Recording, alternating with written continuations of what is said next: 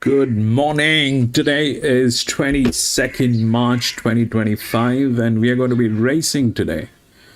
Today we're going to be racing at Rosehill. This is in New South Wales, Australia. We have raced here quite a few times, but every time, I don't know what kind of a spell do we have here. Every time we try and race, there's something or the other that always goes wrong. Sometimes it's the weather. Sometimes it's a technical glitch in my system. I mean, I have never been able to peacefully race at this track, but we'll try again. And this is one of the best tracks, hands down, in New South Wales. We've got some very prestigious races today here.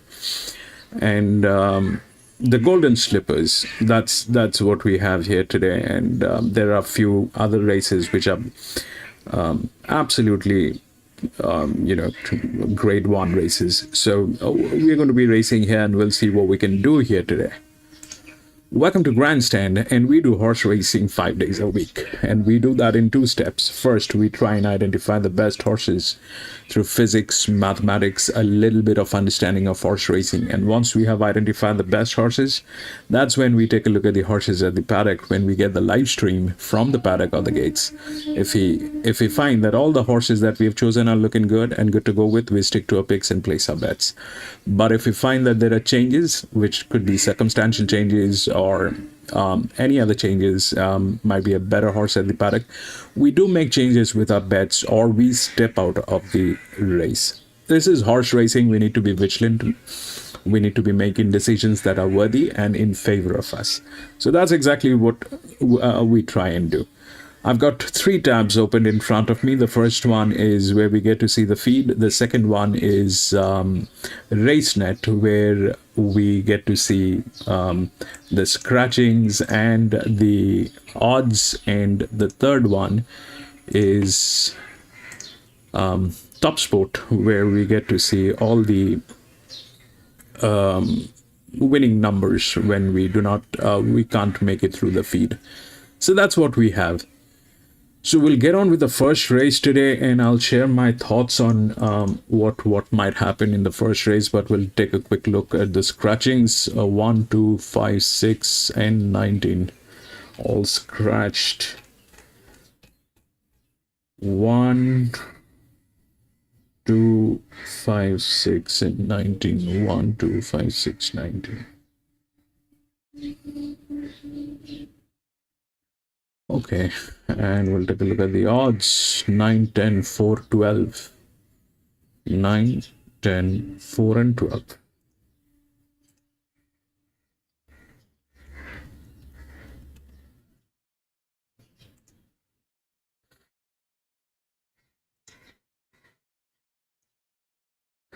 Still no fade.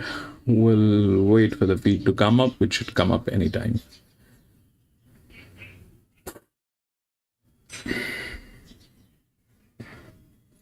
I think Moon Valley will come up earlier.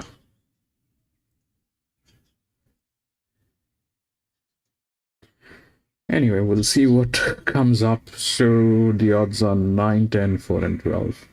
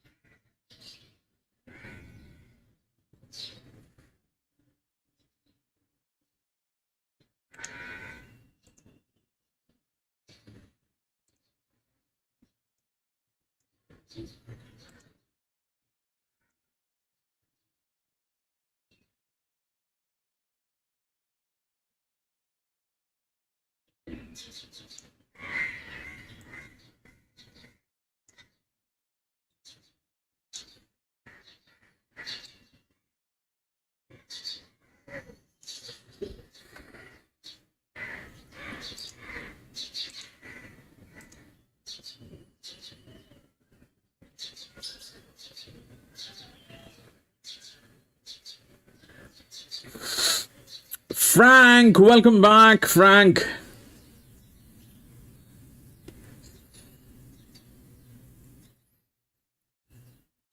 Hope to get a better day than yesterday.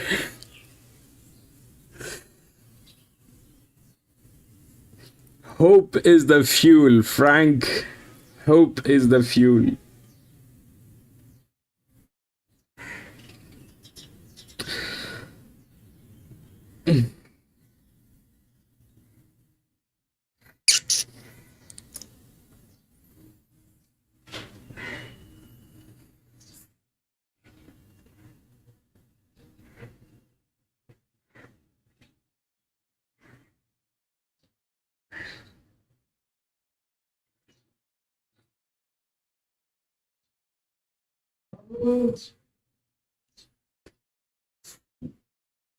Yeah, that was. Yeah, I hope today. The card looks good. The card looks good, and we'll see how it works. It's just the circumstantial changes, Frank. That's all. I mean, I don't know if these are animals at the end of the day, and if they're not treated rightly, they get tailed and they get fractious and they get agitated. That's when things go wrong. But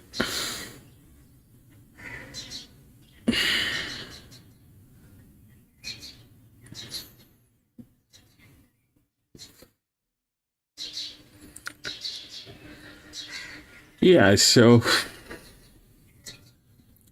if you look at the odds, the first one, right? 9, 10, 4, and 12. So that 9 is the favorite. It is well within the rails. It's not that it is not within the rails. It's probably the best hand. 9 probably is the best hand. Everybody else is somewhere else in a drifting way. But that's probably in the best hand. So that's that's one of the reasons why this thing is being supported. That 9, I would have done the same thing, but today, for a change, I think we need to it's a very important day here, so everybody is going to try the best and see what's going on. So this one is a drift. It's an inner drift. It'll get in, but winning is difficult. That's that's generally what happens at Rosehill or any other track. A drift is a drift. This thing will get in, but winning is difficult. If we look through the rails, that 4 from it, the only problem with that 4 is it is coming from gate number 11, but it is in very beautiful position today. It's if we look at the handicapping, that's the second one in line. Okay, that's the second one. So this is an advantage, obviously, over the 10, because the 10 is not there within the rails. This is there within the rails. And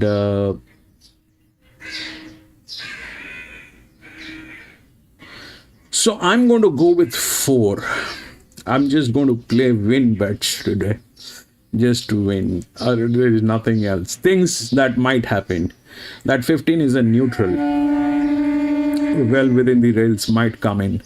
The 13 definitely is an EW position which might come in. 9 is the favorite. There is no doubt it is there. The 7 is one of the larger drifts, and 10 is the linear. Okay, the linear is the linear. It's a 1500 meter. The linear is not going to be letting it go that easily. It's a good horse, the 10, but winning chances are difficult because it's laid like that. The other interesting horse is this 3-year-old filly. It's got huge advantage given from all angle. This is a neutral. Number 15 is a neutral. This is within the rails. The 18 is not within the rails, which is also a neutral. But it tails 4. That 18 and 4. So, neutrals, they do not win. But with the right advantage, they do get into top 3 positions. So this is there, and 15 is there. 15 has more advantage. Definitely 15 has more advantage, but this can be very surprising. But I'm going to go with a win bet only on 4. That's all. 4 is looking good through the rails. Everything is good. This is a 3-year-old gelding with a 53% pressure on this. This is the next best with 35% pressure. 15, 13, 16, these are all checks. 15, 13, 16, all checks. 2 of the, it's a 1500 meters, so ideally 2 of the BBs doesn't need to get tailed. That's the only condition. If it gets tailed, I'll be out.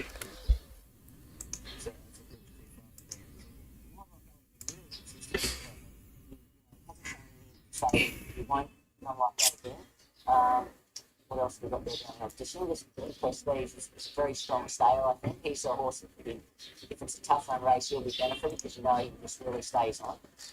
But on paper, I'm just going to, if I can see, being run too brutally this race. Well, that's interesting. And just that point that was made with Prestige about the track. We've had that bit looking through a little bit of pushing. So John, that horse drawn late, pretty happy to sort of stay in that role early first crack at the track. Stalls, racing on a shot 5, the relevant position for racing up the valley today. This is Moon Valley, by the way.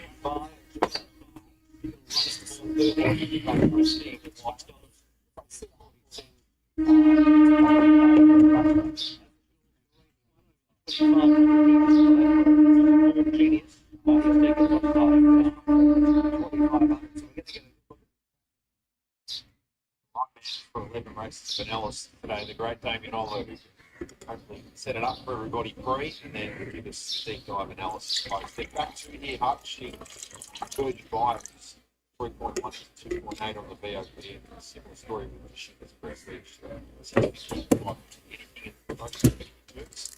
About to be called forward for the running of the beautiful stunning here at the Grandstand Gazette. Straight.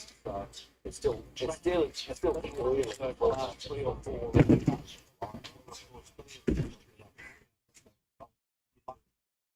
of the storm, 2 ways to the right style, to Barry. Oliver on now. Angel is it with Quay coming along.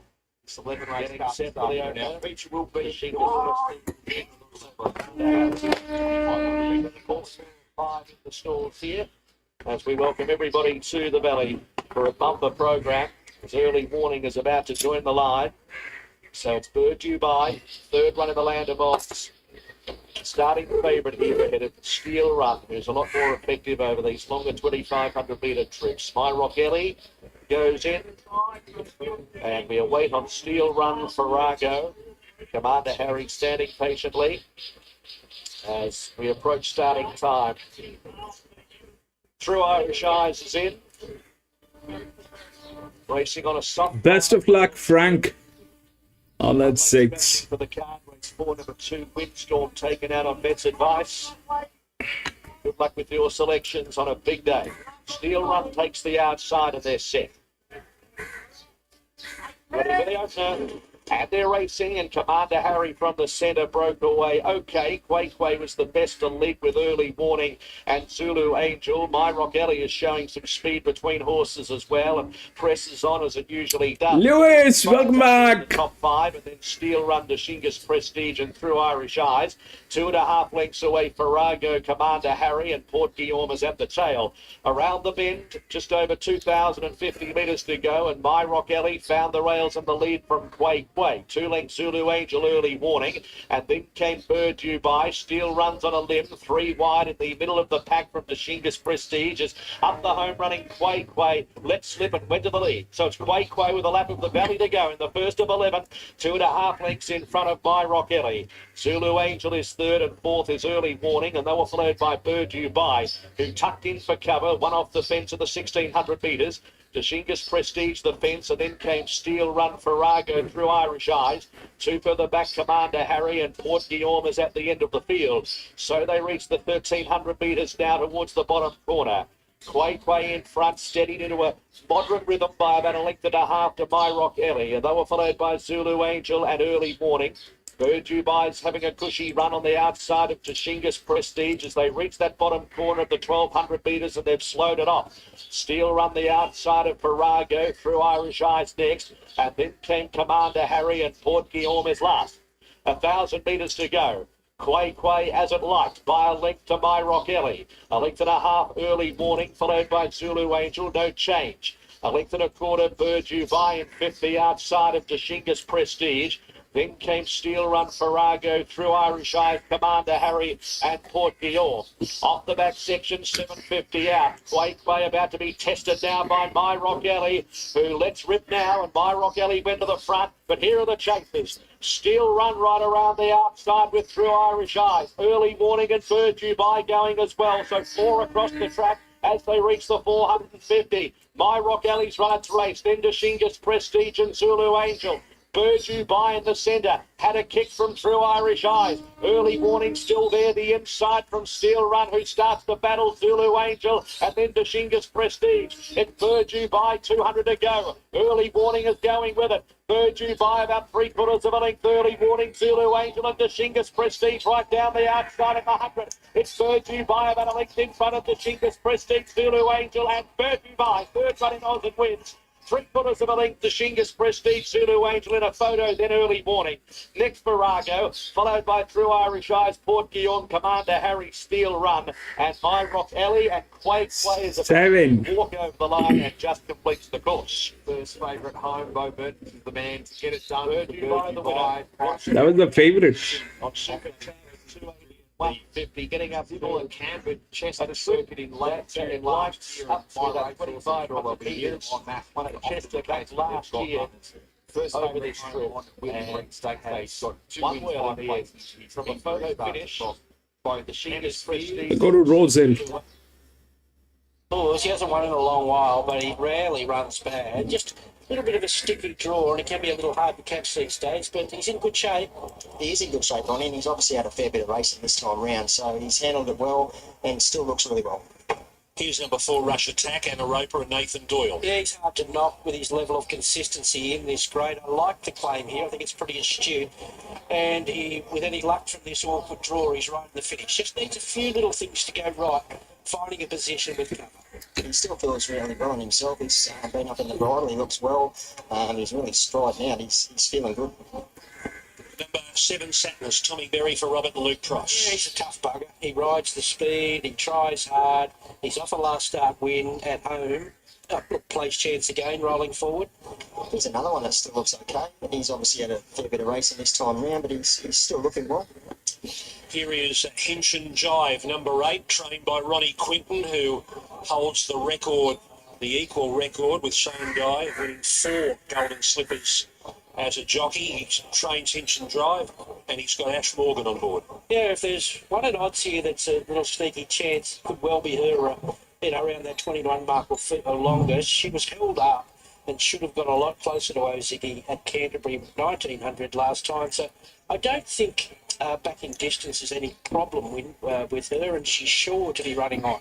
She's another one. She's deep into the preparation, still holds really, really good condition, still looks nice and bright and fresh and really alert. So, yeah, I'm happy with her, bro. It's a wonder, number 9, Kira McAvoy for the Ryan Alexio yard.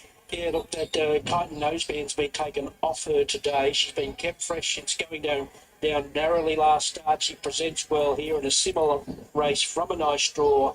I don't mind her. I think she's in the finish. She looks okay. She's a lightly framed type of horse. She doesn't carry any extra condition. She still seems nice and bright and alert. I couldn't knock her. Number 10, Logano.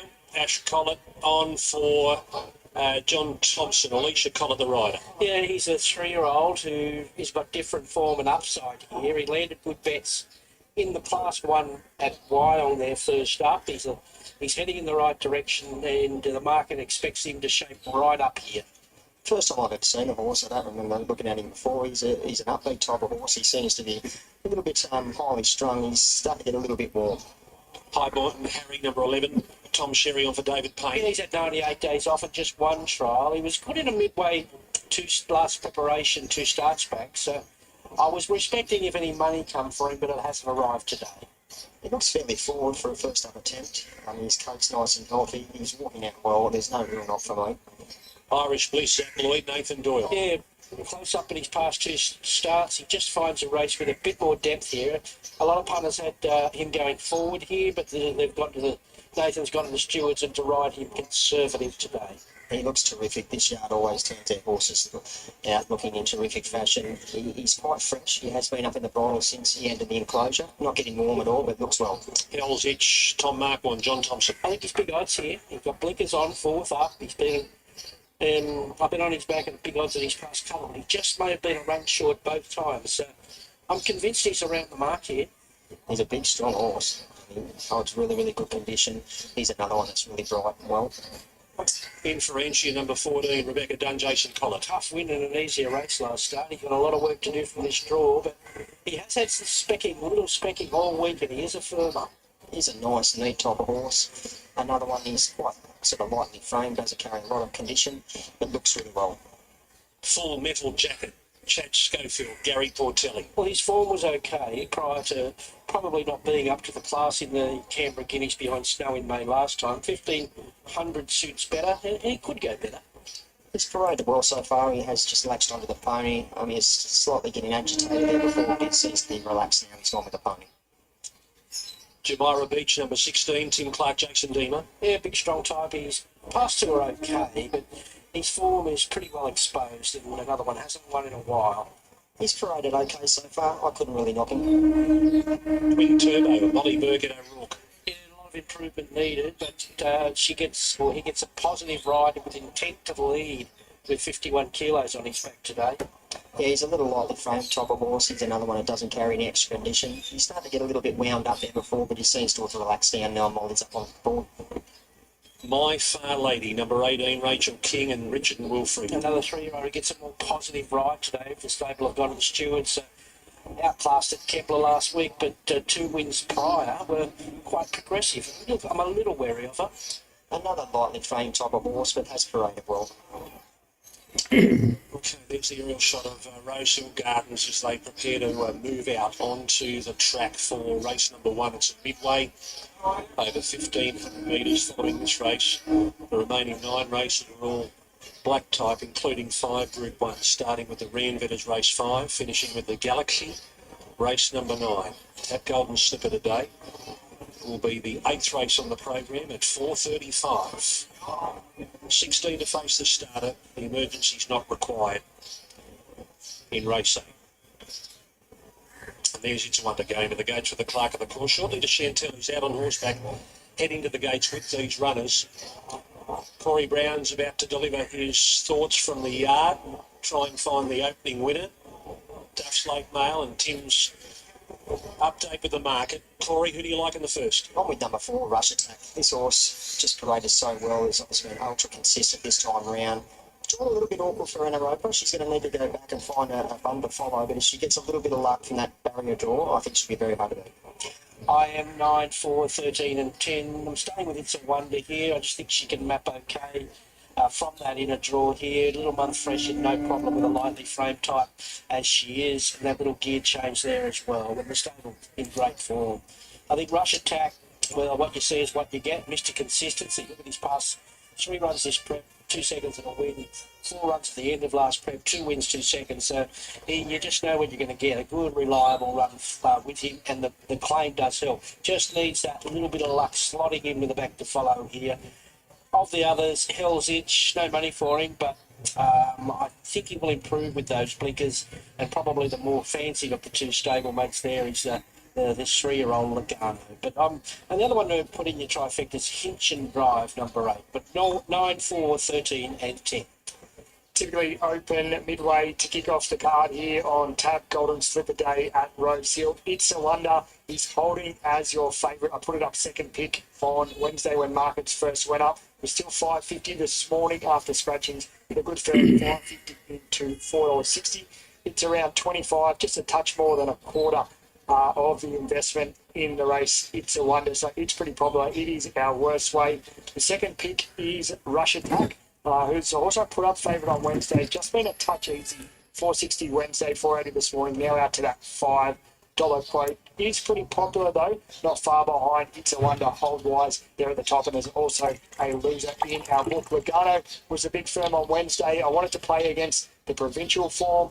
I thought it maybe was a bit flattered leading on the 3-metre rail there at Wyong. I put up $11. That didn't last very long. Firmed all the way into $4.80 this morning. Just out one roll today, $4.80. BC, welcome back. 9. Just easing up a little bit today. That money for Logano. Irish Bliss, another one off provincial form. The 9 is in the best hands. Opening price, good money, knocking that price off. The 9 is in the best hands. $10 this morning. Another firm again for it today. $10 into $8 for Irish Bliss. So there are a couple of the big firmers. Jumeirah Beach at $15 chance. She's a trim up today. $21 into $15. My Far Lady, also a small trim up there, 17 into 16. So they're the best 2 fancy of the double figure chances, Jumeirah Beach and My Far Lady. Soul, welcome back, Soul. It's a Wonder. Looks like she'll just run favourite. It's $84.60 chance. Very comfortable conditions here with the cloud cover today at Rosehill Gardens, keeping the temperature down to a nice 25, 26 degrees. Now, Chantel is on Max today over there behind the gates, getting a close-up of these runners. Come in, Chan. Yeah, thanks, Greg. I've just arrived. All of these horses have arrived around here really well. So Rush Attack was one I really wanted to keep an eye on.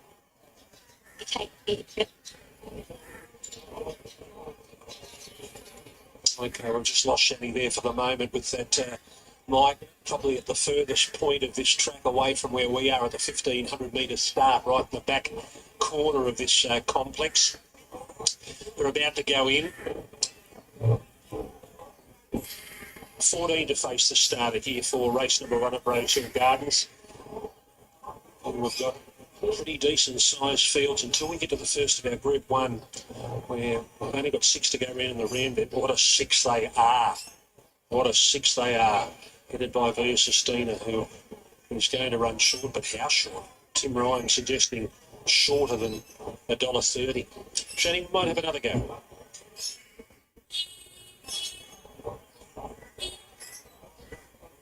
anyone what I was saying, but I was touching on the fact that Rush arrived around here really well today, because last time I saw him here, got him very worked up. He was a hot mess. He was mountain to the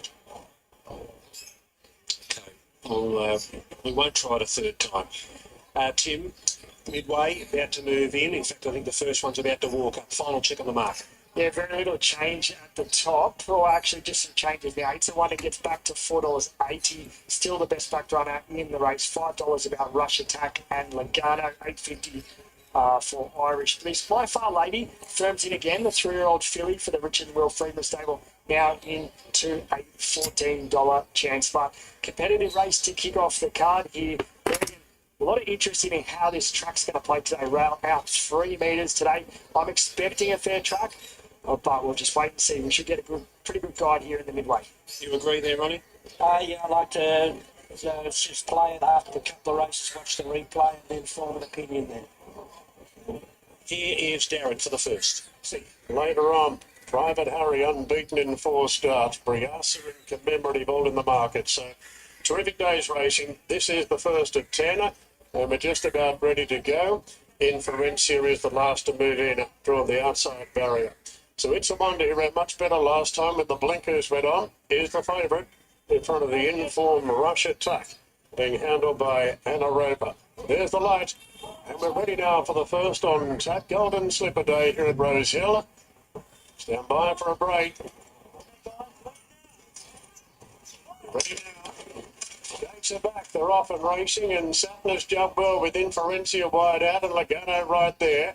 Noble Soldier handy to the action as Twin Turbo goes forward in the early part, and Hell's Hitch on the scene as well.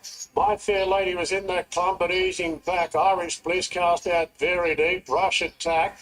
They're followed by Jamara Beach trying to improve on the rails. Full Middle Jackets well back from Highborn Harry, and Hinch and Jive is back last of all. So Inferencia showed great speed to clear the pack and clear it easily out by 4 or 5 lengths now in Logano. Satnus in the 30. That's a bad idea. What he is doing is not right with that 14. That's a bad idea. I hope it is able to survive the last 400 meter. That was not necessary. Hinch and Jive, Full Middle Jacket, and Highborn Harry's last of all. There's been plenty happening behind the leader.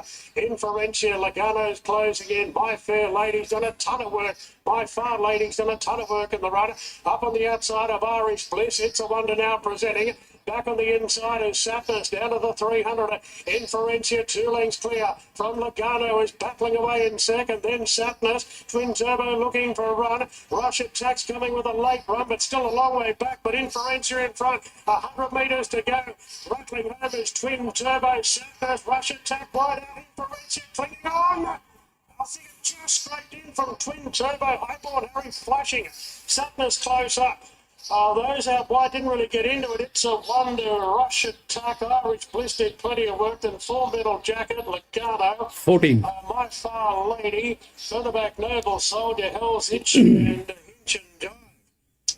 And Inferencia held on to win the first. If it has, it's been some hell of a performance in this opening race here today, leading by at least 4 lengths mid-stages. Jason Collett going out with the lead for Newcastle trainer Rebecca Dunn. That is a boom. Hasn't held on. Twin Turbo is coming after it. Wait, you said jump. Middle. Inferencia in front. 14. There's the line that looks on that. And then 17. And on that, Then 7. Inferencia number 14 is beaten. 17 Twin Turbo and 11 Highborn Harry. Well, did a bit of work, got across there. You'd think it'd be vulnerable late, and held them off right there at the finish. Might be a big day for Newcastle. It starts off there. Twin Turbo, a little bit slow into stride, ridden all the way, and was excellent. And Highborn Harry going nowhere, and then found the fence and exploded there late. So advantage inside race 1. I'd say. Sorry, my bet was 40. 4. Yeah, totally. 14. All runners with the winner, Ronnie, like you said, drew about, forced to go forward. At one point, and I reckon he's nearly 5 lengths in front there, Jason Collett, but just stuck on so gamely and well. What The run of the happened? race, 5-born Harry, I thought he'd come from near enough to last, had his checkered run down the straight, but managed to attack the line. But all honours with the winner, tough effort. 14, 17, 11 and 7. Sorry, I was confused. 14 won. I was on The 4. last 600 metres, a short head by a half head, a close finish to start 14. Golden Slipper Day. It's gone to number 14, Inferentia, trained by Rebecca Dunn, who was also the owner, the outright owner of this horse. Jason Collett, the winning rider. Comes from a wide gate, clears them and leads and wins by a narrow margin. Well done. Congratulations. All the talk this week's been about Newcastle, but it's been about Chris Lees and Nathan Doyle. What about Rebecca Dunn? Hello, how are you? Congratulations. Thank you very Yeah, much. that's a weird one. She loves to fight. That's a weird one. She said it would crack the pace for them to chase. Talked to Jason about before the race. I mean, was that any sort of plan? Oh yeah, no, I wish she was like in the slipper. You didn't talk about that much. No, not at all. No, she does what she does, and Jason 14, 17, 11 and 7.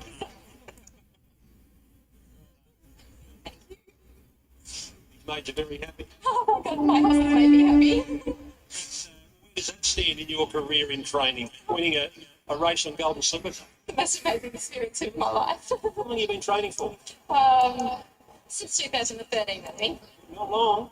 No. Decade. Yeah. How many horses you got in work? At the moment, 3. Yes. Who's the best horse? Oh, my girl. Well done. Congratulations. Thank you very much. Rebecca Dunn. So, yes, move over Chris Lees and Nathan Doyle. Rebecca Dunn has just stolen Golden Slipper Day. Well, at least the start of it, Corey. Yes, what a great start, and a really big win as well at that.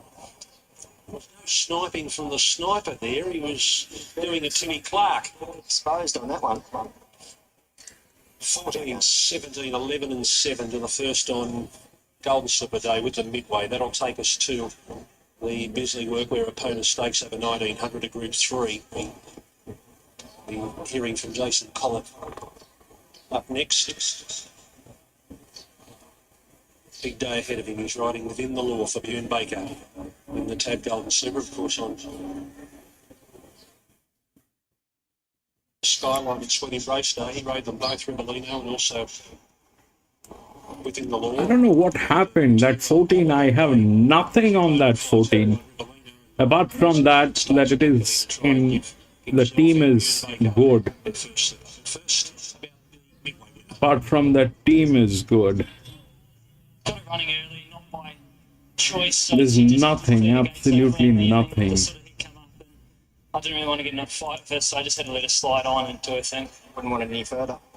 No, I said that last start. I said to myself, just hold her to give it for longer, but yeah, I was in that same scenario again. Jamaica, that track.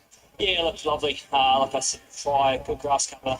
Also played very negative to the inside last week.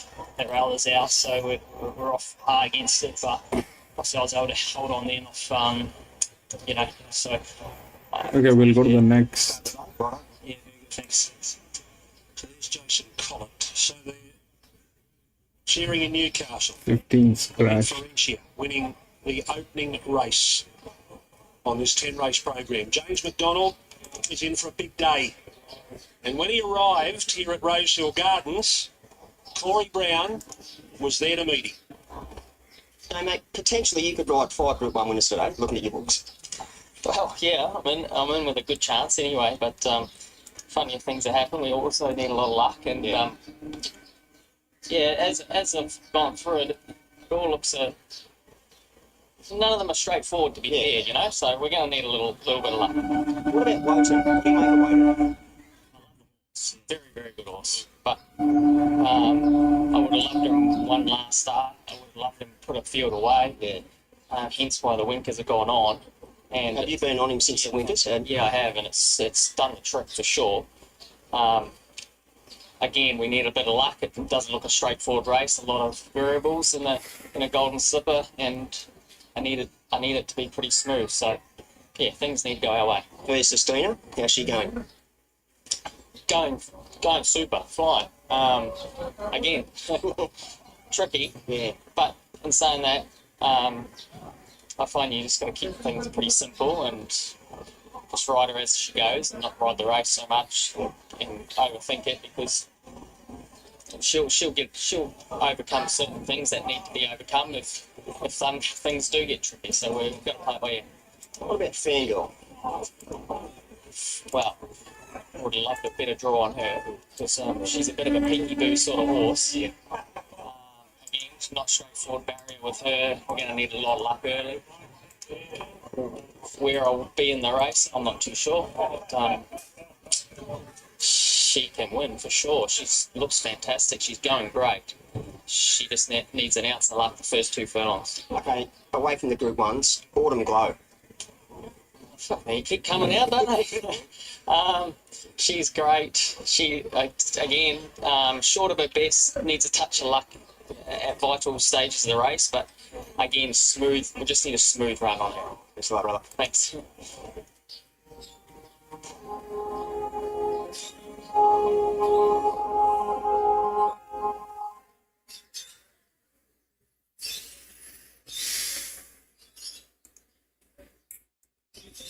All right, this is the second one at Rosehill. It's a 1900 meter open. 7, 5, 1, and 8. Now, that 7 is the favorite, and I will go with the 7 because the 7 is, if we look at what's going on, we got knocked out with the first one, but I don't know what happened, what struck us, but that's something that we'll take a look at. Anyway, so 7 is good. The 7, I mean, if we look at the rails, then 5, 7, 1, these are there along with the 2, but 8 is the linear. If you look at that, so 8 is the linear, and the next, that 14 is a check. Again, that 14 is a check.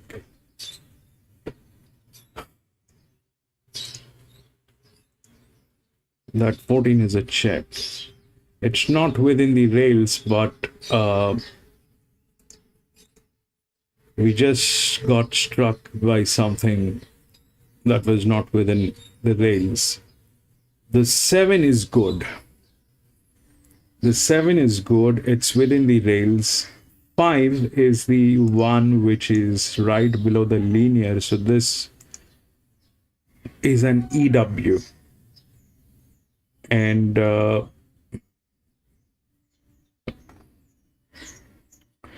the only reference that can be taken from 1, the 14 is, let's not do that at the first one. Anyway, 7 is good within the rails. 14 is a check, and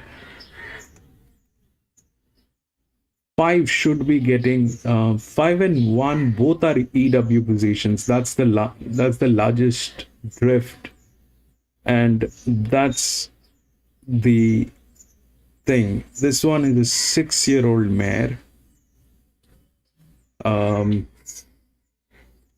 So let's not get there, but 7 is in good position. 7 is good, but 5, 1, for that matter, this 7-year-old mare is also in very good hands. So if they play hands and just the stud farms and all that, then there is no use of anything.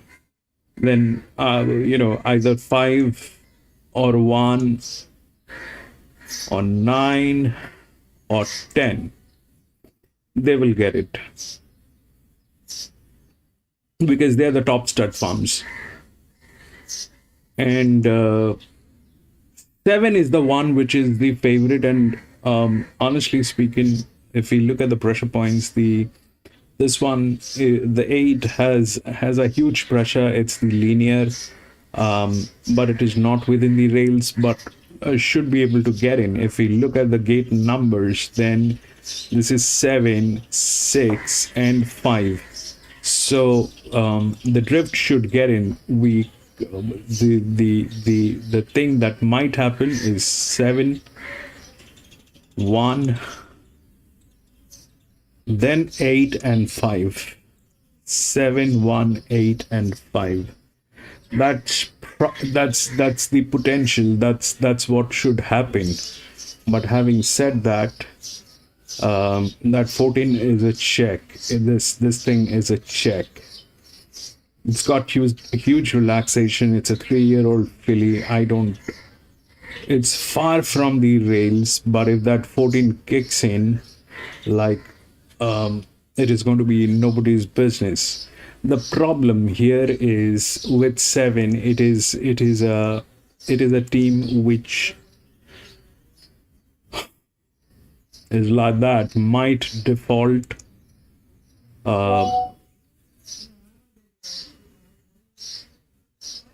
So I'll go with 7. Moon Valley. There you go. Sorry. Testing those deeper. They're 2.5 Sure Guy, Gable, and Jenny Moo Moo is last at the 6. Juna, welcome back. 850 metres 6, to go. It's Warrior 6. Smile and Pure Passion together by about 2.25 Prestige Forever. 1.5 to Sure Guy, 4th outside of Gable. And Jenny Moo Moo is last at the side of the track now as they reach the school. 6.50 out, Warrior Smile and also Pure Passion. Just slacking.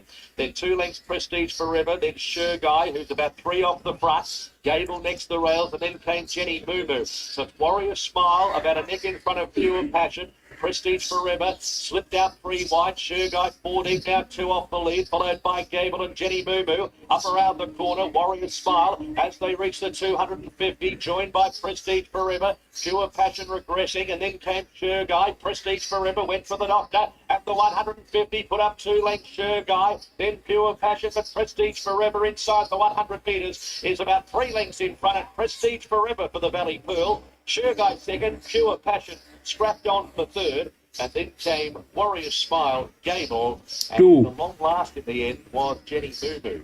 Well, amongst the race brigade, Steve for standout there, coming by that successful stakes over 7 minutes up on straight 2 weeks ago in the Australian Dollars Day. Taking out the team has rails. The late Sure Guy second, Andy Dempsey to the group 3 winner, Song 5 Speed Forever. Frank! Boom!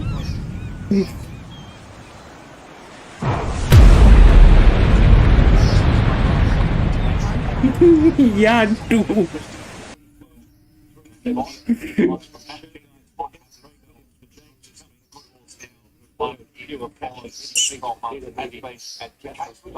It's last smile, leading rage, D, and throwing in life beyond the time. This race. Well, set from alongside Ollie, Prestige Forever Ash. The cut 2.1 of the class for a good skill. Yeah, it was very impressive performance, wasn't it, Ollie? I know the market swapping 2. that's it once before. Second there at Hawkesbury, but the trial's been good, very hard to beat. On the others, Rosehill, it's a couple of good city places. Then went out to Wagga last started favourite, but way too far back, run on late there. And young Miss Owens goes on top to take the 3 off. And the other one was thrown in is number 11, Media Frenzy. It's run very well every time railed. Border here, and Anaropa takes a claim here. His first up run at Warren was very good, finished hard there. 13, 7, 4, 11, and a pretty good race. It is the penultimate race 7 this time for the Colts and Geldings at 64 level over 1200 metres. Peace Centre for Anthony and Sam Friedman, the $2.25 favourite. Shervington 460 and Bend the Knee is a $6.50 chances. Best bet areas here. Yes, I've got 5 with the spots in the centre with the Friedman came from Melbourne, Anthony and Sam. Very good. One is running up the Sunshine Coast for the 2-year-old. Then they run him in a couple of group races. What I'm going to show you here is his first run around this one going this time in at Hawkesbury. He had one to chase. He did about 16 start, but just watch the way he puts it away. I really like the last 100 metres here. He really lengthened out. He was going to win by a big space. If Ben Osmond wanted to, he dropped his hands to get him an easy run there. I think he was too strong there, and I think he was too strong today too. And he has got the build. Lord, welcome back. I'll be able to put number 3 Shirley that's flying at the moment. Another one from the Naked Camp, good winner of the Royal, and then here at Kendall. But the others I've got number 10 in, Ben Lee, and the other one from is number 8, Orange. They're going to luck and stuff PC had a very tough time with one of the kids here who used to play with us, Wings. So Wings never used to put his numbers, and every time the horse wins, Wings used to cheer, yeah, I got the try, I won. And PC used to be so angry with him. It's sad that we lost to Wings. He expired. He passed away sometime last year, but he was a nice kid, and PC used to be so angry with him.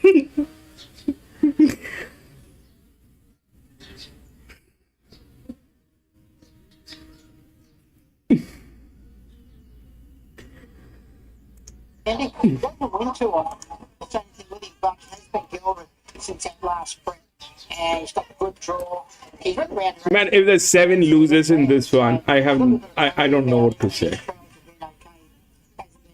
Which would have never really tried very much in the trials. Here's the danger. Then I've got number 2, Broadway Bouncer. Last start in the provincial championship race of Hawkesbury. Really toughed it out wide, really kept hitting the line. Training number 6, Silverado. It didn't have any luck in that same race there. There's quite a few went around that holiday girl there, and it could have improved there. And as I say, I've ended up throwing him Princess Silver because he might just get it a little bit easier up front. I had to throw him in the body, 1, 5, 2 and 6. Okay, speaking of, best Svensson quaddy today for this program at Kepler.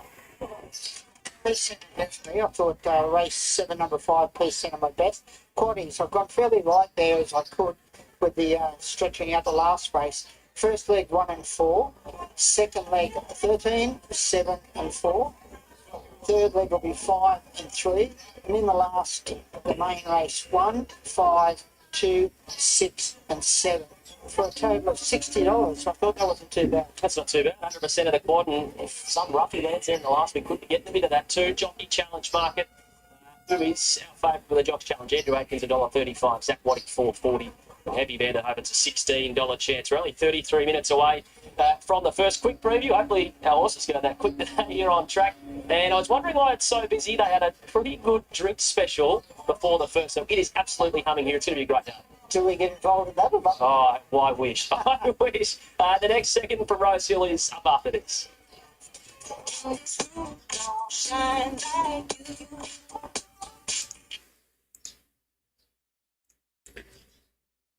Almost all these horses dropped weight. Why not give the 6 a chance and the 3 in a row? Tough race.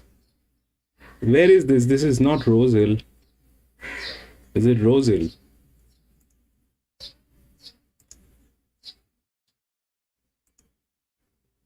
"12 minutes, yeah. This is Rosehill.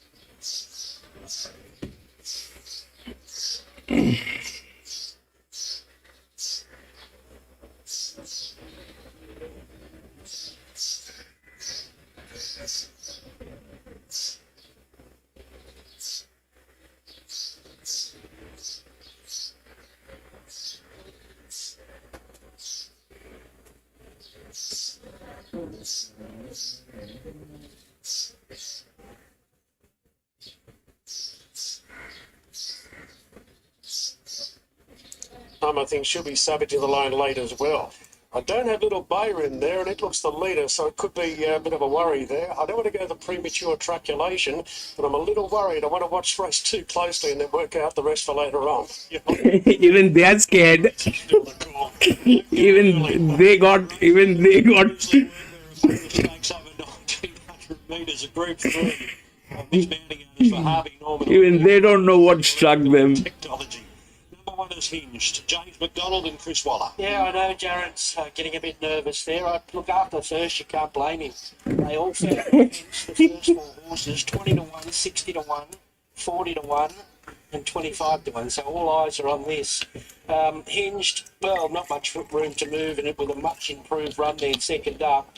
Nice race for her, but just might have wanted a softer track. But the Jones out of this track, they were a couple of seconds or so off the pace in the first. So it's a race she could win. She's always one of those horses, Ronnie. She's hard to get a guide on in her parade. She's always quite lacklustre, very, very casual. She looks well enough, but I'd like to see her a little bit brighter, but that's just her. Okay, here's number 2, Positivity. Andrew Forsman and Damien Lane. Very interesting runner. She's a very talented mare if right, and they've decided to come here. So 2 runs back are just fair, but she's better than that. She's an excitable looking type. So I'm a little wary of her because, like I say, she's in good hands and she's here to peak third up.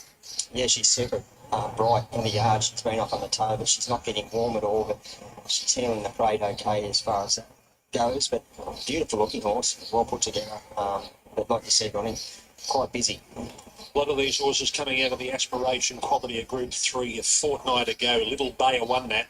Rachel Kingbune-Baker. Yeah, she just went to a new level, but she's a mare in the zone at the moment. She's up 3 kilos now and 1,900, which makes it a bit tougher, but with that style that she's got and the form she's in, you can't say no. She's in the zone, Ronnie, but today I did notice her sweat up the other day. She's getting quite warm, noticeably warm, so she's very casual, super relaxed. But yeah, I just didn't notice her getting worked up like she is today. Genzano, number 4, Tom Marquand, who's riding for Paul Massara and Leah Gavridge. Yeah, she's got the race muffs on today, not just in the yard, so she's grinding away without threatening this preparation. She might be looking for 1,900, but I still prefer a few others. She's still nice and bright. She's up on the toe, those earmuffs. Don't seem to be working at this stage, but the crowd is quite big and she's probably taken a lot of notice of that. She's not getting warm at all, but she's definitely right up on the toe. Sounds of Heaven, Jamie Millam and Joe Pryor. Yeah, well, she's got the pattern there of third up last time she won the Falante, and punters are expecting her to improve out of sight coming out of the Guy Walter at the Coolmore. So that has to be respected, especially that she's going to find the fence here behind the leader, or attempt to. So punters are going to stay solid with her here. Oh, she looks like she's come on again since that last run. She looks like she's in peak condition here today, and she's nice and bright, so she's obviously feeling well. Harmonious Sonora, Kieran McAvoy on for Amber Henry up from Seymour. Yeah, going okay in Victoria, but not sure how that won't go out of form shapes up in a race like this from last start, but at least she won that race.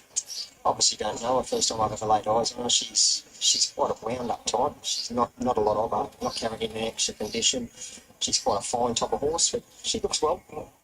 Mayor of Mount Buller, Zach Lloyd on for Chris Waller. Her timing's right for a peak performance now. She presents well, third up, right distance, and with luck, hard to beat. Yeah, I really like her, Ronnie. She always parades really, really well. Same again here today. She's dappled up over the hindquarters. She's nice and bright. She looks well. It's a knockout. Tim Clark, Kieran Maher. She just lost her spot early from that wide draw last time, and she had too much to do. So more aggressive today. Hopefully she just finds that trailing position behind Little Bayer, and I think she's right in it. Yeah, she looks super as well. She's another one. She doesn't carry any extra condition. She's quite athletic, dappled up all over the hind quarter. Looks well. Be Real, Tyler Schiller, Brad Widow. Yeah, would have been top pick from a softer draw, but she still, I think, did more than enough on the drive first up, needing the run. And I think she can make her presence felt here. She'll run on strong, because it looks like there'll be more pressure in this race now. Yeah, and she's really tightened up since that first run as well. She looks terrific in the yard. Another one that's all dappled up over the hind quarters. Looks super. Like the Barcio Del Miss, number 10, Molly Burke, and Lee Shree Yeah, Curtis. she's a tough grinding mare. She just might want to touch further now, back in distance, not ideal. She's a lean machine. She carries no extra condition. She's very fit, very forward, and you couldn't knock her. And another one for Lee and Cherie is L'Esprit Dealer, Jeff Penza. Yeah, similar to her stable, mate. She's just back in distance off the win last time. It's not ideal. She looks okay. I couldn't really knock her. Fun Sunday, Jason Collett, Brad Widow. Better run second up, but more depth here. Looks really well in the yard here. She's another one. She's quite a fine type of horse. Doesn't carry any extra condition. Getting slightly good. Jess and Guy, number 13, Reece Jones, Jason Deemer. Yeah, up a while and form pretty well exposed. I'd prefer something easier. Lightly framed type of horse. Doesn't really jump out at you in the parade. Looks okay. And Brigadine Gal, number 14, Alicia Collett and Joe Pryor. Pretty good chance. Pretty good at Kemba. Getting a long way back, but I think she can hold a more forward position. She's drawn in close. And if you think she can run 1900, she's got definite credentials here with different form. Yeah, she's a big, strong, staying looking type of horse as well. 7 should bolt in, but that 8 is very dangerous, PC. The 8 is very dangerous. I'm going to go with 7. The opponent's stakes, Group 3. 7 should. And mares. 14 to go round. Corey, who do you like? Yeah, number 7, Mary Mountbella for me. She looks like she's really trained on well. Third up, she looks like she's in peak condition. She'll get a dream running transit, and she'll be very hard to beat. I am 8, 7, 9 and 14. I'm staying with It's a Knockout. Want a clean start for Timmy Clark. I want an aggressive role. That 14 is a check. I think she's the biggest improver out of last time. I think Mare of Mount Buller presents well at home, third up, gets a bit of speed up front. If 7 fails, the 14 will get in. Getting back and running on. And best of the rest is Brigadine Gal, who gets in close there, closer to midfield and runs the race. Although, considering the first, you've really got to respect Sounds of Heaven and the money that keeps coming for her. 8, 7, 9 and 14, Tim. Confident moves for the top 2 in betting here, Mare of Mount Buller and Sounds of Heaven. Starting off with Mare of Mount Buller, she opened the week as a $4.60. 7 should win. She was into $3.90 this morning after scratching and further firm into that $3.60 quote. She's the most popular in betting with tab.com.au. Over a third of the investment on the race is on Mare of Mount Buller, and she is our current worst way Mare of Mount Buller. So good firm throughout. Sounds of Heaven, a bigger firm. She's not as popular hold-wise as Mare of Mount Buller, but $8 bet about her on Wednesday. She's a tricky horse to assess, being beaten so far in a Cornwall Classic, but maps really well here. It's been good money for all week, and she has that pattern to improve third up on the 7-day back up. She was into $5 after scratching this morning. A further firm today, 5 into $4.20. She maps to get the perfect run there, barrier 2. So she's holding pretty firm there as your second pick. It's a Knockout. Ronnie's selection has been a little bit soft in betting. Opened the week as an equal favourite there at $4.60. She's out to $6, $5.50 out to $6 today. Hinged doesn't have a name. She's $4.60 all the way out to $8. And unlabeled Brigadine Gal, the 3-year-old filly taking on the older horses. There was money for her early in the week, 11 into 7. She's a touch easy today. 7 out to 8, but I repeat, that money for her earlier in the week. Little buyer, the likely leader. There was no disadvantage in the first, but she's been a significant drifter here. $8 out to $13. A little bit of a trim up for Be Real, got to a high of $19 after going up $11 earlier in the week, just back into $15. So a little bit of a trim up there late. But best back is Mare of Mount Buller, but wary of the very big firm for Sounds of Heaven on the 7-day back up. Sounds of Heaven for Joe Pride. Jamie Mellon riding here in Sydney today. Shani, how are these fillies and mares lining up behind the gates? Really well, actually. So Little Bay is just having a saddle adjustment, actually. She was getting herself a bit worked up in the yard, I did notice, and she didn't do that last start. So I'm hoping that's not a negative thing about her, but Rachel's just jumped off and they're just resettling her. She's standing there nice and quiet. The horse that I did want to have a really good look at was obviously Hinge. She arrived around here really well, as did Bridgetine Girl. So I saw a lot of Bridgetine Girl early days when she was racing at the midweeks, and she used to get herself very hot in the yard. And this preparation, she's just come back really relaxed, a more mature filly this time around. She's a lovely big brood, and of course she went around 8 days ago, so the thing I wanted to see was that she was nice and bright coming through the run, as is her stablemate there, Sounds of Heaven. She looks like she's come through the run really well. So Joe Pride has this real knack of backing up his ladies, well, any of his horses for that fact, and they're both really bright, so that's certainly a positive thing there. Mount Buller is rock hard fit coming into this. She's ready to peak, and she's arrived in exceptional order. Genzano, I'd love to see her run well, because she keeps turning up looking fantastic every time you see her, but we just haven't seen the best from her, so hopefully she can show a little bit more. But all is good around here, and it's a knockout. She's feeling very fresh. Ronnie, when Joe backs him up, he does it for a reason, and this mare worked for her last preparation. Well, it's exactly the same setup. She was third up and she was on a back up, and she found form all of a sudden in a harder race. So very well bred mare. If they can get a stakes win with her here, she is worth a fortune. An imported Kingman mare owned by Fairway Thoroughbreds, John Camilleri. Okay, what prices are they now, Tim? Yeah, she's a third at Trim Up Sound to Heaven, $4.20 into $4. Mare of Mount Buller remains a $3.60 chance. So they're the two best backed. Mare of Mount Buller just a touch more popular. Overcast skies here at Rosehill Gardens. We're up to race 2, first of the group races here today. The opponent stakes, the Bisley Workwear fillies and mares, Group 3, 1900. The last of them moving in. That's Bartio Del Mist. Here is Darren Flindell. Scraped in from Twin Turbo and Highborn Harry. There's the light. They're ready now. Race 2 here at Rosehill, and the gates are back, and Little Bar as usual jumps sharply off the inside and is the initial leader. From Sounds of Heaven, it's a knockout, pretty handy in the early part. Now, very wide out is Genzano, then came Hinge, Jess and I.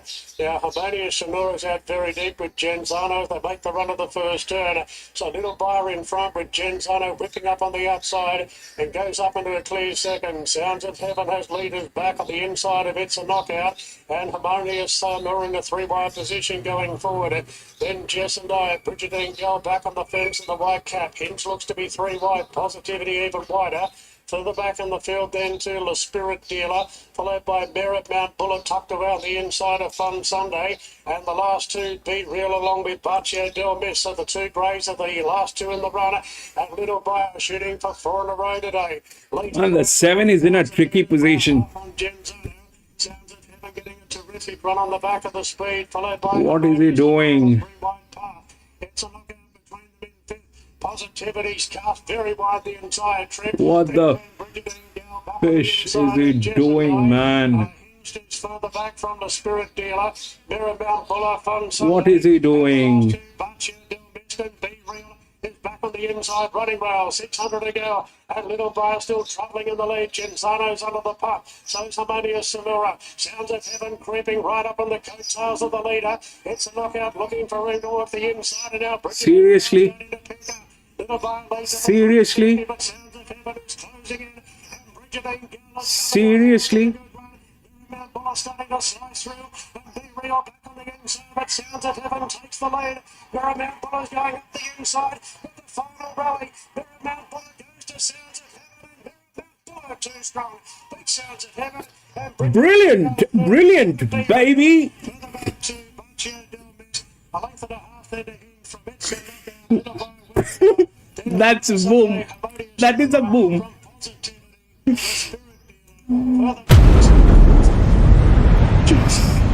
75.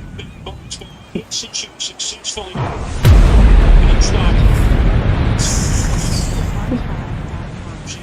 raced in some better races after that, but she hadn't won a race. She's back into the winners list today, and she showed plenty of dash there to go past Joe Pride's Sounds of Heaven, and Joe's filled the place in there with Sounds of Heaven. Brigadier. Always out of the race, so I think the boys have worked out a little bit of a pattern. Maybe the fence is definitely the place to be, but that was a terrific ride there by Zach Lloyd. That chopper shot showing exactly what Ron Duffy was talking about there. Those first 4 across the line, all followed the leader on the rail. So that's the first two down. We'll be back for race number 3, and that is coming up at 1:40. It'll be the Manion Cup over a mile and a half. Welcome to racing at Eagle Farm here today. Horses are in the yard for the first, the benchmark 70 handicap over 18.30. Your favourite is Diva Cara, and we'll start with Free Carry Maxi.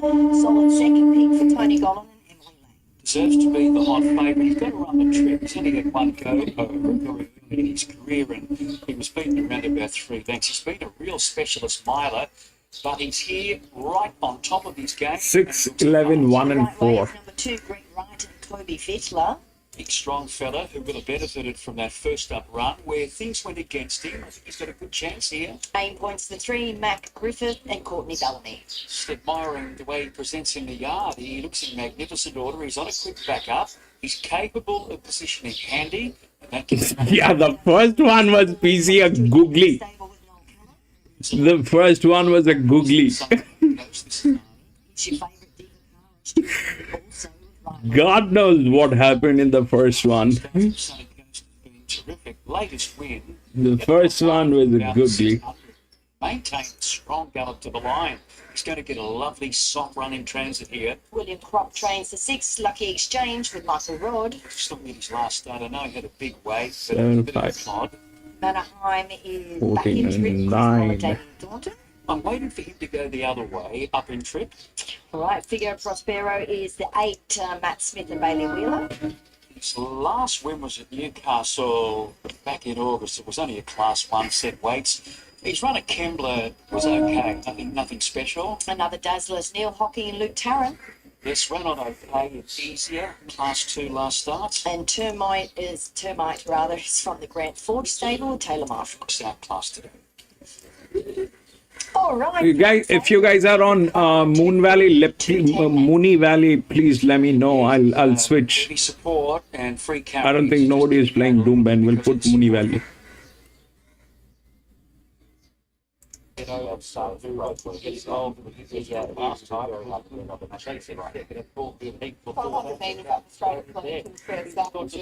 tough ask, but he acquitted himself particularly well. I think if anything, he's tightened up a little bit. He is a horse that carries a good bit of condition on him, and I think that he is tight today. He's quite lovely and healthy. I think that he should be giving him a strategy.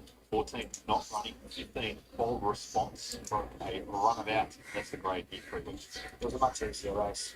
Pattern on the side. Time was good. I mean, there has to be some merit to that. $17 you can get today. Yeah, bold response can repeat. I'm not convinced, but 52 might certainly help. And there's a horse that has not 8 pound sort of soft tracks in the past. Looks fantastic from a yard point of view. It's a very good parade. He's fit, he's moving super, he's quite lovely and healthy. He is in winning form. It is a significant step up in grade, which is something that we have to be mindful of. But the horse looks like he's in the zone if he is up to this level. Seen the sales trophy. Third event of the afternoon, a 1200 metre benchmark 78. Stewards panel of the track top of the winning post. The riders, that's what they do from Jack. 6 in certain parts. Nonetheless, we've got 2 under the belt on an 11 race card. Exciting with the market here, Hutch, and top calibre. I thought the first up run was solid, and he's a nice progressive horse. That was a 5th period start, but he'll strip a little bit fitter. The cargo, the cargo, the cargo, the cargo, several spikes like a cargo, so he'll go high. I think they'll see a horse who comes to the spirit as top salesman. Operation. Spice, that trip in was Frank's spirit. That's a little problem. It sits from that inside draw and it spirit up, so it's great for the catch and spirit and about string light over prancing spirit. See them similar to you once again, Hutch. I've just switched my numbers around ever so slightly. Put it sitting on top of me. I thought that he paraded in peak fitness already for this preparation for this horse. I thought the turn run for the preparation was outstanding. It's obviously incredibly hard to do that first up. He looks fantastic here again today. I think got him really in his own. I thought he was really peak fitness very early on in this preparation. A couple of other horses like he did with for top calibre. I thought that he's typed up really nicely. He fitted himself so well at Flemington first up, and as a touched on, it's an incredibly hard ask for a horse to do that. So I think that he's taken a good natural benefit from that. Intrepid Eagle, he's a horse that's deep into a preparation.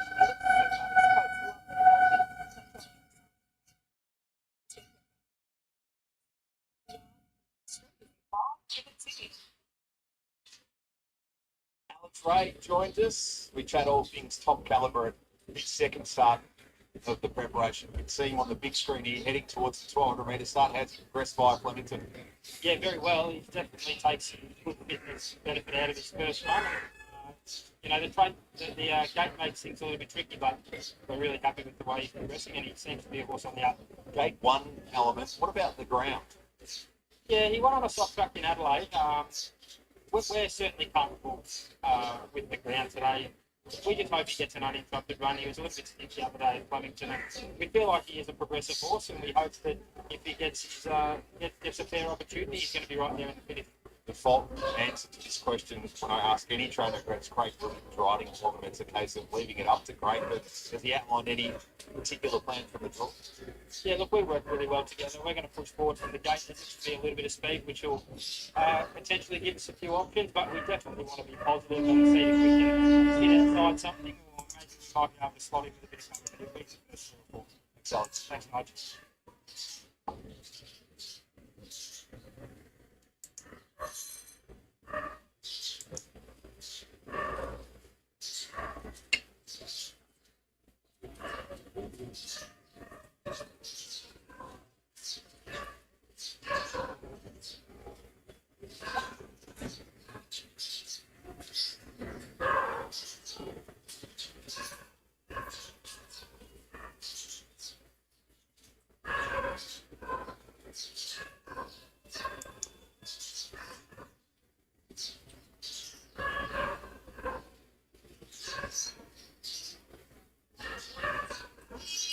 Runs way down to the start. Ollie, look at this race. We've got a good feel for this event. I'm expecting to see a bit more genuine tempo in this race, Hutchie, so we'll get a good feeling for how the track's racing. I just thought at the price, I thought Pivot City was good each way value compared to the favourite. I know the unpreferred inside that day. If Pivot City can get this 3 wide with cover line in a genuinely run race, I think it might be a bad position to be. We don't see too many. I mean, it can be a little tricky trying to start with, there's Jones and they've left until he's sort of in the 4-year-old career. Sometimes it can be a little bit lucky. But you'd be looking at that much of Pivot City and saying, well, it might be sort of worth having to bring it look at. Yeah, especially the price. I think $8 compared to what, $2.50. Did beat him last start. He's always a horse that's shown a lot of promise, but probably hasn't delivered. But now that you've seen him gelded and he's made a great return, hopefully he can fulfil what his real potential of the show. Yeah, as you said, there looks good speed in this race. There's quite a few that will roll forward. This start some of the others, the wind is non-existent here, Ollie. So when the wind's non-existent, the track's the way it is, would you be upgrading some of those if you like taking the straw a little bit higher? You go, well, that's probably a lot more favourable than those inside gates. I would, yeah.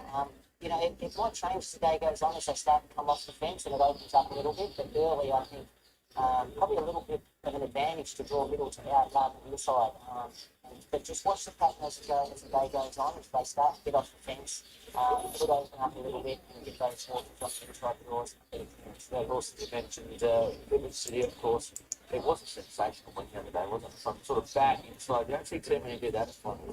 Very good wing, yeah. Those inside draws, it's always really tricky from that Flemington there when they're racing down the middle to the outside. And I just love the way he hit the line. I mean, a lot of people making a case for the favourite that he had a little bit of a checkered path, but I thought it was just as much worth. Price $8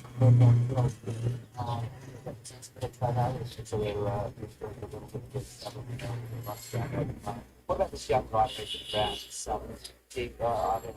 a start, just a settle adjustment taking place with Pivot City. Number 5, the Donacher, top calibre at 235 on VOT. You're getting 250 parametric. Yeah, he's a very good horse rider. He doesn't get too flustered and he just likes to ride the horses how they're travelling rather than trying to force them too much, and horses do run well from him. That's exactly what he did on the other day, the horse also in the race. He's got to take enough response on that.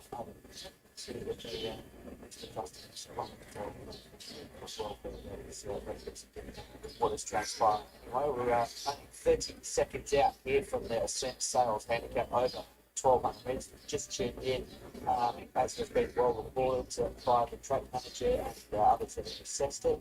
Inside lanes possibly on the A ground at this point in time. I've seen I've already sort of gone wide out. That's the biggest winner. Track wide in the run back down pretty straight. At the times, a fair bit outside of the speed. So genuine soft track way race. Starting low here for the third. Here's Matthew. Well summed up, Hutch. Thank you very much. Being called forward, race number 3, Perilous Fighter, was run off its feet at Flemington last start. Goes into the stalls next door to Luna Cat. They're moving in, getting set, fish and going up riderless. There was a saddle adjustment with Pivot City. That's been completed now. Bold Response getting in with 52. Joins the line. Intrepid Eagle, pretty consistent galloper, drawn low. Comes up Luke Curry. Chicago, Pivot City out behind the stalls with Odin Sun, Top Caliber, and also LOU. So the last 4 or 5 to take their place with Top Caliber 250 to 235 on VOP. Odin Sun goes in. Only fair up the straight last time. Chicago going in. Pivot City and also LOU to complete us. Third events of the afternoon here is the Ascent Sales Trophies Handicap at 1,200. LOU going in. And here's Pivot City, who won narrowly last start. Goes up, now I can see the jockey of Bold Response just tumbling through the front of the stall, so obviously that horse agitated. And the jockey, I speak of Jet Stanley, has come tumbling through the front, and good to see Jet on his feet, walking away from that incident in the barrier stalls, if anything just a little bit winded by the looks of him. And the horse hasn't been released to my eye as yet. So the attendant's just working on that. I'm wondering if Bold Response might be cast down there. I can't see the horse at the moment, Bold Response. So obviously there's an issue in there at this stage. And we'll get word. There it is. Bold Response has been released, which is excellent news. So the vet will run the rule across Bold Response, number 15, who has been spec'd at longer odds. And now they walk Bold Response around. I can certainly see Jet Stanley a little bit winded, but okay. You don't see that too often where the jockey gets spat out the front. But he is okay. So big question mark on the 15. And the ambulance gone over there with Jet, but he's walking away. And they're just waiting on official word now regarding this number 15. So the staff are about to march over to the platform again. This will be coming out, Bold Response. We just need that officially from the stewards, who communicate that with our scales team. But it will be coming out, but we just need to make that official. Communication just struggling here at the moment. Here we go. Time there, Simon. 1:23 scratching time. Bold Response comes out. So Bold Response number 15 is a late withdrawal. And the field is now set to run. We're ready to go. Top Caliber favourite, drawn wide, racing. Top Caliber third last out. LOU jumped away well with Prancing Spirit, Odin Sun. Fishin is about 3/4 of a length away fourth, and they were followed by Perilous Fighter. Top Caliber zooms up to sit midfield and get closer to the rails, followed by Luna Cat, Chicago, She-Light, Intrepid Eagle, and Pivot City is last. On the first corner, 800 metres to go. It's LOU just in front of Odin Sun. 2 lengths Prancing Spirit. Third, the outside of Perilous Fighter, followed by Efficient, Top Caliber 3 wide, improving. Next is Luna Cat, and then came Picargo. Intrepid Eagle has the back of the favourite. Second last is She Light, and at the tail of the field, Pivot City as they pack. LOU 500 to go just in front of Odin Sun, Top Caliber, continuing with that progress around them. 4 deep, Prancing Spirits, 3 wide underneath them in. They're a length and a half, Perilous Fighter, Intrepid Eagle, and behind those horses then Luna Cat, Fish and Pivot City. LOU nicked off before the corner. At the 200 metres, LOU put up 3 legs, Perilous Fighter. Favourites gone, Pivot City looping around them. It's LOU, 100 metres to go, still a good 2 or 3. Perilous Fighter, Pivot City, LOU near the line is holding on it. LOU too quick for Pivot City and Luna Cat. 4th Perilous Fighter, She Light. Then Odin Sun, Prancing Spirit, Fission, Top Caliber, Picargo, and Intrepid Eagle at the tail. Bounce back performance from LOU. 6. 330. Spin drives what's going to be a beauty of a provincial meet. Okay, so this is what I have for the third one. If we look at the odds, that's 6, 11, 1 and 4. The 6 is the favorite. It's at 2400 meters and group 3. Now the thing is, if we look through the rails, that 11 has a lot of advantage. That 11 has a lot of advantage, a lot of management going on. At the same time, they kind of like that. But this distance has always been, 2200 meters, 2400 meters, this distance has always been with the 5-year-old mares. For some reason which I cannot explain, but the 6 is the favorite. It is rightfully the right favorite. It is the linear. And it's well within the rails. The advantage is there with 11, which is there. But that's coming from gate number 14. With not so good management on this. These people are likely to default. So 6 is in good hands. 6 is in good hands. 6 is not bad. These people are good. And this distance has always been with the 5-year-old mares. So I'm going to take a look at the 6 at the paddock. If that thing doesn't get tailed, then I will go with 6. Now the other thing that might happen. So the other things that might happen is that 4 is there. 4 is a neutral. And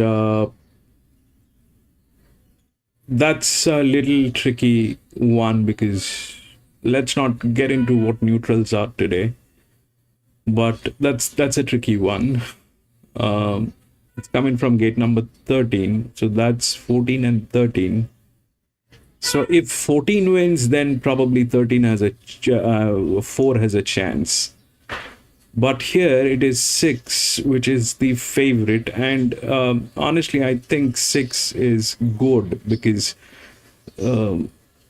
that's good. This horse is a brilliant horse. That's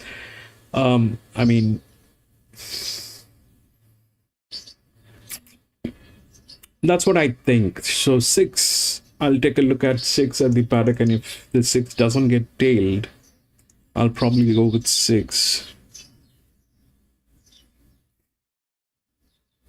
Frank for MV. Frank and a boom.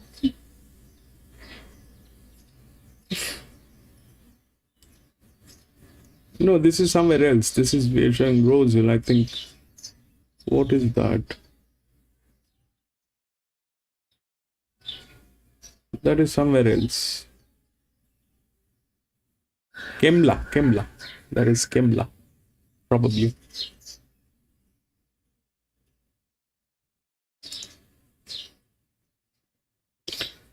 Six.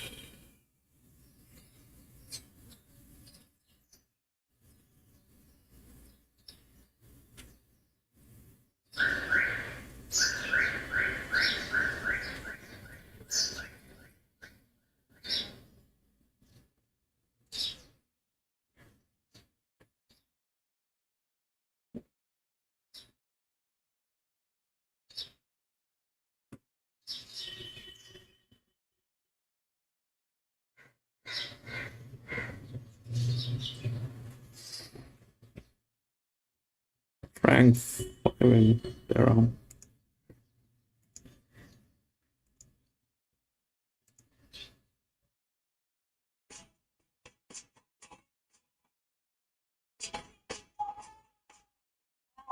Come down and check out Athabaskan. Fair to say, this is probably the best he's ever come back. He was fantastic here.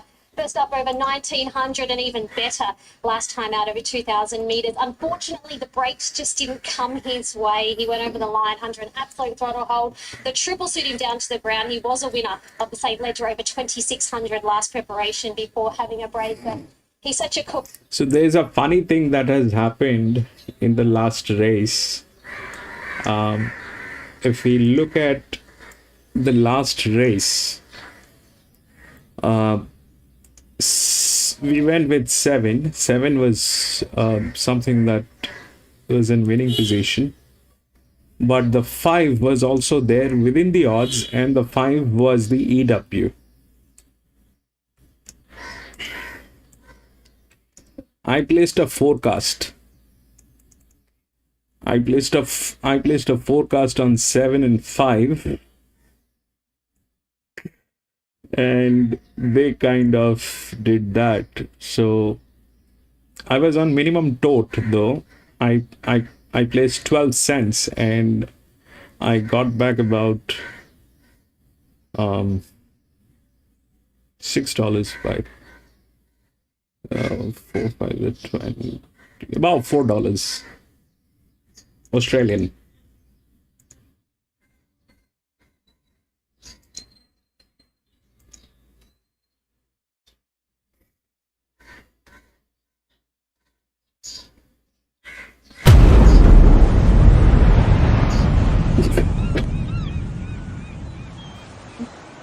Frank, boom, where, bro?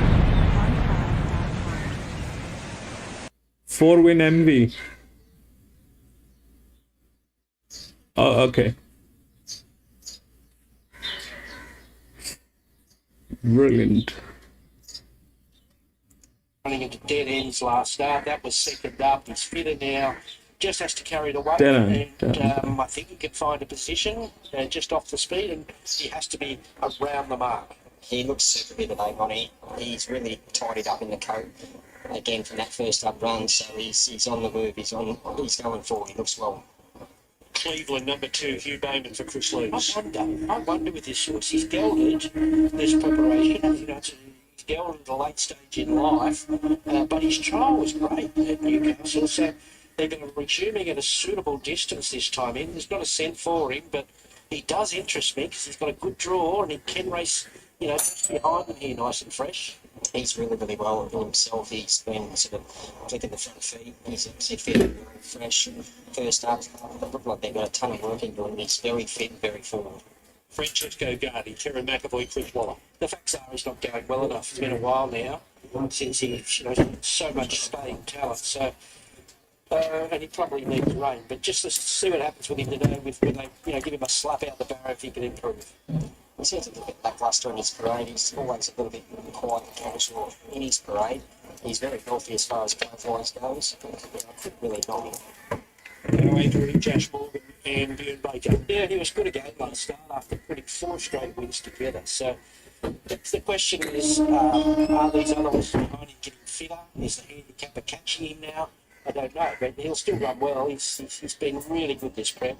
He's pretty wound up. He's starting to get quite warm in the enclosure here. It is a little bit muggy, but looking at a few of the others, they haven't got a beater sweat on him, but he's noticeably getting there. Last touchdown, number 5, Chad Schofield for Price and Ken Jr. Yeah, well beaten at her 2 runs back to the spell. She is a player. She was in France. And she probably wants a touch given the ground. She wants it wet, but looking at a form. Yeah, she's a nice enough horse. She's paraded well so far. I couldn't really put a negative towards her. She's a neat little type of horse. She hasn't got worked up at all. She's looking well. LL Cairns, number 6, Tim Clark for Waterhouse and Bond. Yeah, courageous mare. She just doesn't lie down. She should find a controlling position in front of you, just about from the draw, and take some catching. I just can't recall.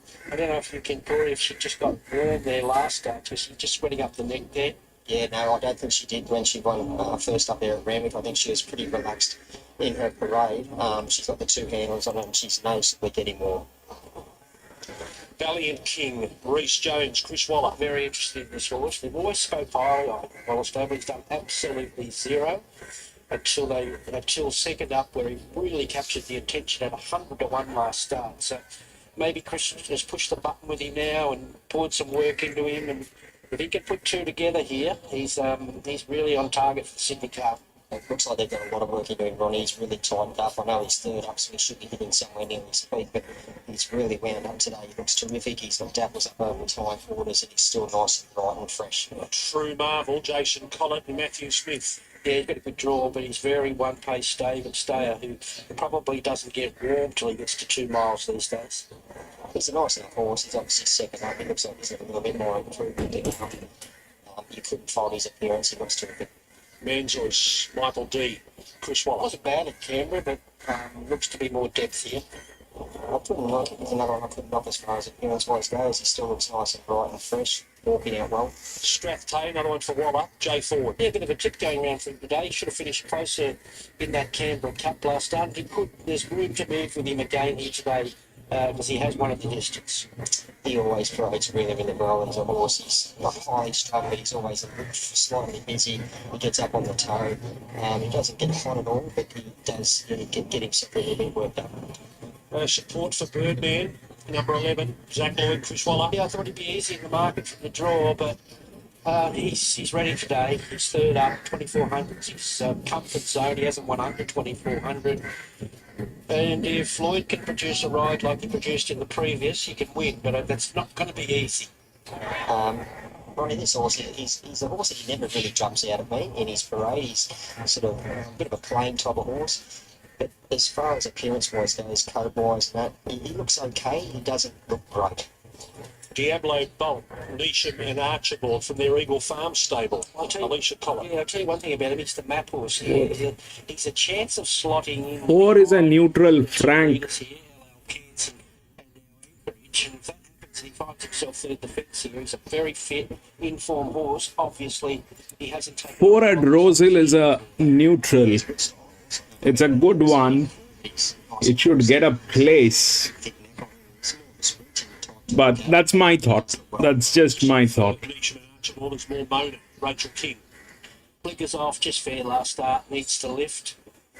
Lovely horse. Getting slightly warm, but couldn't really put anything on. Mr. Waterville, Tyler Schiller, Chris Waller. Yeah, very disappointing. I thought he had talent, this horse, a couple of seasons back. He just needs to find some very old form now. Was played it nice enough. I couldn't really find a negative for him. Okay, Corey. Who did you settle on in the third, the Mannion Cup? I'm not settling with number 1 at Ascot. I just thought he looked outstanding in the parade today. He's really come on in his coat. He's obviously tied up first up run where he was super unlucky there at Randwick. But again, it was just the way he looks like he's improved as far as himself. I am 11-6-7-1. I think they're the 4 numbers for the early body. I think just needs a good ride, Birdman, and he'll run well. But like I said, it won't be easy. I mean, it's, obviously, from what we've seen in the first 2 races, he's drawn out. He'll have to take his medicine early, and then he's going to find, peg his way through. It's as simple as that. I think LL Kent is the danger. She's a good mare. She's a good, honest, tough mare who will be in a fighting position all the way here. 7 True Valiant King, similar to Birdman. He'll have to go back, take his medicine and weave his way through as well. But love what I saw with his second up, that big improvement after having a flat prep last time. And he's right there, definitely, for Baskin. Tommy knows what to do. He ran into dead ends the other day, didn't have a hard run, and he's ready to extend here today. I'm 11-6-7-1, Jim. LL Cairns just starting to firm up as your favourite. It was 320 this morning after scratches. Tickets were high of 350 around about 13, 14 minutes or so ago, but just now back to that 320 quote. But just the way this track is playing, I wouldn't be surprised if there's a further rally for this favourite LL Kent. I think she has to start shorter. In fact, we're now going $3.10. So I think she's going to start around the $3 mark, actually back to 320. So they made a lie of me, 310 for a second, back to 320. But I think she's going to start a real firm favourite. Hold wide, there's not a lot of difference between Al Kent and Birdman. Birdman just a little bit soft, 390 out to $4.20 today after he had been the best back runner earlier in the week. But I think he has to get a little bit softer late. I think 420, he starts a touch longer than that. Athabasca, nice and firm, 60 to 550 for him today.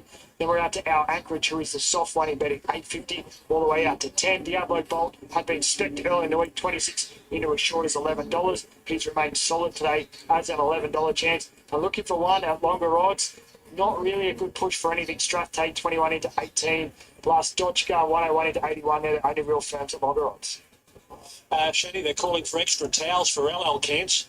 Yes, but that's her. She can get herself very warm, and I don't think I've ever not seen her sweat up. So you might be a little bit worried if she wasn't to be in this condition. So she did this first up. She's done it every time I've seen her. The horse I'm a little bit worried about is our Anchorage. He's right with me now, and he went around to the barriers. With the ponies, he was somewhat settled, but he's very warm. And for a horse that's deep into a campaign, I'm not sure if that's a good sign or not, but he's racing so consistently, so you can't take that away from him. At the Baskin, is just in tip-top order. He's just tightening up every time you see him. He's rock hard fit coming into this, so absolutely no knock on her. Even Birdman is presenting nice and fit now. He's just taken a few runs since he's reached Australia to reach his peak fitness, but absolutely nothing wrong with him. And there is a medal horse from the Wallace stable that I was quite taken by behind the gates that is Strathade. He looks like he's ready to do something. But LA Cans, if you're on her, this is just her. It's normal for her to sweat up, so I wouldn't be alarmed. Mr. Waterville going in and filling the gates nicely here at the 1.5 mile. Final check, Tim. Yeah, the betting's made a bit of a liar out of me. LR Kent's just now back to $3.30. Birdman remains at $4.20 chance. Drift on the favourite, mostly to do with the late money for Afterbasket. Just in the last 60 seconds or so, I'd say it is the best back runner in the race. $6, $5.50 now, $5. May even start a touch short of that. So a good late push for Afterbasket. LR Kent's and Birdman obviously have plenty of supporters too. The Basket won the St Ledger on Everest Day. Here's Valiant King coming up, and they'll be set in just a moment. Here's Darren Flindell for the Asahi Super Dry Manion Cup. 3 to go forward here for the running of the Asahi Super Dry Manion Cup. And Allow Cans was brave on pace, winning when resuming. Previous race, Zach Lloyd aboard Mirror Mount Buller coming up the fence in the straight. Zach here on the well fancy. Birdman is drawn wide out. Now racing and jumping quite well off the inside. Listotchka. True Marvel is there with Cleveland. Then came to Adelaide Bolt. Now wide out. Our Anchorage is going into a forward roll. They're followed then by Birdman, who just dropping in there in the white cap. But caught 3 wide early, Birdman. But out the basket on the fence from Cleveland. Francesco Guardi in the second half of the field and wide. Further back then to Mr. Waterville on the inside of Momona. Valiant King 3 wide. Just easing back a little bit. Strathade and Man's Voice are the last 2. So Allow Cans will take the running clearly now at the 1,800 metres. And it's the favourite in front of Allow Cans by 2 lengths. Our Anchorage goes to second. Adelaide Bolt drops down on the rails. And Birdman has been able to get into 4th position. 1 out, 1 back. So that's been a pretty good piece of riding there from the wide gate. The second favourite is up running 4th as they head to the back. Then Listotchka on the rail, half the outside there in the white cap at this point. Here's True Marvel. They're followed then by Ascot Baskin from Cleveland. Mr. Waterville, Francesco Guardi covering a bit of ground on the outside of Momona. Then came Valiant King, Strathade and Man's Voice is the last one. They're at the halfway mark now, 1,200 to go. And Clark sitting pretty quiet on the leader here, Allow Cans. Leads the way by 2. On our Anchorage second, then Adelaide Bolt. Half the outside to Birdman. 2 off to Listotchka. They're followed by True Marvel. A length and a half then to Arthur Baskin in advance of Cleveland. Mr. Waterville, the rail thing. Francesco Guardi, Momona. Then Strathade, Valiant King.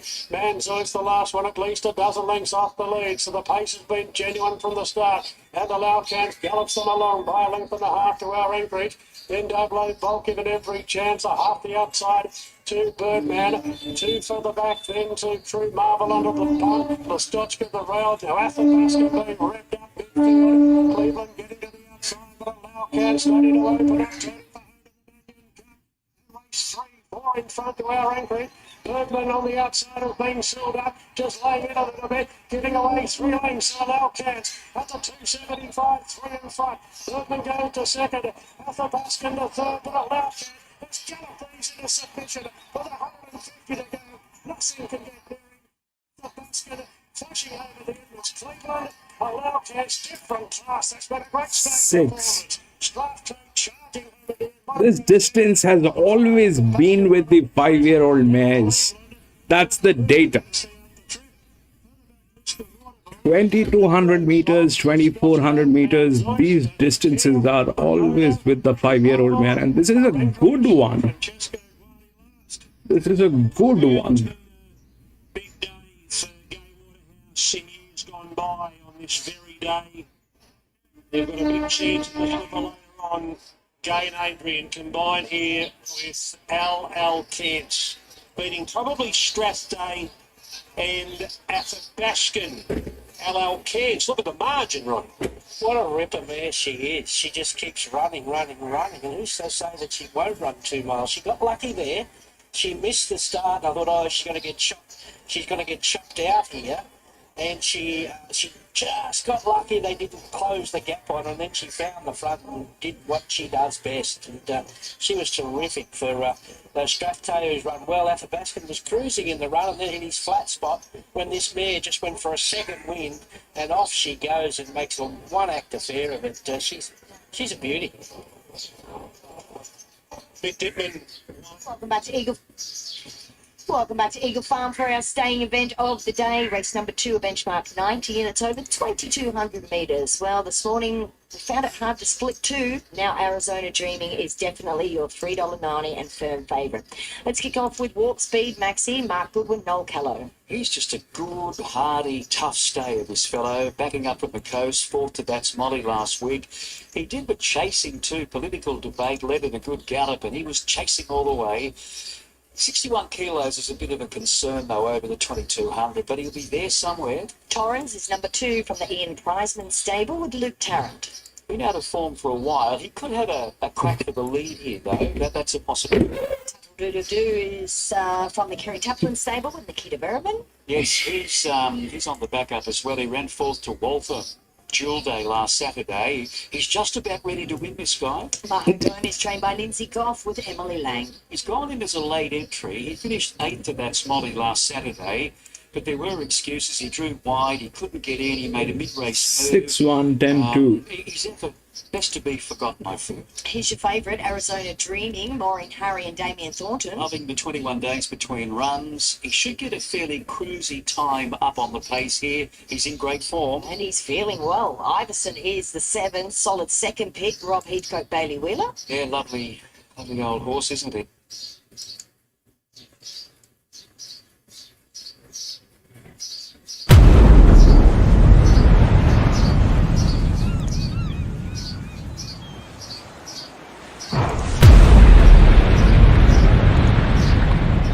Ostermeyer is the 8, Alyssa and Troy Sweeney with CJ Brown.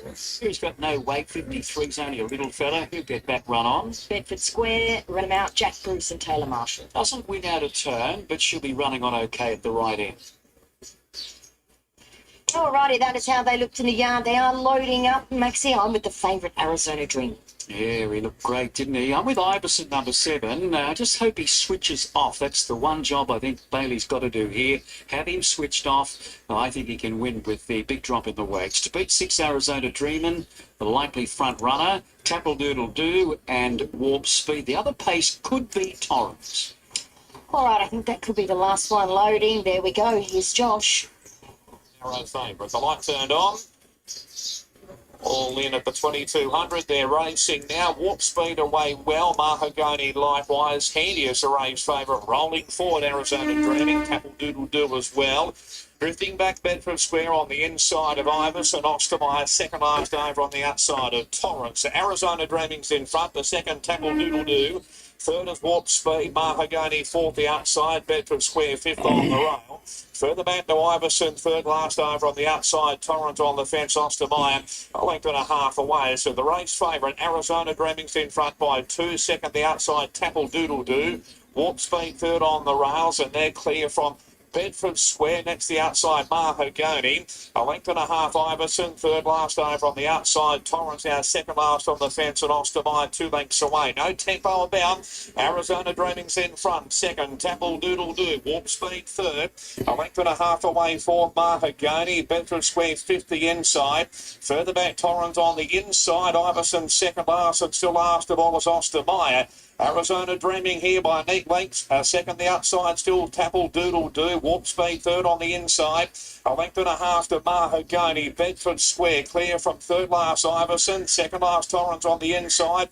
Ostermeyer still last of all. So Arizona Dreaming favourite in front by 3/4 still. Second, Tapple Doodle Doo. Warp Speed third on the rail. A length and a half to Mahogany. Bedford Square further back to Iverson. Third last. Torrance second last. And Ostermeyer is still last of all at the 800 metres marker. So Arizona Dreaming by a neck, getting a little bit closer. Tapple Doodle Doo. 2 lengths away. Third is further back Warp Speed, improving Bedford Square. Fifth the outside, Mahogany. Iverson still third last over on the outside. Torrance on the fence, and Ostermeyer a length and a half away. Arizona Dreaming at the 450 just in front. Second, Tapple Doodle Doo on the same. Warp Speed 3 and 4 wide. Bedford Square, Mahogany, Iverson. Arizona Dreaming in front. Warp Speed to second. Between them, Tapple Doodle Doo. One from the outside, Mahogany revs up right down the outside as Iverson. Arizona Dreaming just in front. Mahogany on the outside. Arizona Dreaming in front from Mahogany. Arizona Dreaming lunging. Mahogany got up. Mahogany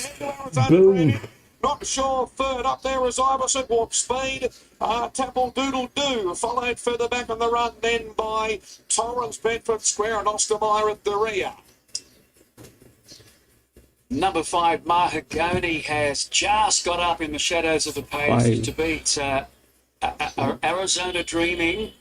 And we're just waiting for third. Warp Speed or Iverson on the outside, and then Tapple Doodle Doo, followed by Torrance, Bedford Square, and Ostermeyer. But Mahogany on the back up, and I noticed that he went in as a late entry, so Lindsay Goff obviously had a good look at him when he got him home late on Saturday night and then Sunday morning. He obviously ate up over the weekend and popped him in as a late entry, and it was the right move. Doesn't mind it here at Eagle Farm, this fellow, Mahogany. He has raced well here with a couple of placings from only 3 attempts prior, but he gets his win today. And things didn't work out for him at all at the coast last Saturday, but today it was just beautiful. Although Arizona Dreaming was getting an absolute picnic in front, Bernie, and he's given a good kick again. His hat-trick has been denied by a very tough horse in Mahogany. Yeah, absolutely, Maxi. I mean, some of the sectionals, I saw a 13.69, so it was a pretty soft 22 for some horses, but Mahogany has been knocking on the door. Trainer Lindsay Goff joins us for a chat now. Congratulations. Thanks, baby. Cheers. He has been going well. Horse been going really well, but nothing worked out the other day. And Emily rode him a treat today, really. He's only got a short sprint on him, so when even at the 600, when she let Noel come in underneath her and wait, she waited and waited, and she rode the horse a treat. Yeah, and I guess the fact that she didn't have to chase a long way out, they were all just in their little comfort zone, going those nice, steady sectionals. Well, she's 1-1 and sort of elected just to grab hold of him, that's probably where she won the race, you know what I mean? All right, well, look, for him, this is a great trip for him. Obviously, he loves it. Yeah, well, that's his go, man. But he's got a good furlong on him, you know what I mean? So if he can track up, which he done today. And Emily did really ride him super. Well done. All right, there he is, winning trainer Lindsay Goff. 5 beats 6, 7 and 1, 33.74, and a total of 2 minutes 21.4. All right, that's it for the second. Let's head to Kembla. Okay, here at Kembla Grange for race number 2 on the program. Only a small field. Right, this is what we've got for the 4th one at Rosehill. So if we look at the odds, 315, 6 and 2. It's a 1200 meters. So we are looking at a linear horse, which ideally is this one, which is 3. 3 is the linear. And it's very well within the rails. The problem in this race is this is a mixed sex. And a mixed sex race is a mixed sex race. Things can go horribly wrong because of hormones that play in these races. So, but if we look through the rails, then we've got 3, 6, 13, and 2 very much in there. Out of which I definitely like the 3 and the 2 because of 2 reasons. One, this is not a neutral in this race, but this one, the 5 is a neutral, the 6 is a neutral, this one is a neutral on a grade above. So whatever grade they have put in, that grade above, that 2 is a neutral. So that brings that 2 in. This one cannot do anything in this race.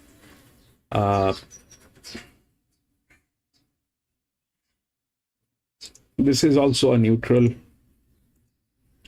So they are all neutrals. So they probably has a lot of disadvantage in this race, but this as a neutral in a grade above has an advantage in this race. They're also tailing gates, but that's speculation. 3 is in probably one of the best hands. These people, they kind of they look like they never default. They're good. They're good. They're very good. This is probably Chris Waller. And that's what my take is. 3 should be winning, but I'm not going to get into this race. This is a mixed sex. I'm going to stay out of it. And things can go horribly wrong. This should not go wrong. The 3 should win. The only problem is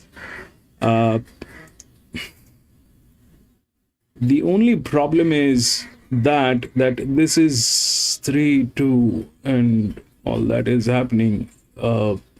These are fillies. Then it is a colt heavy track. There are only 1, 2, 3, 4, 5, 6 fillies, wherein there are more than 6 colts and few geldings. I'm not going to get into it. This is going to be a little tricky. But 3 should do the job.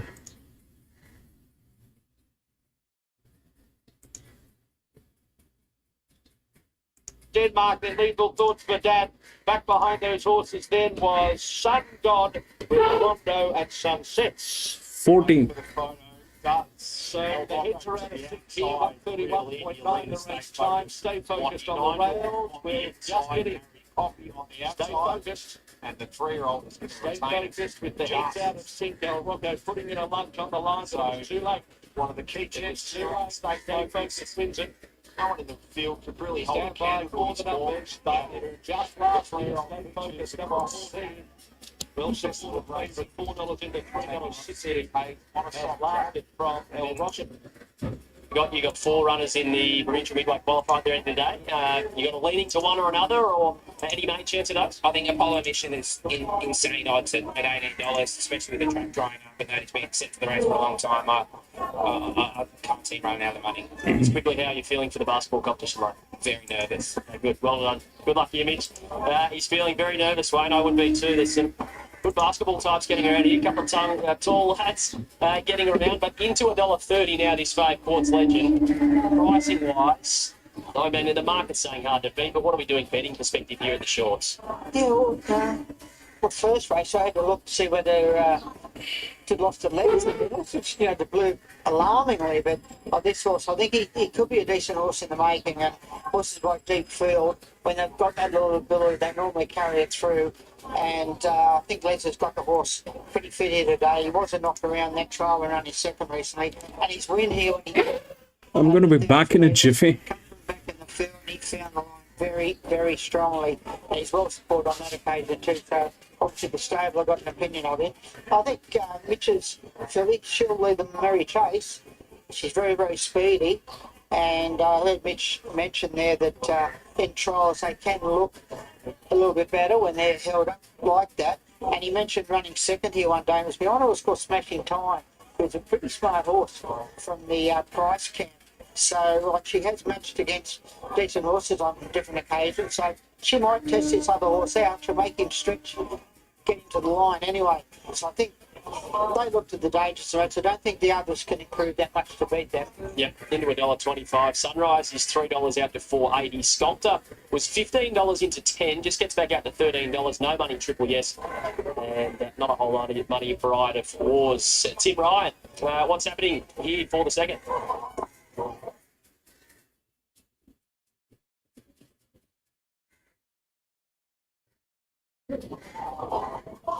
Okay, no Tim just yet, but I can tell you what he was going to tell you anyway. This is off the map, and it's very short now. Quartz Legend $1.25. They're about to start loading away for this, the second of 8. Just quickly, your best bet, Wino, comes up a little later on in the program.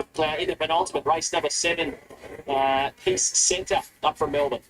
Yes, from the Anthony and Sam Freeman camp. He ran in some nice races down there. He actually won the Sunshine Coach, my 2-year-old mate. They took him back home there, and he ran races like Oxlade and the Gothic, both listed races. I actually wasn't up to that grade, obviously, but his first up win at Hawkesbury was a beauty.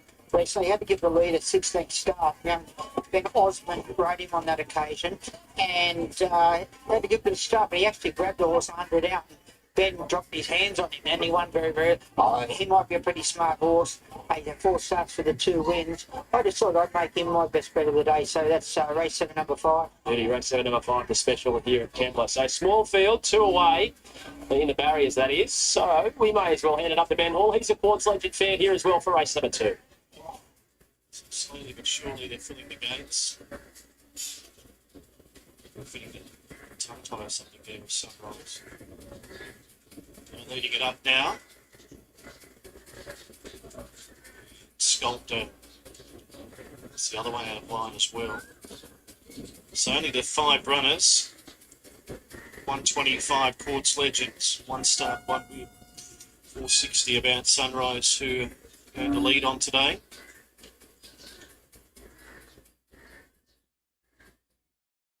Set to jump.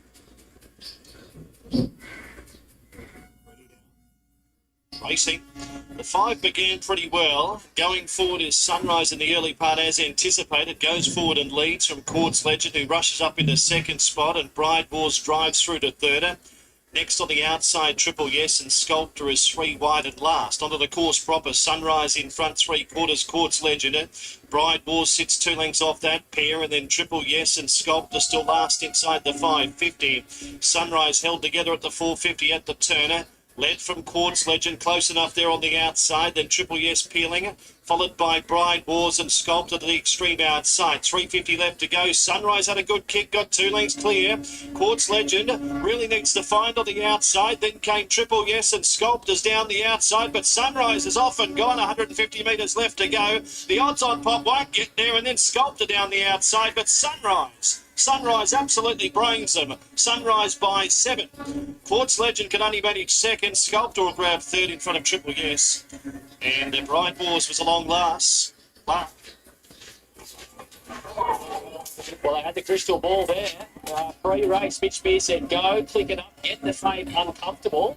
And it's exactly what happened. It's bolted in. Sunrise, $482, Wayne. Quartz Legend stuck on for 2nd, and Sculptor runs 3rd, no return, but it has broken. It's a really good win. 2 things there, obviously, very well done by Mitch. He had her prime there. You can see her going to the track. She nearly threw Pariah Keating. And the second thing, Pariah Keating with a 3PO plan was a big plus there. And a speedy horse like her, to be able to get out and travel like she did. And obviously, she doesn't mind the going either. Quartz Legend, I don't know what happened there. He looked to be cruising outside her, and then when asked to quicken up, just couldn't do it. And did win on the soft track here back last year, November. So I don't know, I'm very disappointed in his run there. So something might come out of it. We'll keep an eye on it. Yeah, for sure. Okay, so a big win there to Mitch Spear. Takes the 2nd here from Kembla Grange. We're heading back to Rosehill. The 4th is the listed Derby Mud right for the 3-year-olds.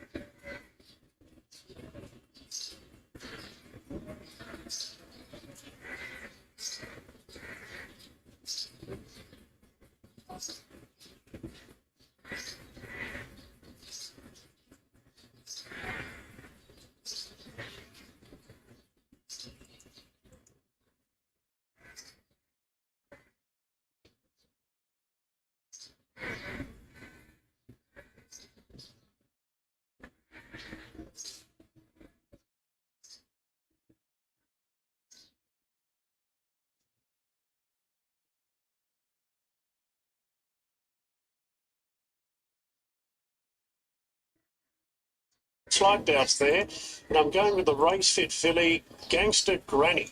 Who beat Weeping Woman rather comprehensively in Canterbury last time, and Weeping Woman won by a big space of well during the week.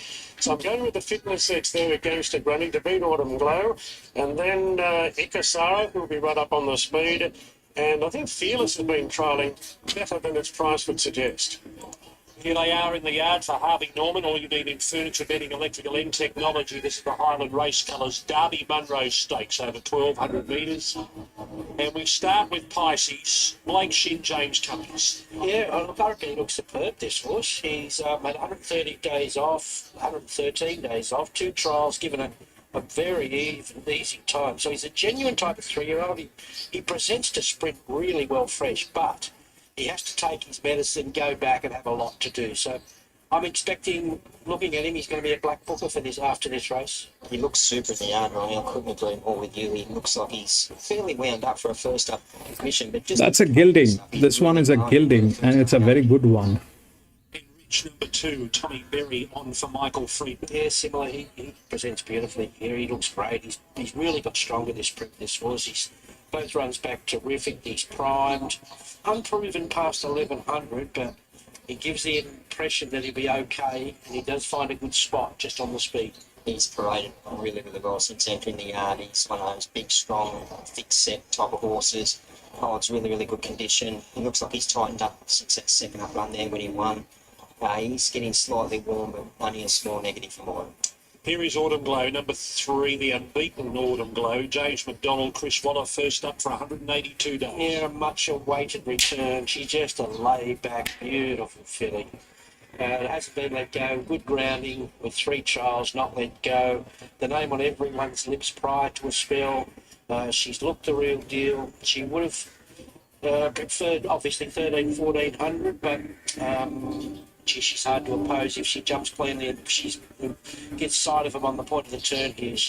That quality she's got's going to come into it. She looks like she's really furnished as well, Ronnie. She's really matured, obviously having that time off. She's probably not quite there yet as far as coat-wise goes. She's got a little bit of tidying up to do, but again, a very, very small negative. Fearless, Tom Marquand on for Peter Snowden. Yeah, decent spell after that bleeding attack, 176 days. He's had his 2 trials. He won his latest trial. He's shown bits and pieces of above average ability.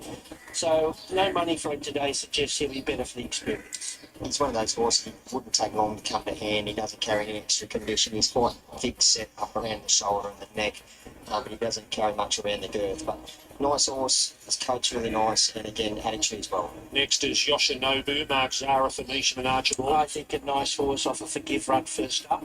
1200 suits better. I'm not sure if the pennies dropped right with him yet, but and he did get excitable the other day. So far so good today, Corey.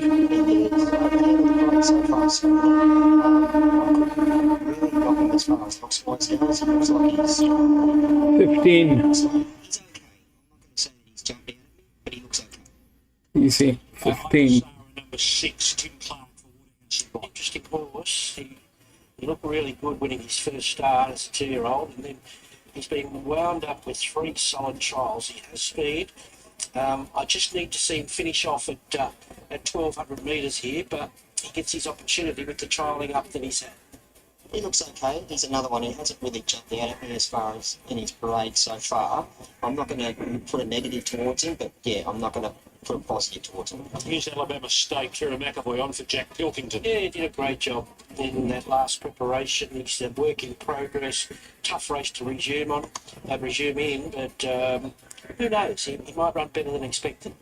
He's a plain type of horse. He's another one that doesn't really jump out at me as far as looks-wise goes. He's handled the parade okay. He's getting slightly warm. clear proof. Chad Schofield, John Thompson.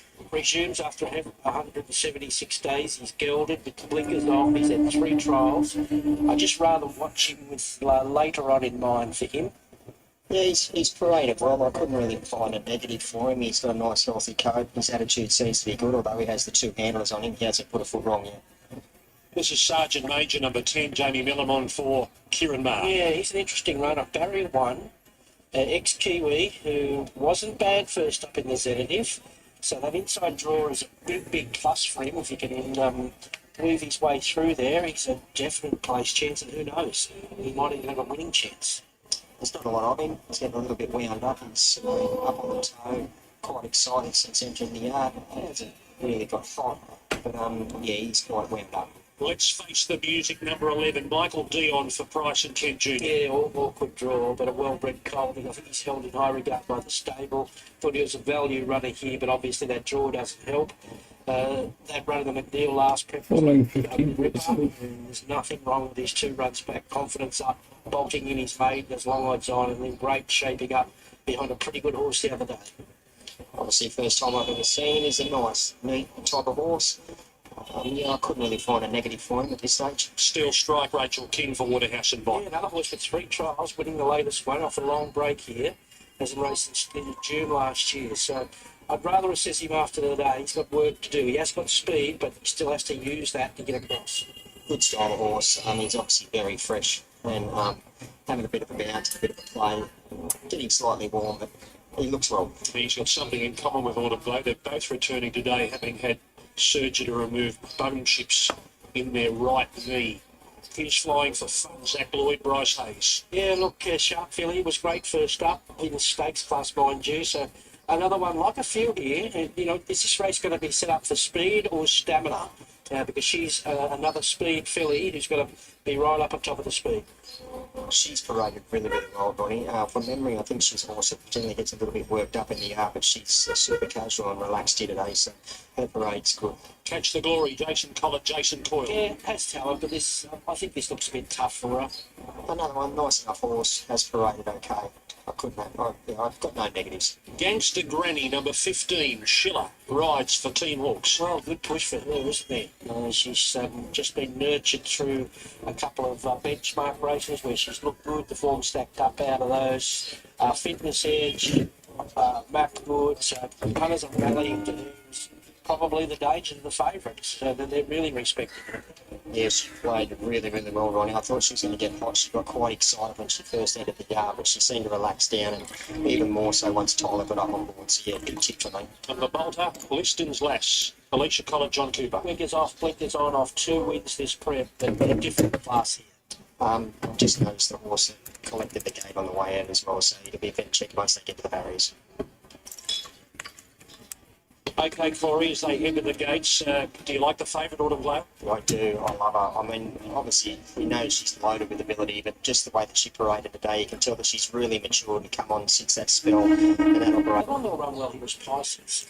3-11, 2 and 5. Starting to get a little bit worn down by the support for Autumn Glow here. 180 this morning, we got it to evens. The tap.com.au later today. The evens didn't last too long. Into 195, 190, take it back to 185. The popularity is staggering, 75% of the total tab hold on Autumn Glow. Punters will not hear of it being beat. I was just keen to take it on, resuming from that bone chip operation over what I think might be an unsuitable distance, but 185, punters don't care, it's a tab later day. If anything, it has encouraged them.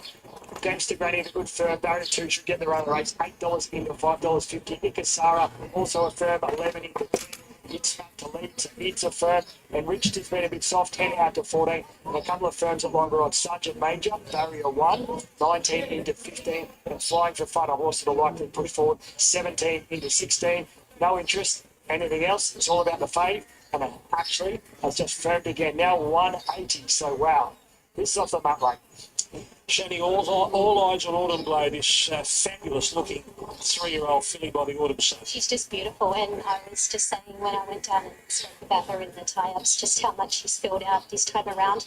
We saw her in a trap gallop a few weeks ago at Randwick, and I had to ask twice who it was because she's just such a brute of an animal now. She's always had the best attitude. She's always been really calm, relaxed, She has not turned a hair around here. A few of these horses are up on the toe and they're getting quite warm.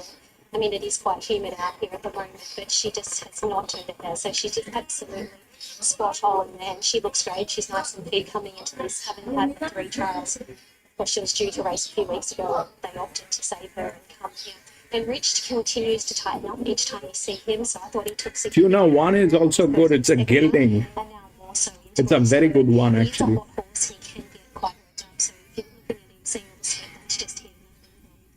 Yoshinobu's not too bad for him. I've seen this horse a lot worse, so a tick for him. Flying for fun, she continues to look really I get very nervous with these mixed sex races. And look at PC. PC has some nerves. PC has gone with a big bet on a mixed sex. But 15 is fabulous. But 15 is fabulous.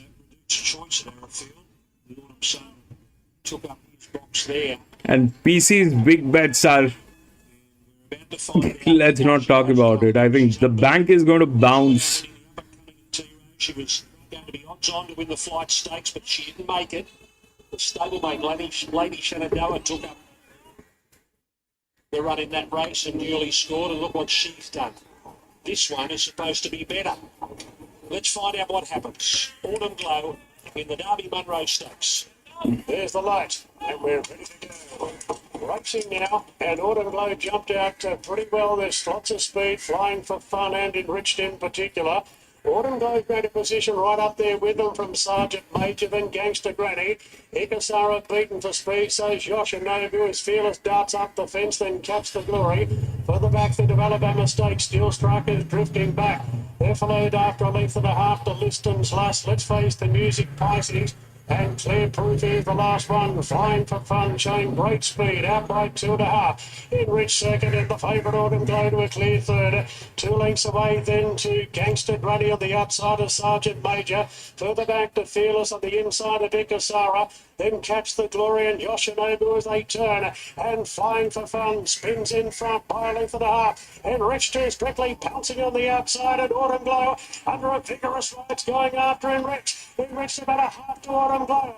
Gangster Granny going to third. Autumn Glow knocks him down now. Joins Enriched. Autumn Glow gets the head in.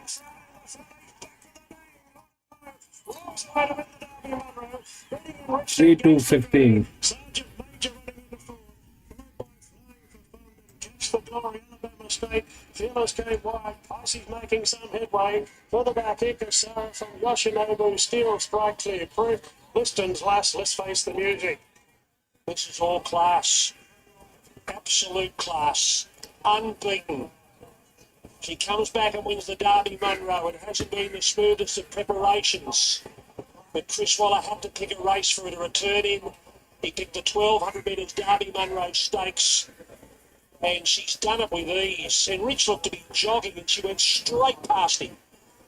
What sort of time have they run over the 1200 metres here today? We'll check that. PC, the jock was a clown. Can't wait to see her again. Definitely not. 15, the jock is a clown. The best jock is on 3.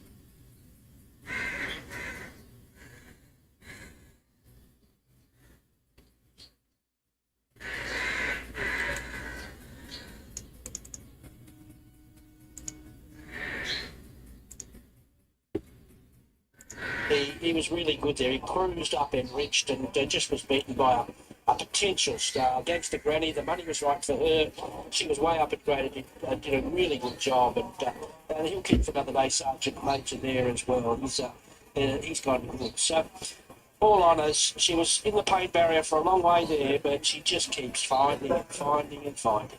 Totally agree with you, Ronnie. Like she was taken out of the comfort zone there when Tyler Schiller on Gangster Granny tried to hold, obviously, J-Mac out off the fence to keep him in a 3-wide line. He had to obviously ride her forward, get him into a spot, and then try and give her a breather. She only got a soft breather, I'd say, for a good furlong, but then she came under pressure topping the straight and just class kicked in there about the 150 metre mark. She is a superstar, this horse. The Group 1s are next.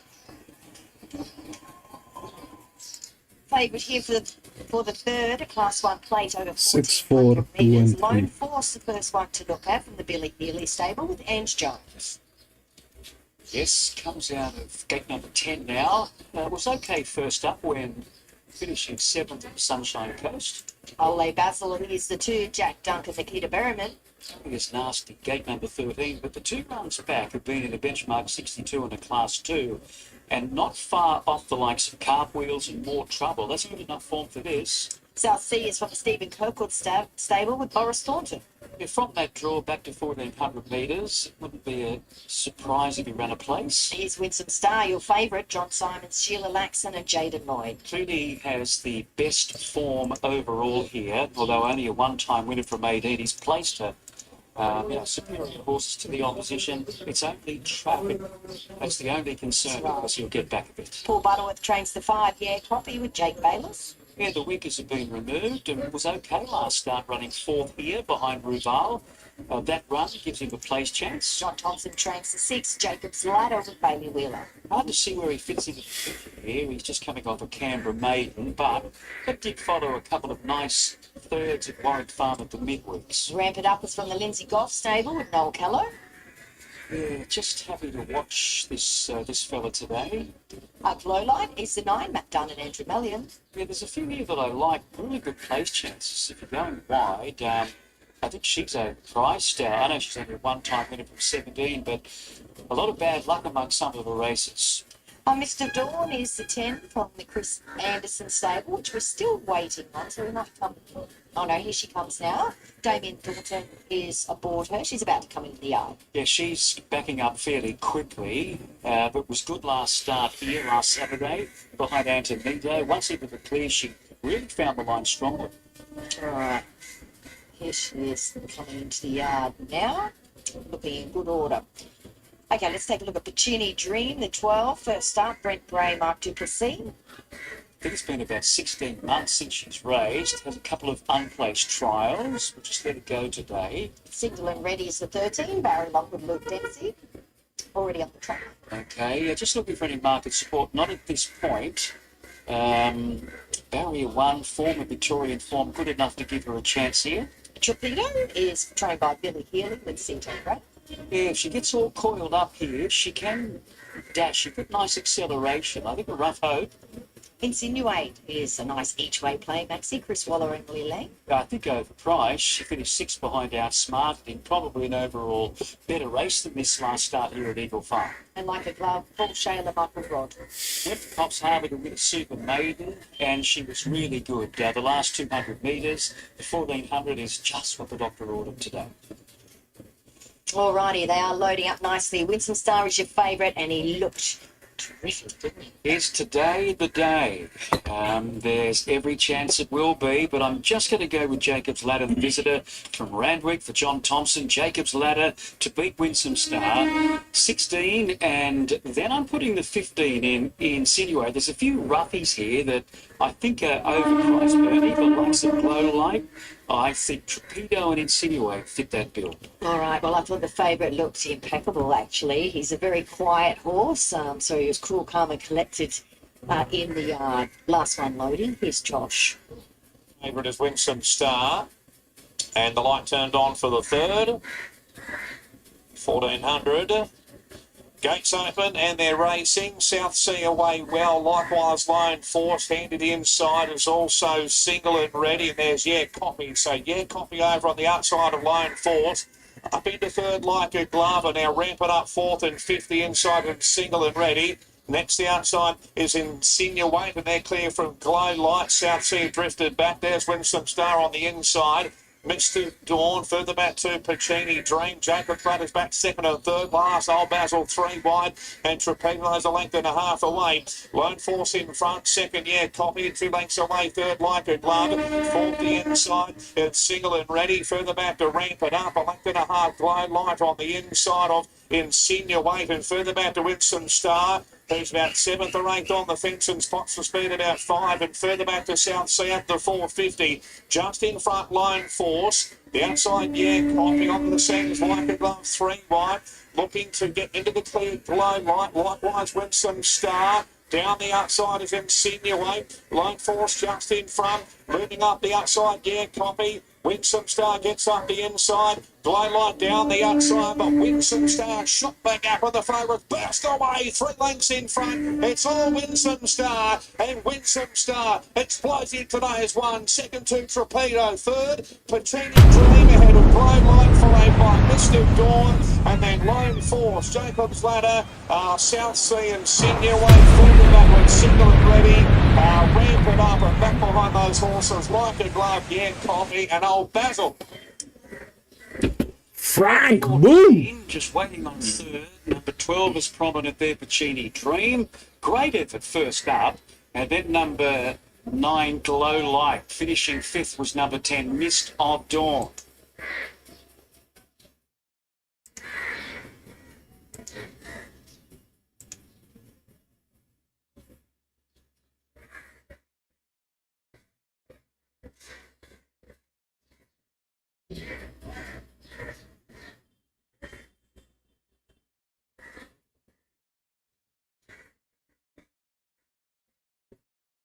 Right there, a look at the runners. Trying conditions here today, Ollie, and that time the last week's a bit better. It's a genuine pace, but we had a horse that finished second in Rocco that we know likes a little bit of push from the track. So it's certainly there to produce in the surface, but we've seen a couple come up that inside section encouraging to across the board. Yeah, it is, particularly for the lower drawn horses.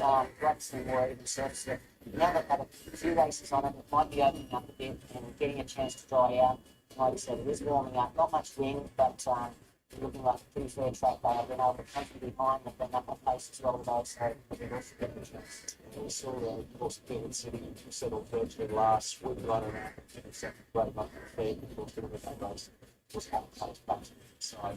First couple of races were small fields, they stepped in luck, so reasonable size for the Beard. There is good pace, and I think this is a race we're probably going to keep better right now for being to the stage today, having some of the better races. Certainly there's like I said, there's a bit of pace here that keeps golf conservative, close on complex slide.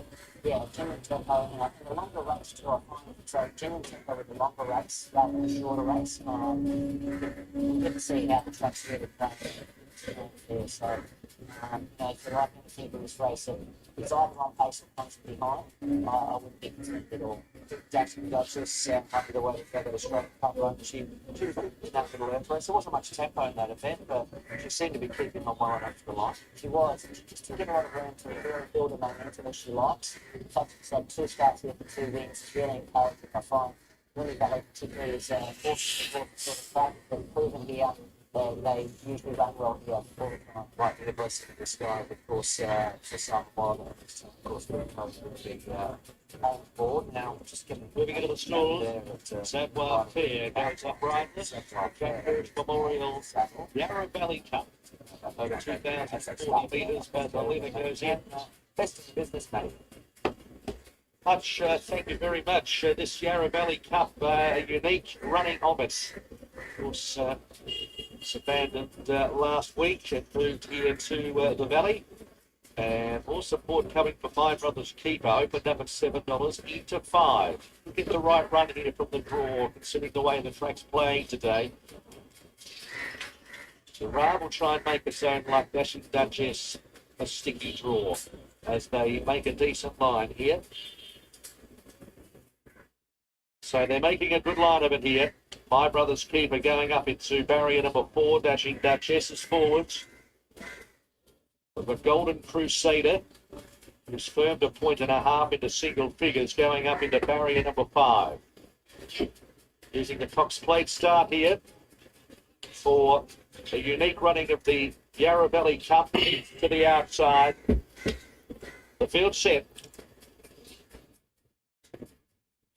Yarra Valley Cup at the Valley, and they're racing an independent road from barrier number 3, Brokeaway Well, with Savoir Fair, Golden Crusader. There's Keats from the deep and Zara. So some speed towards the outside. Fortune behind those. Dashing Duchess trying to find a spot for them at the moment. They were followed by My Brother's Keeper, second last, and Vaselina last as they charge out of the straight. 1,700 metres to go. It's Golden Crusader and Zarab together by a length and 3/4. Keeps 3 wide. Independent Road fourth, the fence, and then Dashing Duchess. Over a length away to Fortune outside of Savoir Fair. 2 lengths My Brother's Keeper. And Vaselina is last at the Dean Street side of the 1,400 metres. Zarab is pressing Golden Crusader here, heading towards the bottom corner, and will take it up. 1,300 metres to go in the Yarra Valley Cup, and Zarab is the new leader from Golden Crusader. Keats is third, facing the breeze, and Independent Road fourth, the paint. 2 lengths to Dashing Duchess, getting cover outside of Savoir Fair. 2 lengths away to Fortune, Vaselina, and last My Brother's Keeper. So 1,000 metres to go. Zarab puts the brakes on. Golden Crusader second. Independent Road is third. And fourth is Keats. A length and a quarter, Savoir Fair and Dashing Duchess. Next in the field is Vaselina, Fortune as they reach the 800 marker. 3 lengths My Brother's Keeper in the tail of the field. So it's Zarab, 3/4 of a length, Golden Crusader. Now Keats leaves the slipstream, given a slap and moved out 3 wide. Independent Road next on the inside. Dashing Duchess is trying to trail into it. Savoir Fair held up at the moment, then Fortune, Vaselina, and My Brother's Keeper getting mobile from the back as they pack. So it's Zarab, 450 metres to go. Kick 2 lengths, Golden Crusader, Dashing Duchess under pressure, so too Independent Road. And then My Brother's Keeper trying to silver around them, back behind them, Vaselina. It's Zarab around the turn, 200 metres to go. Still 2 or 3, Savoir Fair, My Brother's Keeper staying on from Golden Crusader. Zarab softened up at the 100, getting tired. Savoir Fair's got it, My Brother's Keeper and Vaselina from nowhere. Savoir Fair in front. Vaselina wearing it down. Savoir Fair, Vaselina. Photo finish. Savoir Fair, Vaselina. They were followed by Zarab and My Brother's Keeper fighting out the placing to Gap Golden Crusader. Next to finish in the race, Independent Road, Fortune, Dashing Duchess and Keats. Wide apart here. Willie Breed Stakes. Savoir Fair to the whole lot. Vaselina flying in Savoir Fair. Vaselina's going to get up. Breakfast, but it's going to be Vaselina. Vaselina will get up. We'll get there. Big luck right on the line. Gates one. It was one final bound to get up and nail Savoir Fair. Play 2 to win the Yarra Valley Cup to the next round. Yes, Emily Davis, first time.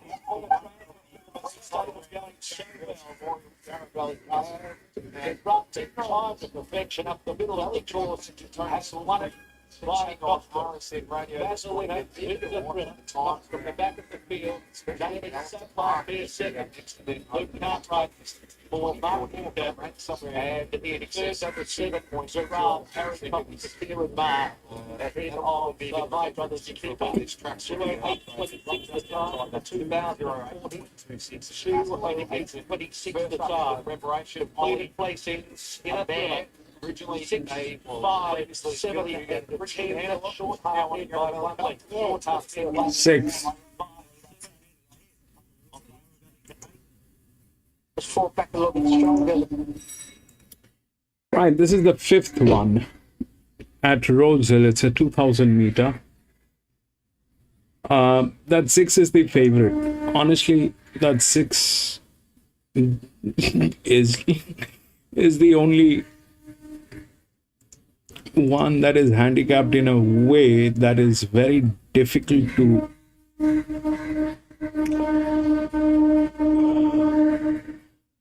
it doesn't look like the 6 is going to get beaten.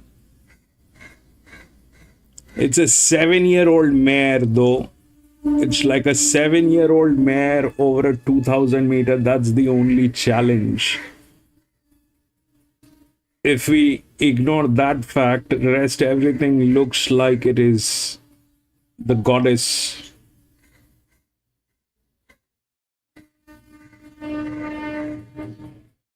We'll take a look at the thing at the paddock. The possibilities that might happen. So 3 and 5 are neutral. They're not in a position to win, but they can get into a place. If we look through the rails, 6 is the first one to come out. 6 is the first one to come out, and 6 is in brilliant condition. The only hindrance is the age. Now, things that might happen. Neutral is there within the odds. The odds are 6-4. That 4 is there. The 4 is a larger outer drift. So there's a possibility this might get in, but winning is difficult. And if we go with the ranking of the horses, then we get 6, 2 as queen or forecast. 6 and 2. Then probably the 7 has a very good jockey, and the pressure is more on 2. So, but they're also defaulters. So we'll take a look at the 6. 6 should win. I don't know what's going on today. It's all the favorites. It's all the favorites at Rosehill. Frank 7 win. Gold Coast. Just beat Heavenly Kiss there for third. Then came Brainiac, followed in next over the line by Throw One In, and Kerala, not racing well, finished last. Favourite too good for them. Alabama Fox was there to be challenged by Ivy Legend Wayne at maybe 150, 200, but too classy in the end.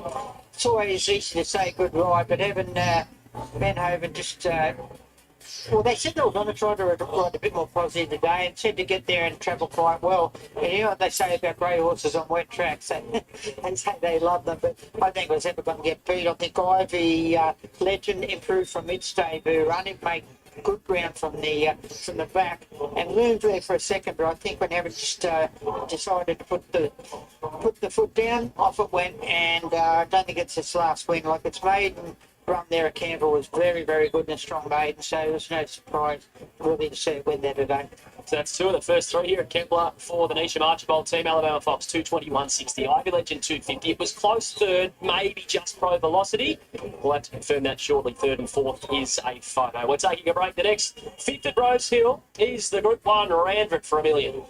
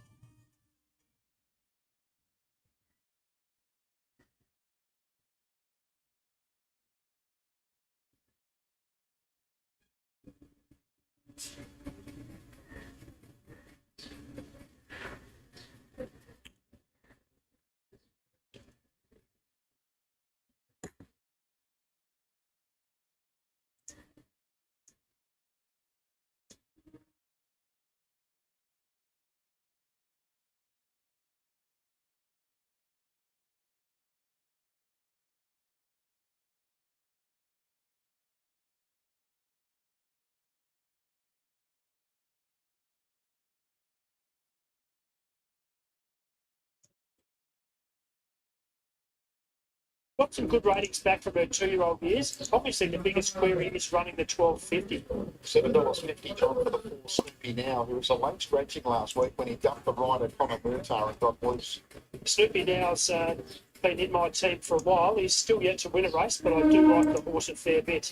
The 12.50 around the park's probably not the ideal setup, but Justin Potter could just leave him alone early near the rear of the field and look to wind him up. He's had 2 jump outs, they've both been good. $61 for the 5 Stirrup Cup. He's also like, he's by young side Alex, who's doing a good job. Stirrup Cup improved during his first preparation with Sarah Rutten and was able to get his maiden out of the way. Comes out of a few races that don't rate overly highly, but I think he's a horse with promise. He also won a barrier trial and won it convincingly recently. He's a horse at massive odds, and I think he'll do something. $51 now with Landroach. What about the 6? You're referring through life. He also comes out of that barrier trial that Stirrup Cup won, and Stirrup Cup beat him pretty soundly there. Perhaps Through Life did wear earmuffs on that occasion, doesn't wear them on race day, he's got blinkers on, so you can excuse that to an extent. His most recent run was pretty good, third to Angel Talk, that was clearly his best effort. $5.50 for the 7 Tripod Terror. Ran out of his skin last start in that Adelaide Magic Millions 3 and 4-year-old race at 100 to 1. Yes, he was on speed and they weren't going hard, but by the same token, he was around some pretty handy horses. The 12.50 round the parks with an inside blue, you'd think that he'll get a good run, probably second or third in the run. If he can repeat his last run, he's a good chance, but he wasn't massive price last start. $19 for the Articulate. Not sure what to make of him. He was quite consistent in his first racing prep. I was keen on him at Strath Alban after he trialled pretty well. He missed the start, but basically did nothing there at Strath Alban. Was way below what he can do. If he got back to his previous for a max bet of $10, it will sell out. So move quickly. We just had the Tab, a green bomber, doing loops here at Rosehill. Spectacular to see at a $15 Woden offered a match. Nice to see that Ronnie's made it back to the bunker after his little trip around Rosehill. We're gonna drop James McDonald out of it, and we can tell you that. Here they are in the yard for the Randwick Stakes over 2,000 metres. It's a Group 1 weight for age. The first of 5 Group 1s coming up on this Rosehill card. And the mounting out brought to you by Harvey Norman for all you need in furniture, bedding, electrical and technology. Here's number 2, Faulkner Park. Tyler Schiller for Annabelle Neesham and Rob Archibald. Yeah, I reckon this horse has come back in outstanding order, best he's ever been. He's in for a big prep that he's run into the best horse in the land here today. Otherwise, you'd really make a case for him. He was great first up, should have finished closer than the 1.5 lengths behind Mia Sistina that day. Well, we'll say she's suited it better at 2,000, which she is, but there's no reason he won't be suited at 2,000 either. He's just put on weight and matured right up nicely, this horse. He has, Ronnie. He's one of those horses, he's always sort of been a big, nice type of horse, but this time around he just seems so much bigger and stronger. And 7-1. He's obviously going up over a journey, he gets back, he gets a little bit lacklustre in his parade, but he still seems to be quite fresh and bright. Number 3 is Lindemann, stablemate to the favourite. Damien Lane on board for Chris. Yeah, obviously expected more last week with a beaten favourite, but 2 previous Randwick runs were really good. So he's got a good record at the 2,000 metres here. He might find the stablemates back, full count Felicia, and might be first one on the scene here. He's always super relaxed and casual in his parade, he just goes about his business, but I just noticed him getting a little bit sour there. As Elmer Berg got up towards his backside, he was pinning the ears back, he wasn't happy about it. It's 3:42 a.m. in the UK, where Alma Beer comes from, trained by William Haggis. Travelling foreman here is Paul. Tommy Marquand will have the ride. Yeah, and I'd say the first cup of tea's on the table as well. He's an interesting horse. Williams talked him up, says he's not a travelling companion. He meets a very hot field here. We know the stable's record, first up here in Australia, they're just untouchable. So it'll want to be very good. So let's see what he can do. You've got to trust that they're happy to bring him here and seem happy enough with him. Watching the replays, Ronnie, I thought he looked a lot bigger on these sort of replays, but now that I'm seeing him in the flesh, he's not small, but he's not big and robust like he looked on the videos. Look, obviously he's coming from the Northern Hemisphere, his coat's probably not quite there yet, but a very small negative. He's okay, look well. Next is Golden Path. Chad Schofield for the Price Kent Yard. Well, he's primed if he's good enough. 2 runs coming into the 2,000 metres now. He's in good shape, glowing, place chance. I thought he might have been a little bit lacklustre after going out in front like he did last time out. I thought would have had the wind taken out of his sails, but he still looks really bright and fresh. He's been up on the toe since walking in the yard, so good signs. Good. Okay, now let's have a look at the favourite, number 6, Via Sistina. James McDonald will ride for Chris Waller, and she's, well, Tim, she's $1.24 on the NOP, $1.10 on the tote. $1.25 with tab.com.au, but the subject of a lot of all-ups through Autumn Glow, which was a real dagger to us. Okay. Well, what can you say about her? She's just the best mare in the land, best horse in the land from last year. And she's returned with a bang with a great Group 1 win in the Very Elegant. When does he leave the fence here? When does he leave the fence, McDonald? Does he stay there for a while, or does he get arrogant? Lots of things going through his head. I know it's only a small field, but look, he'll judge it to a nicety. She'll be, obviously, she's at $1.25, I don't have to tell you that. These races, one of the always the hardest races to ride in these small fields. They become very tactical. I'm sure James. Azad, welcome back. For too long. She's a monster. She's big. She's strong. She still looks nice and bright and fresh. Yeah, you couldn't fault her in any way. And same colours on Full Count Felicia, but Natural Little wearing a black cap for Yulong. Chris Waller, here is the American mare. Yeah, she's only a little whippet, isn't she? She's what you see is what you get, but she's looked very impressive and stylish in a couple of her wins. So yeah, let's see what she can do. She's got to first the fence here, naturally judge the speed. What is that, BZ? Patch. One of those she looks, but then as she parades directly behind Via Sistina, she looks even smaller. There's not a lot of her. She's obviously a big heart. She's getting a little bit hot and sort of very small negative. Okay, Izzy Paul's back in Australia with one of William Haggison's runners here today. Welcome home. Thank you very much. It's nice to be back. Must feel a bit like home when you come back. Yeah, it does a little bit. And we always stay in the same Airbnb, so that really feels like going home. Well, Almaby is here today to take on Via Sistina. What do you think? Yeah, you know, it's a really tough ask. She's a phenomenal filly, and but you've got to be in it to win it, a little bit like Lake Forest with the Golden Eagle. So it's a tough ask, and hopefully we'll get a good gauge on him. Busy. What can you tell us, the basics of Almaby? He's a really nice horse. He's a horse that we've always thought a lot of. He's incredibly well bred. And he's put in some really nice performances in amongst sort of less nice performances. So yeah, he works like a machine at home, and at home you'd think he's got every right to be here. When you watch this run at Sandown, he's got every right to be here. So hopefully he can prove to us that he was worth the trip. Has he got the form comparable to a Dave and Dubai Honour at when they contested this race? No, I don't think so. You know, he's probably not quite as prolific as those two, but yeah, he's been working well with Dubai Honour here, so you know we're comfortable enough bringing him into this. It's finally the ground out there today. That suits you. Look, he won on good ground at Sandown, and I'm not worried about it. I find our horses don't necessarily always want the kind of ground that they want at home out here. And so that could kind of be interesting. And I actually walked the track yesterday, and it looks great. So fingers crossed that won't be too much of a problem. Thank you very much. There's Izzy Paul, and here's Corey Brown. Who do you like, Corey? You're going with the favourite. You can't go past her, Brad. She's a man mountain. She's strong. She's big.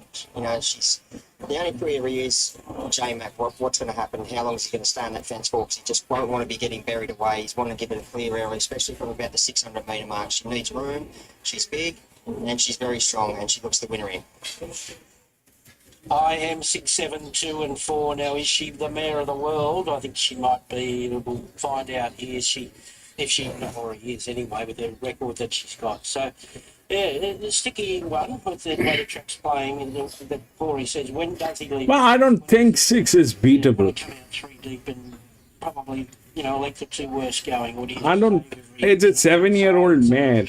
I'm just, I'll wait. So we'll leave that to McDonald. That's why he's our leading rider. I've left Full Count. And the 7 has tremendous amount of advantage on this distance. He could easily be elevated to second pick. I like the 2, but they're kind of defaulting. From anyone, from the connections. 7 probably a coffee. He's an interesting runner. 6, 7, 2 and 4.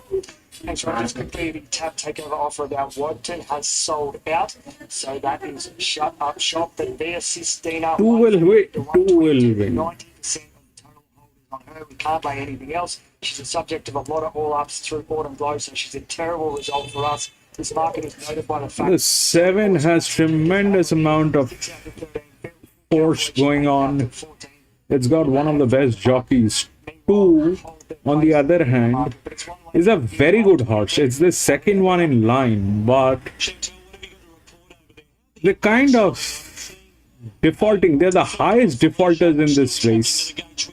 Yeah, she's with the pony, so I'll touch on her in another 60 seconds or so, but I wanted to touch on Alma because I actually saw him down the tie-ups, and I said to the man strapping him, I said, what is that? And he told me it was him. I thought, wow. Frank got try 632. He's just a brute. He just looks absolutely superb. Arriving here, and I did notice that they had to change a few things up with him. And there's no money on 6 actually. You go with 6 and 7. 6 and 7. There's no money on 6. So he's great. Via's just gone in. She's just, I walked down the race with her, and she's just this, just for a big brute of a mare, she's just so sweet and kind. And the strapper was telling me she's always like that, so that's always a good thing. Full count Felicia, she's just going into the gate. She's a lighter framed mare. She doesn't carry a great deal of condition, but she'd actually handled the yard pretty well, and Nash gave her a really good warm up, and she's just about to walk straight in. Faulkner Park is really good. He's come on nicely from his first up run, and of course Lindemann looks nice and bright. He's on the quick 7-day back up, and who did I miss? Golden Path. He's rock hard fit, but obviously this is a harder race. Okay, last year Via Sistina beat Plaster Carousel and Buckaroo. Today she runs long odds on. I don't think 6. I mean, it's a 7-year-old mare. That's the only challenge.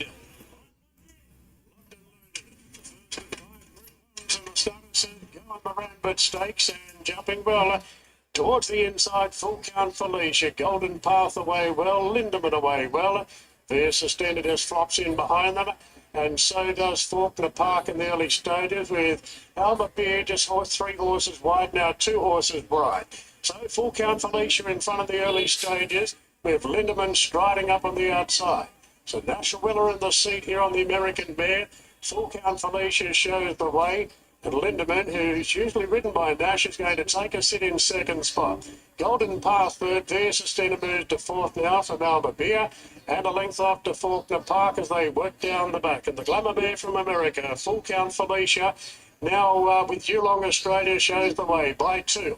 Lindemann in second position, and Via Sistina inching a bit closer on the inside of Golden Path. Alma Beer ridden with restraint. And Faulkner Park is happy to sit back last of all. So full count Felicia leading as expected. Inside the halfway mark at a controlled pace by National Miller. Full count Felicia by 2.5 to Lindemann. Golden Path in third. Just as Via Sistina locked up momentarily on the rails. 3/4 to Alma Beer, and Faulkner Park last about 6 off the lead. So full count Felicia, freak striding in the lead at the 7.50 by 2. On Lindemann second, then Golden Path, Via Sistina, Alma Beer, and Faulkner Park is last of all. So full count Felicia at the 4.50 leads the way from Lindemann, and now McDonald Peels 3 wide on Via Sistina.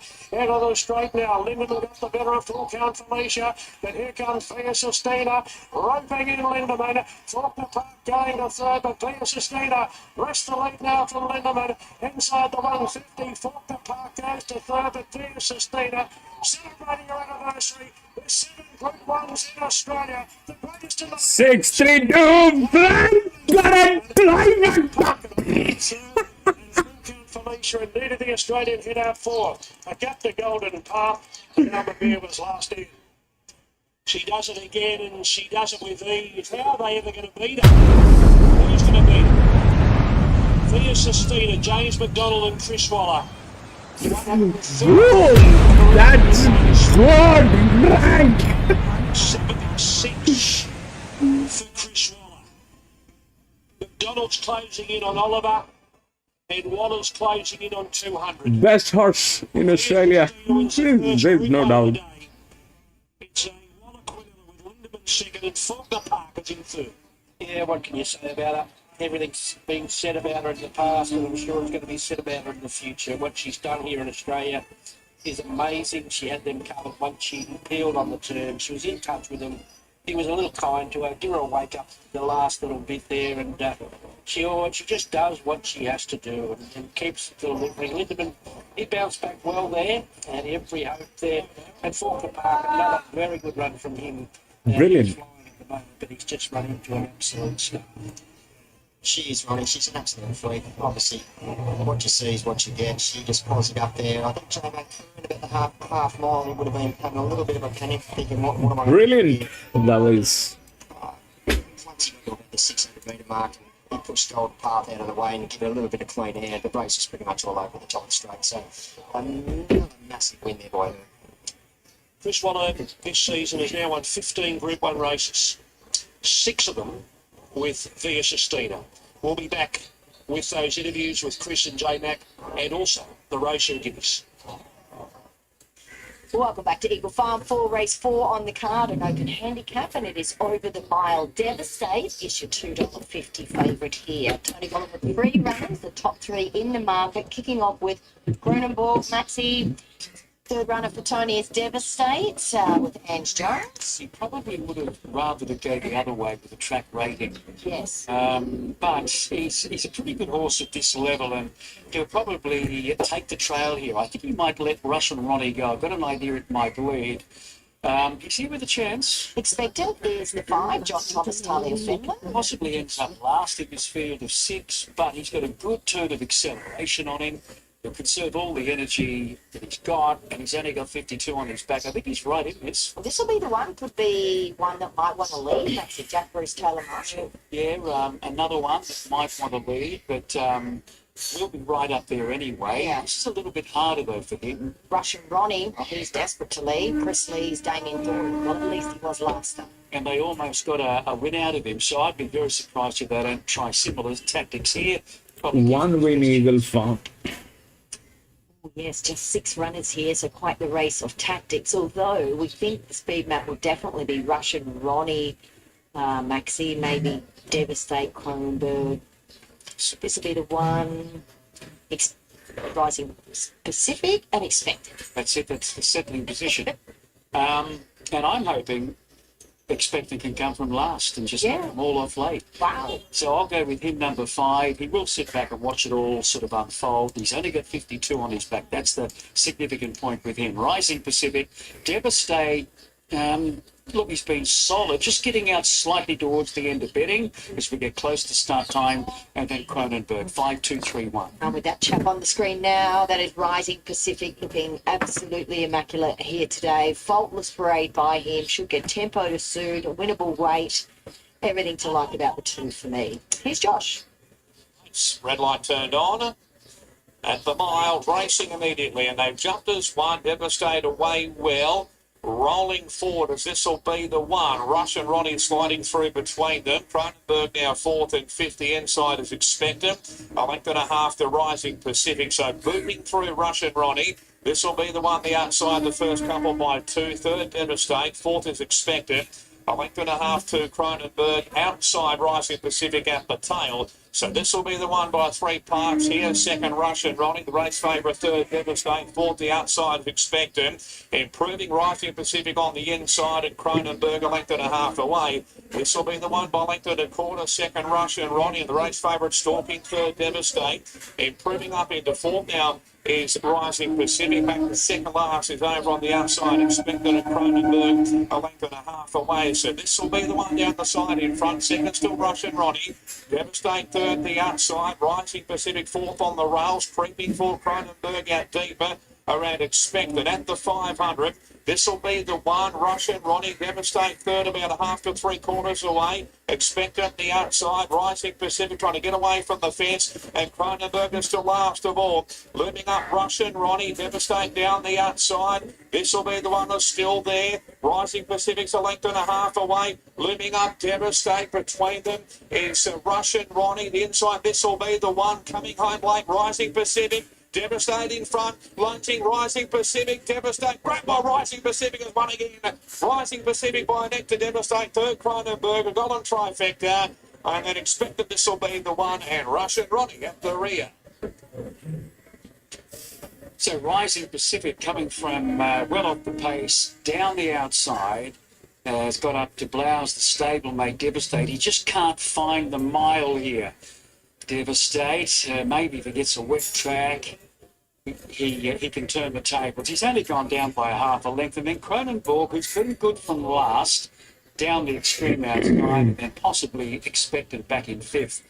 He just couldn't sprint with them when that went on, shortly after turning into the straight. But Rising Pacific has got his act together. He's won 3 of 5 this time in, and he's back-to-back here at Eagle Farm over the 1600, trained by Tony Gollan, ridden by Andrew Madden. That's his 7th win at start 22.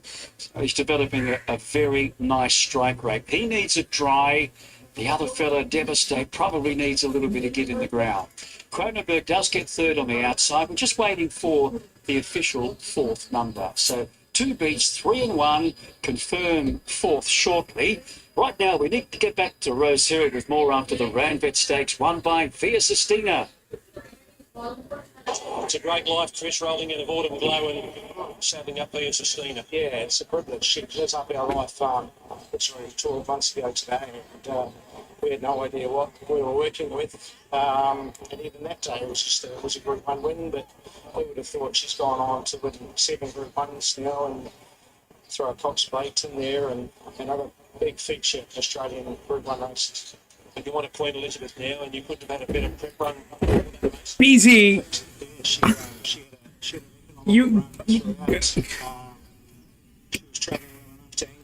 I don't, at times, PC, you get so emotional with this stuff that you get carried away. You get very carried away, PC. That's a thing that is there with you, whether you like it or you don't. You get carried away, you get emotional.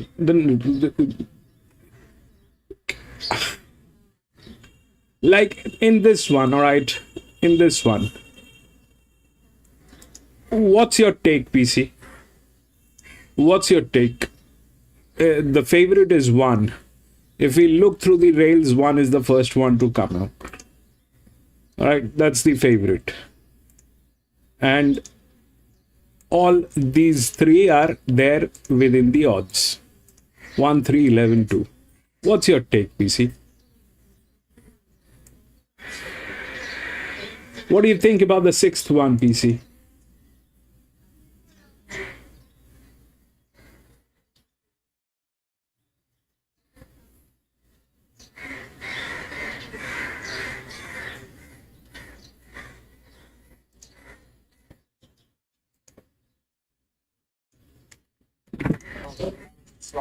Get the cover, and I think Shamway really was the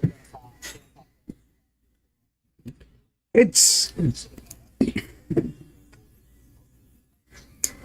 3. You're reasonable on this. This one, you're reasonable. This one, you're reasonable. But this is not a race to go with a huge bet, PC. This thing can be a very volatile one. It's a mixed sex.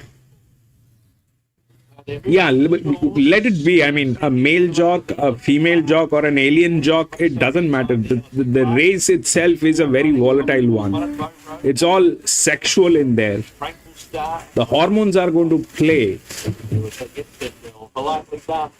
Going into the gates.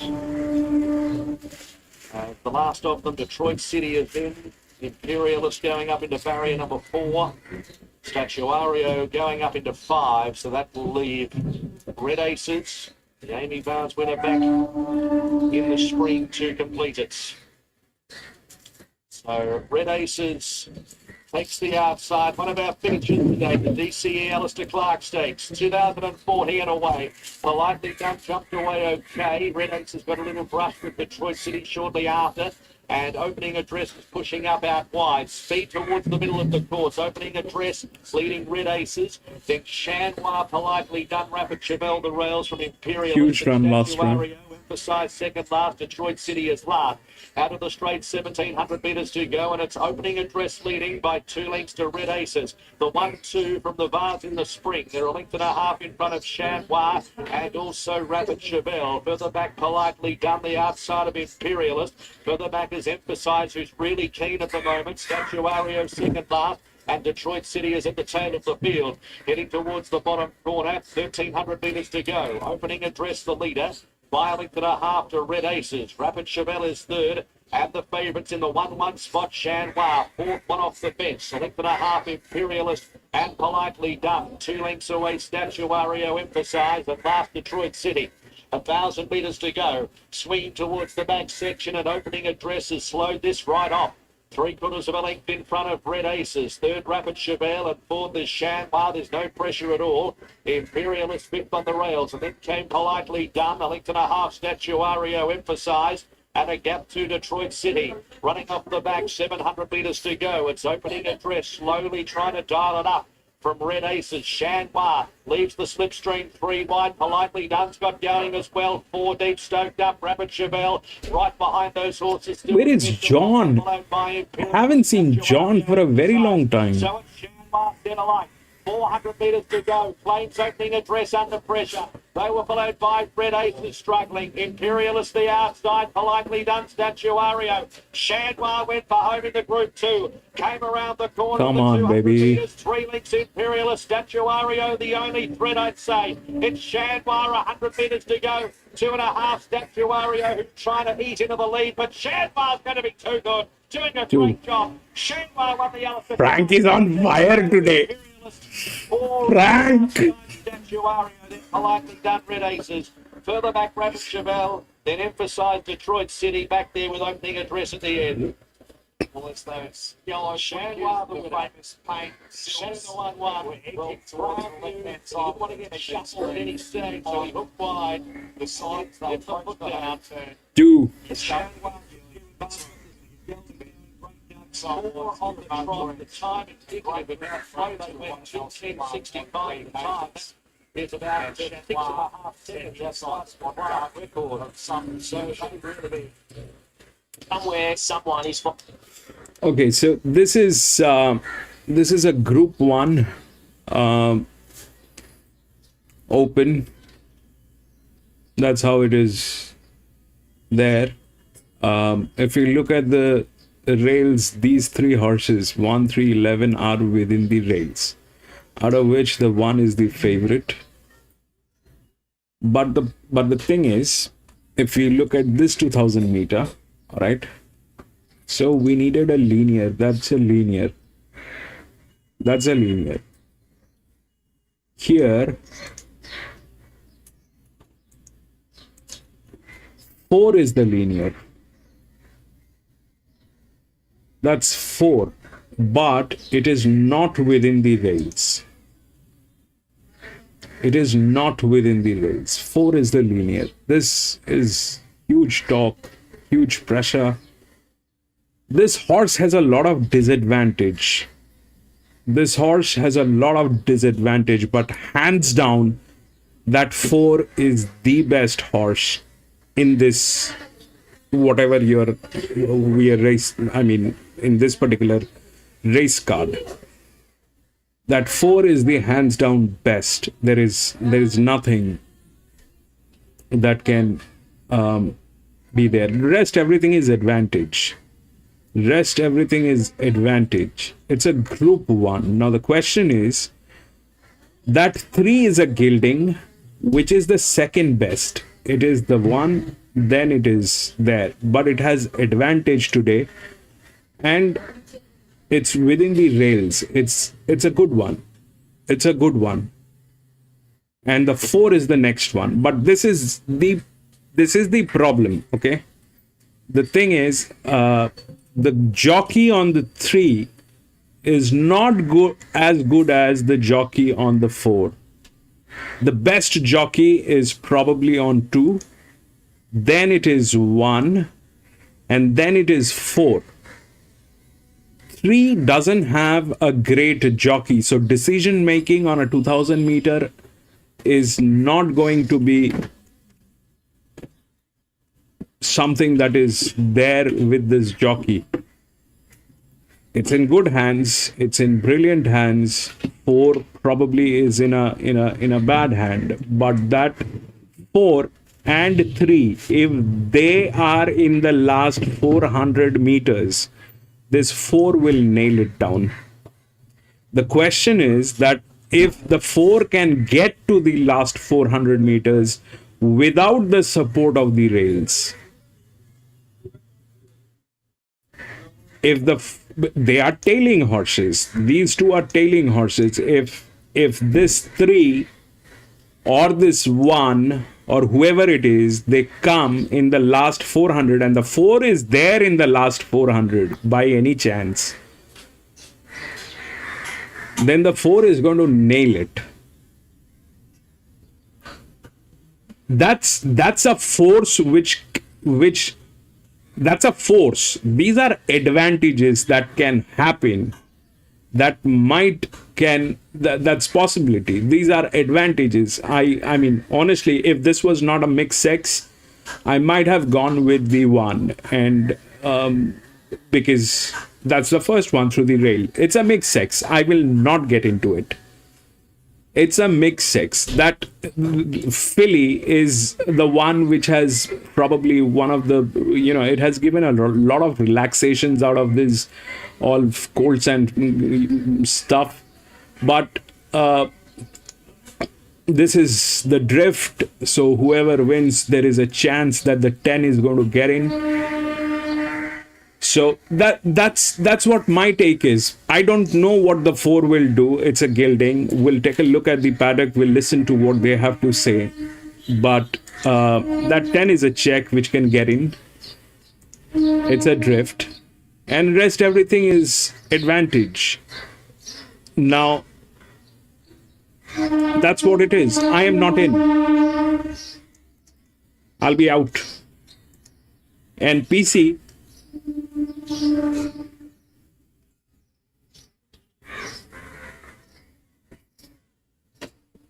get a coffee, man. Get a coffee. Get something to drink. Take a breather. You've been racing back to back, PC. You've been racing back to back. Get a coffee. Get a little breather. Relax.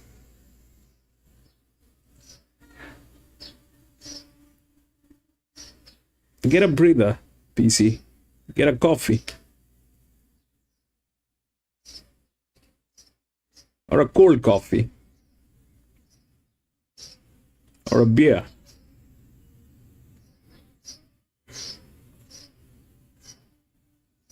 This is a group 1. Nobody is less than anyone. Nobody is less than anyone. Everybody is all good horses. All of them are good horses.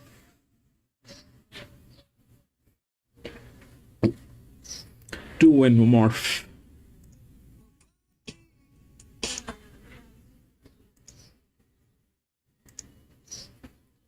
Sydney, Australia Carnival.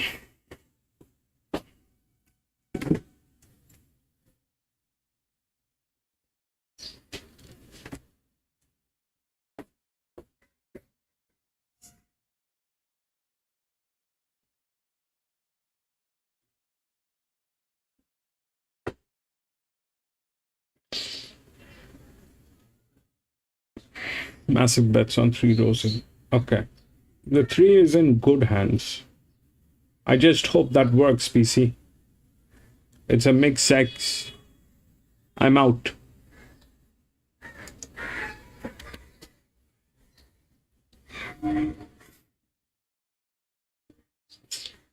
Maybe, not right now. Maybe let me just take a look at the paddock. I'll be... Keep on the bridle into the straight there. That'll, she'll be very strong, mate. You must have been happy with the way she ran through the line. Yeah, look, she didn't. She was always 2 lengths, let's say, off from the top of the straight to the finish, and then after the line, when we were setting up, I could feel her running on. So that's what I like. Little things like that. They sort of say to me that 2000 won't be an issue. It's like, mate. Thanks. I'm looking forward to this. I know Swift Falcon was beaten in the spring champion over 2,000 metres, but boy, he had a lot to do that day. The way he was trialling back at the start of the year, you could see this horse has improved, and his 2 runs leading up to this have been outstanding. I think at the $5, he's a chance. He might be able to flip the result around, or flip the placings around on broadsiding, but I've got a lot of respect for Gold Rush Guru, and I've got a lot of respect for the filly, Aliana. This is one of the races of the day. Okay, Tim Ryan, what price broadsiding, and what did you do with Versus Theatre and the Queen Elizabeth, and like a Third up, 2,000 meter. coming for our Oaks? Yeah, broadsiding just a little bit easy. He's now at a $2.25 chance. I think a lot of that has to do with the track pattern. Via Sistina now a $1.75 favourite for the Queen Elizabeth. Updating Autumn Glow earlier, she's into a $2.30 favourite for the Arrow Field. And like a Lucy, soon to be joining the Chris Wallace stable. Now a $3 favourite for the Oaks. She won the New Zealand Oaks. She's a $3.50 in the $3 firm there. There's plenty happening. Tab.com.au. The Mania brought to you by Harvey Norman, for you need in furniture, bedding, electrical and technology. Number one is broadsiding. James McDonald and James Cummings. Good comp, there's no doubt about that. He's one of our best. I thought he was beaten on his merits there, second up, and it's probably the fast lead up that he had to have going to the 2,000 metres. So a bit's going to go right for him here at the 2,000s, just slotting in from that awkward draw. So how far does he want to push forward? Do they make it hard for him? I don't know. So there's a few little variables there, like it's got to put him take our job, and he's still yet to prove, although the stable's confident, that he runs 2,000 out better than a few of these. He's paraded well again here today, Ronnie. He's one of those horses, he walks in, he's got that broadsiding attitude. He's not the biggest and strongest of colts, but he's got a real sort of attitude about him. You can just see in his eyes he parades. And he's on the march a little bit today. It looks well. Number 2, Gold Rush Guru. Jamie Millen on for Andrew Lewis. Yeah, very interesting horse. He's primed up to run well here, and probably in the Derby as well. He was great third up, I thought, in the Australian Guineas. So he probably wants a bit of a 2,000 metre test here. And if it eventuates for him, he is right there. He is right there. He's Johnny on the spot today. Yeah, he's a beautiful big horse, big and strong. When he first entered the enclosure first up, I thought he was going to get a bit hot, and he got pretty wound up. But now he's relaxed down, he's had a bit of a deep breath and think about things, and he's parading well. Swift Falcon, Tyler Schiller, Team Hawks. Yeah, I've loved his 2 runs back with this race in mind. I think he'll run 2,000 metres. I think he's a really good chance of knocking over the favourite here for sure. Still holds really, really good condition, and he's had a few tough runs, just preparation, but still looks really, really well. He's a really nice horse. He's got a terrific attitude, just goes about his business, super relaxed and casual. He paraded well. Checkmate, which is Blake Shin for Lance O'Sullivan and Andrew Scott. Yeah, that's interest. He's parading well. He's been up a while, but he's tough. And he's holding his ball, so he was very good the other day. He was slow out and he was held up in the $3.5 million race. So there's been a bit of form in that, a couple of nice horses in that race. So it'll be interesting to see how that Kiwi form holds up here. He's a range type of horse. It's him, obviously, but big level. Yeah, I couldn't knock his appearance at all. He looks well. Plymouth now, Mark Zara for Glenn Thompson. Yeah, he can race forward and make his own luck. He's bred to relish for the 2,000. Whether he's got the class, I don't know. We'll find out today. He's another really nice, neat-looking horse. Paraded well so far. Walked in with a bit of an attitude, but relaxed down well. Yeah, tick for me. Next two are for Bevan Lamming. Sabre the Dream, Martin Harley. Yeah, the first of the Queenslander. Indeed, improving on what we've seen. We saw there, in the Guineas at Flemington. He's a nice enough horse, an athletic type of horse. Has paraded well so far, seems to have a great attitude. Yeah, I couldn't put a negative towards him at this stage. Our benefactor, Zach Lloyd. The blinkers are off. I reckon he's got a future, of course. He just might be a little too soon. He's just not quite there yet for me, Ronnie, as far as his coat-wise goes. Just for better others, he's just still trying to a nice big strong horse, holds good condition, but yeah, like one run short. Kasuki, Chad Schofield for Glenn McFarlane. Big step up. Rick McFarlane. Yeah, big step up in grade. Hard to have. Casual type of horse, he doesn't really jump out at you in the parade. He's big, he's strong, Yeah, no real negatives. Majorca Sunset number 9. Bjorn Baker has Josh Parr on board. He might have a crack at going forward here. He's just out of midweek maiden class, so it does make it hard when you get to this level. One of the lighter frame type of horses. He doesn't carry any really extra condition. He's paraded well so far, he's done. Burn and Win, Tom Sherry, John Thompson. They're probably ready to win, and probably more midway than this. He's pretty wound up. He's gotten quite hot on him. And the filly, the lone filly. There's been about 10 of them run in the last 25 years. You've got to go back to 1989 Riverina Charm for the last winner of the Rosehill Guineas as a filly. Aliana is Jason Collett, Chris Waller. Yeah, she's got a good chance here. He's just going to ride the rail here, mind his own business, quiet, and look to snipe late. And being on the fence early, just not being involved in this tactical mess early here. She's going to just relax, do her thing, and it's got the more I'm looking at this race and the way the day's playing, she's got a lot better chance than I first thought. Yeah, I thought on the quick backup money she might be a slightly bit dull once she entered the enclosure, but she looks terrific. She's still got a real bounce in her step. She's feeling fresh and well, so yeah, she's another one, big tick for mine. Okay, Corey, back to you in a moment. Edric Lewis is here from South Australia. Gold Rush Guru is here in Sydney. We don't see you here often. You're going to bring a good one. Oh, when we come over, we like to think we'll go okay. So we're excited for that today with Gold Rush Guru, and hopefully we can continue our form here. 3 nice lead-up runs going into this. Yeah. Bro, I'm going to be out. Azhar, I'm going to be out. I'm not going to get into it. I'll just cheer for PC if PC is on 3. I'm going to be out. It's a middle distance test. Do you think the Derby is his ultimate aim? That's what he's here for.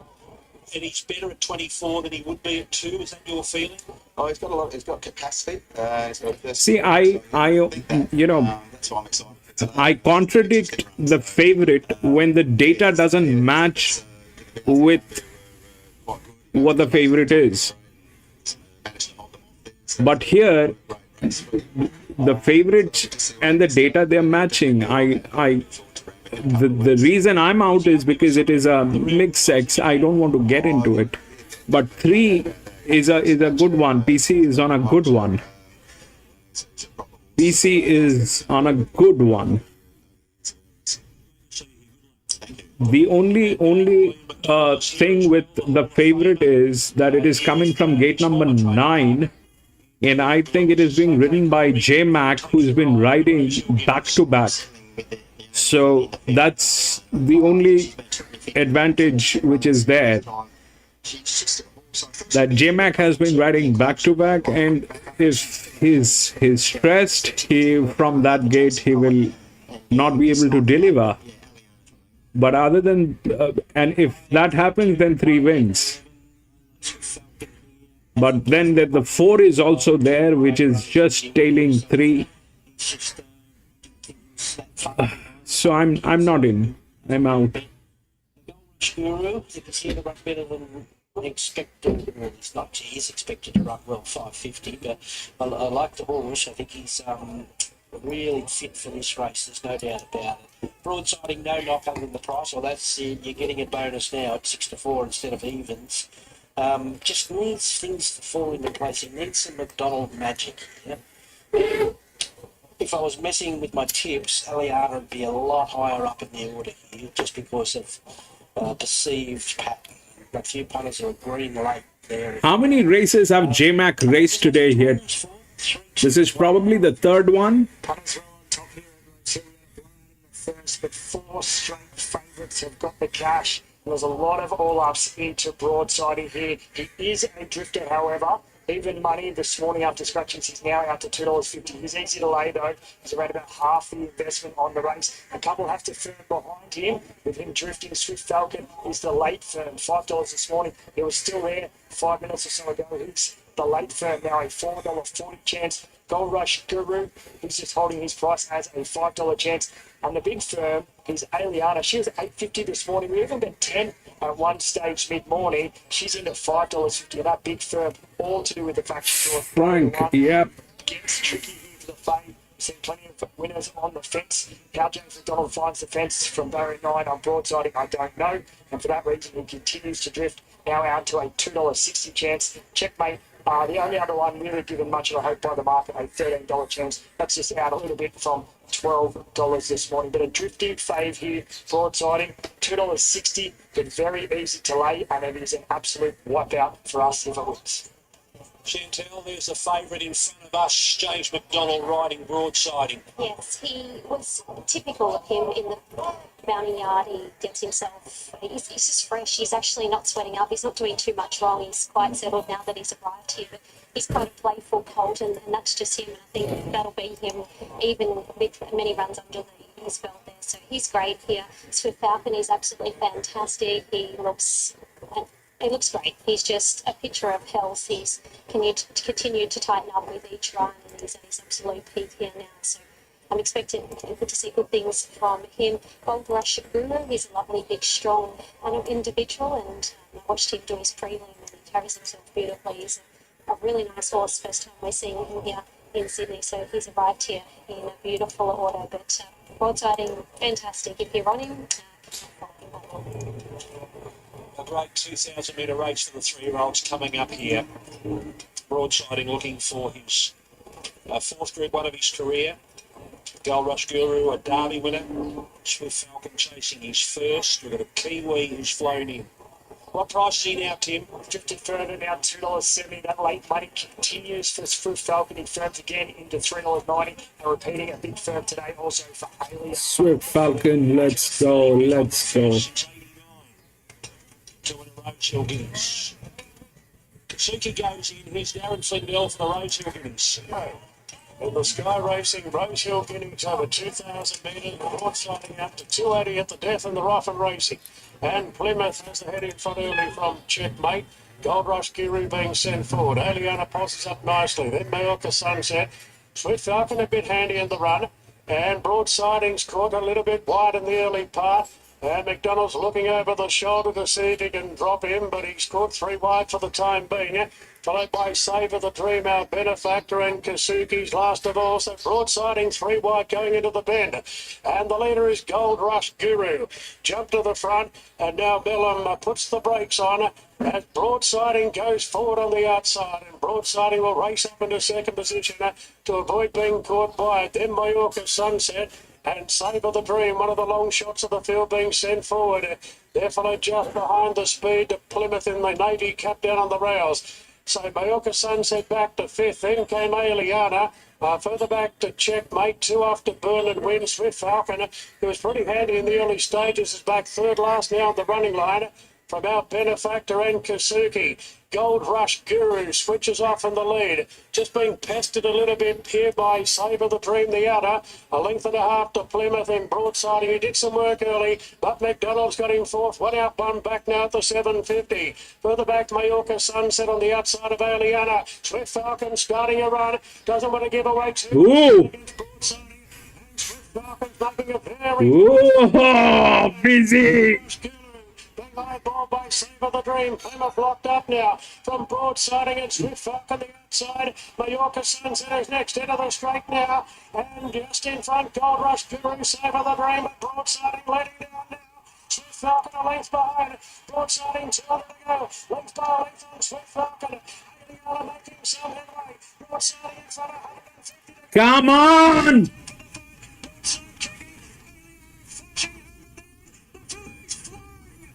$11.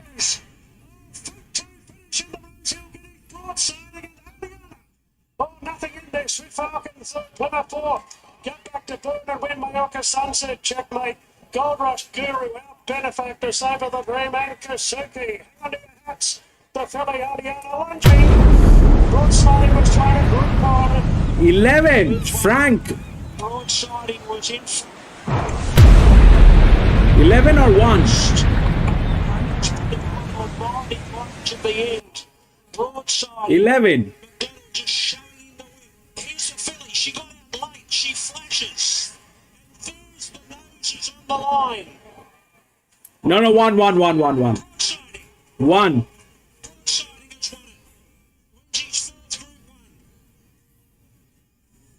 Second There's a 3-year-old to go, and he's 2, and he's juvenile here. And he's beaten the filly who's run out of her skin, and if she got out earlier, who knows what would have happened. Broadsiding beats Aliana in a thrilling Rosehill Guineas. A race that might take half an hour to dissect. That's all I know. So a few more looks at that. So what happened? The one was the first one through the rails, okay? That one was there with J-Mac and all that was there. So it went through. 3 and 11 both were in the rails, but 11 had advantage, a lot more advantage than any other horse in this card. That's advantage, and just went through.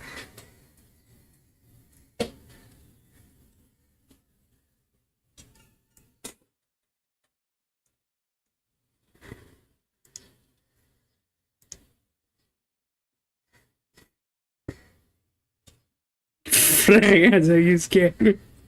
Hey, Joan. Levy. Brilliant that was.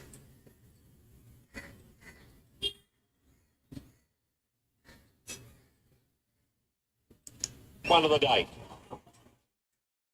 Welcome back to Eagle Farm for race 5 on the card. This is a Class 6 plate. It's over 1,000 metres. And we've got equal favourites here on the tab, Super Daisy and Blue Spinel. Let's take a look at Akaka Falls. Maxie, the top way from the Nick Keel stable, gets concussion. 310, 1-2. Nick's only had him for this run. Obviously hasn't had the horse for long. He finished second for previous trainer Brad Witter back on the 15th of February. So not sure how to measure that against our local horses here. So I'm tipping we'll just watch him today. He'll get back and hopefully run on. We'll know a bit more about him up here after this. Mr. Glatz is in half a point to $7. David Murphy, Georgie Cartwright. He's always in the money in these short course races. He comes out of barrier number 1. He can lead if a couple of the others half hesitate, or he can sit right behind them. I think he's going to run very well. Blue Spinel is one of our favourites, Tony Goll and Ange Jones. Last start, Mr. Galanzi was second to Burning Bell, and Blue Spinel was closing in on them. She was back in third. In a similar race to this, around about 5 weeks ago, she got back, she got covered up. She was going home better than anything, so she needs them to put on a bit of pressure up front, and she can finish home strongly. Outweighed. Has she joined us yet? No, we are still waiting on Outweighed. So let's look at Rush Hour, Jack Bruce Taylor Marshall. Yeah, he's third last start behind Euroborus over 1,000 in only Class 2, so a lot more depth to this, and I tend to think he might be better when the rain comes. That's not saying he can't run a place today. Right, Super Daisy is now the hot favourite, Maxi. Best back run up by a mile here, Super Daisy. I've got 3 Mr. Galanzi in on top of 4, 9 and 10. All right, here's Josh. Mission and all locked and loaded. The light turned on. 1,000 metres here. Racing and Super Daisy away well. Likewise, Blue Spinel landing third. Mr. Galazi wider out there of Rush Hour. Outweighed on the rail, length and a half to Wild Botanica. Last of all is a Carker forward, but Super Daisy spec clear by length and a half. Second, Blue Spinel. Third, Mr. Galazi. Further back to Outweighed. Wild Botanica, Rush Hour, second last, the outside of Carker Falls, a length and a half away. So Super Daisy's in front, second Blue Spinel, the outside, Mr. Galazi, third on the rail. Further back to Wild Botanica, Outweighed the outside, and Rush Hour comes even deeper. Further back to a Carker Falls, but Super Daisy went by the 400. In front by length and a half, second Blue Spinel, the inside sneaking home is Mr. Galazi.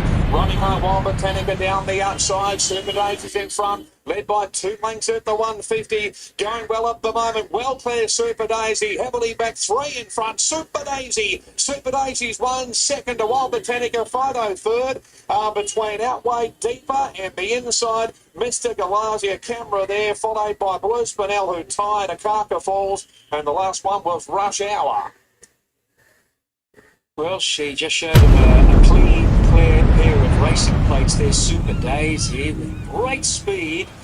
Terrific first up win over the 1,000 metres here at Eagle Farm, written by Nikita Berryman, and has scored a comfortable win. While Britannica will get that second spot, it looks like Mr. Galazzi will get third there, and then outweighed. We're just waiting to confirm the judge's decision for third and fourth. So congratulations to Trevor Miller at the Sunshine Coast, producing Super Daisy first up. She probably had a jump out or two at home at the Sunny Coast. There were no public trials there, but she's now won 5 of 10.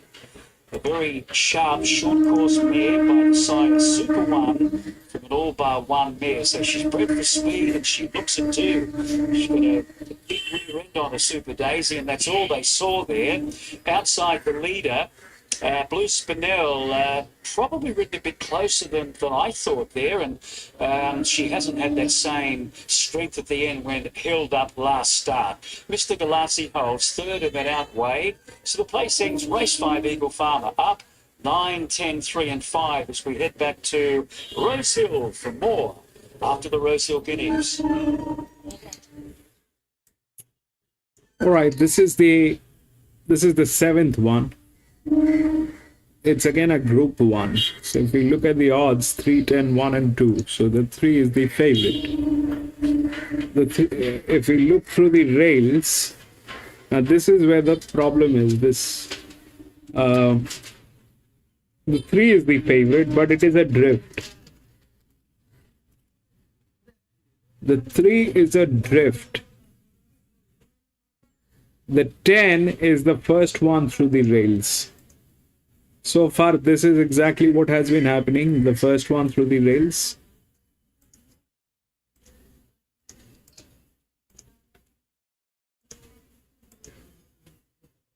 Everything has been happening through this rails. Today they have done brilliant job. They've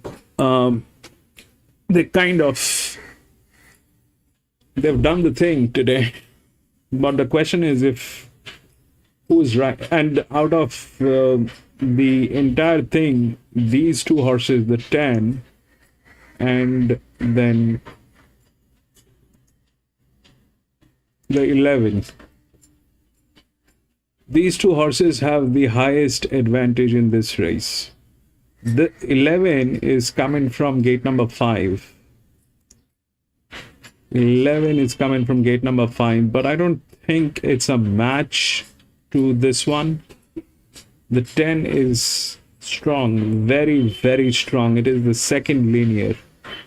The first linear is 5, and this is the second linear with very strong presence in here, and that's advantage. This is a third up, so advantages will work. This is gate number 4, number 5, the 10. I'm going to go with 10 if that thing doesn't get tailed. It's a 6-year-old mare, but that's what the thing looks like.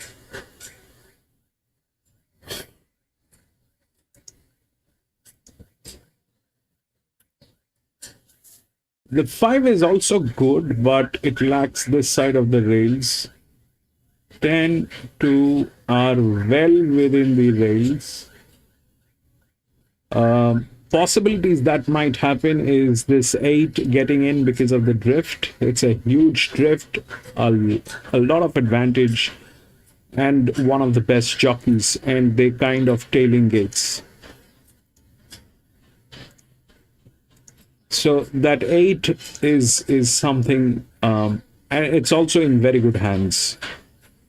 So 10 and 8, a quinch, maybe possible. And I'm going to go with 10 if the 10 doesn't get tailed. Everything looks good apart from the fact that the 3 is the favorite. So far, all the favorites were right. I did not find a contradiction on the favorite, but here there is a contradiction because this is a drift. It's a good horse. There's no doubt it is a good horse. But the pressure is less. And this one is adrift.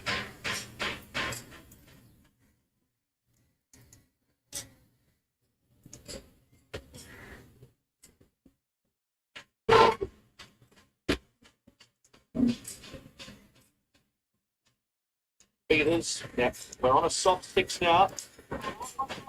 Lightfoot goes up. Sets and away they go. Chiller Cap a touch slow. 2 down Lizzie the outside broke away pretty quickly with She Nailed It and Phenom on the inside and not too far away in the early stages. Gala Queen as they complete the first 300 metres of the contest. 2 down Lizzie fighting for the lead with also Phenom. She Nailed It. Then Chiller Cap behind them with Gala Queen. Petawawa on the improved wider. Hurry Carriers next, and they were followed by Navy Heart, Sneaky Sunrise, and 2 for the back at the tail of the field. Lightfoot. That's 2 down Lizzie, 1,000 metres to go. Led by a length and 3/4. She Nailed It. Phenom is third. Petawawa deeper. Gala Queen between fillies. Chiller Cap on the rails. They were followed by Hurry Curry. Well back in the field, Navy Heart, Sneaky Sunrise, 2 lengths Lightfoot. Up the back section, 800 metres to go. 2 down Lizzie looking to lead virtually all of the way from She Nailed It. Phenom. Petawawa will sleep well tonight. Gala Queen between fillies. Then came Hurry Curry, who's 3 wide on the back of Petawawa. And they were followed further back by Chiller Cap on the rails. It's had a cushy run, needs some luck. Lightfoot's getting going from the back, and then came Navy Heart. And under enormous pressure, Sneaky Sunrise almost attacked. Those 2 down Lizzie had the motoring. 400 metres to go. Tracking up on the inside, Phenom. As 2 down Lizzie got off the fence, and Phenom's going to rail up like a greyhound here on the corner. As they reach the 200, Chiller Cap is out into the clear too. It's 2 down Lizzie with Phenom. And Chiller Cap made a line of 3. Halfway up the straight. Chiller Cap goes to the front from 2 down Lizzie. Navy Heart, and after a lovely run on the rails is coming away Chiller Cap, and Chiller Cap 2 lengths 2 down Lizzie. But not Navy Heart. Then came Gala Queen, Sneaky Sunrise, Hurry Curry as they come in at intervals. She Nailed It, followed by Lightfoot and a long last Petawawa. She had the drop on the water. 49.4. Chiller Cap. She had a pushing sit on the fence. The filly by Rich Tide, Geordie Child that had her coiled up. Running 6 days, it's had a magnificent order, pretty for the show deal. Chiller Cap is right through the field after getting an economical catch. That's 2. Here with me, you've got 2 in the race, Invade and Conquer and Moral. Well, let's start with Invade and Conquer. Is today the day going to? I hope so. Consistent. His consistency is amazing. The weights, it only takes 2 off today. And, No, it's 2. As a to go right for him to get through again. but he does like to control the races, so I think his stats read a lot better when he leads, and he can sort of dominate on speed. But he obviously likes to bowl along at a stronger tempo, and he's sort of been dictated to his last 2 runs where he's had to sit outside the leader. And he held up that little bit too much. Thought first up he over-raced too much on the first side, and then the other day a heavy track at Wyong wasn't suitable at all. So that runs really topped him off for today. It's right conditions, and hopefully it all pans out. So that drying ground, we're probably closer to a good form maybe now at suitable for you. Definitely, I think that's its go. Good form. Stablemate Burrow, not without hope either, I would have thought. No doubt at all. I thought his second here first up was super run. And the other day, once again, he probably did like a heavy track at Wyong and probably struggled with the circumference. So he gets through a trip that suits him. He's got a lovely soft draw. He'll get every chance. And I would not be surprised if he's running over the top of him because he's really going really well at home this horse. His preparation last trip was a bit disappointing, but yeah, was coming back from knee surgery. And this preparation, I think, he's just come up really well. So I'd like to think he runs well. Good luck, Jess. Good luck. Thank you. Good price there. And market says Invade and Conquer's into even money. Here, Wayne, your numbers. I'm giving him the money today, 1, 4, 7 and 5. I just really think the prices have found the right rates for him today. I think it's very smart taking the claim here from Rolly. Got him on top of number 4, Rose's Legacy. She'll be fitted for a first up run. She learned up and just peaked, I thought, there. She's a big danger. Brewer, I agree with everything that Luke put forward there. Just forget that heavy track run last start. I thought number 5, thanks for the local microphone tricky race. 1475. So Invade and Conquer 240 into $1.85 as the motorweights in. This is a pretty good go as we throw back to you. Yeah, even shorter now with Tato Conquer. It was still 235 3 minutes ago. Now 175. All the late money is for the favourite. It's around about 75% of the investment on the race. Rosie's Legacy Was a solid second pick up until a few minutes ago, but it is now friendless. $3 out to $4. Burrower, the other price. Galloper, a little bit soft as well. 7 out to 10. Cosmina, $16 chance, keeps drifting. And Cashburn, an $19 chance now. It's a big drifter as well. So, look, I can't give you a push for any of those double-figure chances. Rose's Legacy was rated a good chance up until a few minutes ago, but all the late money is for Invaded Conquer. It firms again, Lewis. It's now into $1.60. It's almost like this is over the line.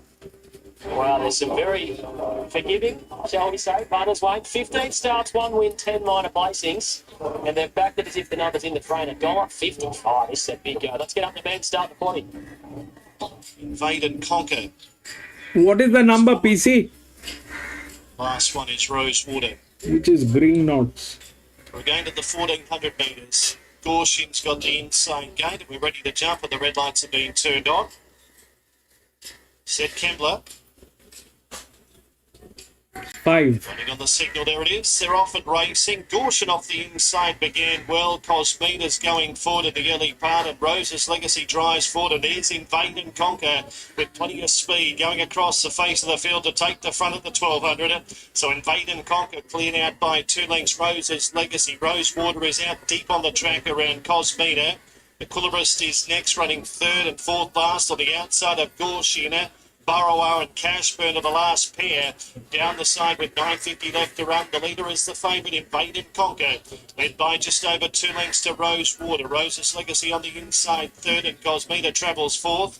Gorshin is back to 5th on the inside of Equilibrist. And then came second last Cashburn, and Burrower is last of all, 7 or 8 off the speed. 600 metres left to go. The favourite's the one they have to beat, Invade and Conquer. Led by 2 to Rosewater, and Rose's Legacy trying to get off the fence. As they come to the turn, then came Equilibrist as they straighten up past the 400. Invade and Conquer, favourite going well. Got 2 or 3 clear. Cosmina's trying to thread through between runners. Gorshin nearer the inside. Then came Equilibrist, and down the outside is Cashburn. Inside the 200, though, it's Invade and Conquer. A mile in front. Cashburn will run to second here shortly, but it's Invade and Conquer. Well in front, down inside the 50, and the favourite's much too good. Dominant victory, Invade and Conquer. 1 by 3 and a quarter, I'd say. Cashburn second, third probably Cosmina. Gorshin rattled on the inside to get 4th, then Burrower. 1. Followed by Rosewater, Rose's Legacy, Equilibrist. Invade and Conquer, obviously started today 1, 5, 3 and 8. Wayne, that money, gee, wasn't it just torrential in the last couple of even minutes of betting, and they get that spot on. Well, I think, as I said before the race, I think the prices have found the right race for him today. Yeah, there was no complicated horses or not being sparing the opposition there, but he's a horse that the Australians always had a very big opinion of, and to say that he's only won the 1 race before today, like just think down to race, he had to win today. But I think they put the icing on the cake. They're putting Molly Fitzgerald taking the 2 kilos off. She's very, very confident, this girl. She went straight to the front. I think she went at her own speed, dictated well, and when she could hear them sort of coming up behind her, she gave him a dig, and off he went. He's been first in the race. A couple of nice runs there. Horses that might, I reckon to reach, might just have to look at it a couple of times. And yeah, the horse come from the back there, Cashburn. I thought he ran well for Pitchbeard. Did bomb the start there and still got into second. So 1 beats 5 and 3. Kitty's right there on screen to the 5th of Kembler Grange starting the quaddie. We'll take a break. Race 7. Rosehill the other side. The Group 1 George Wright.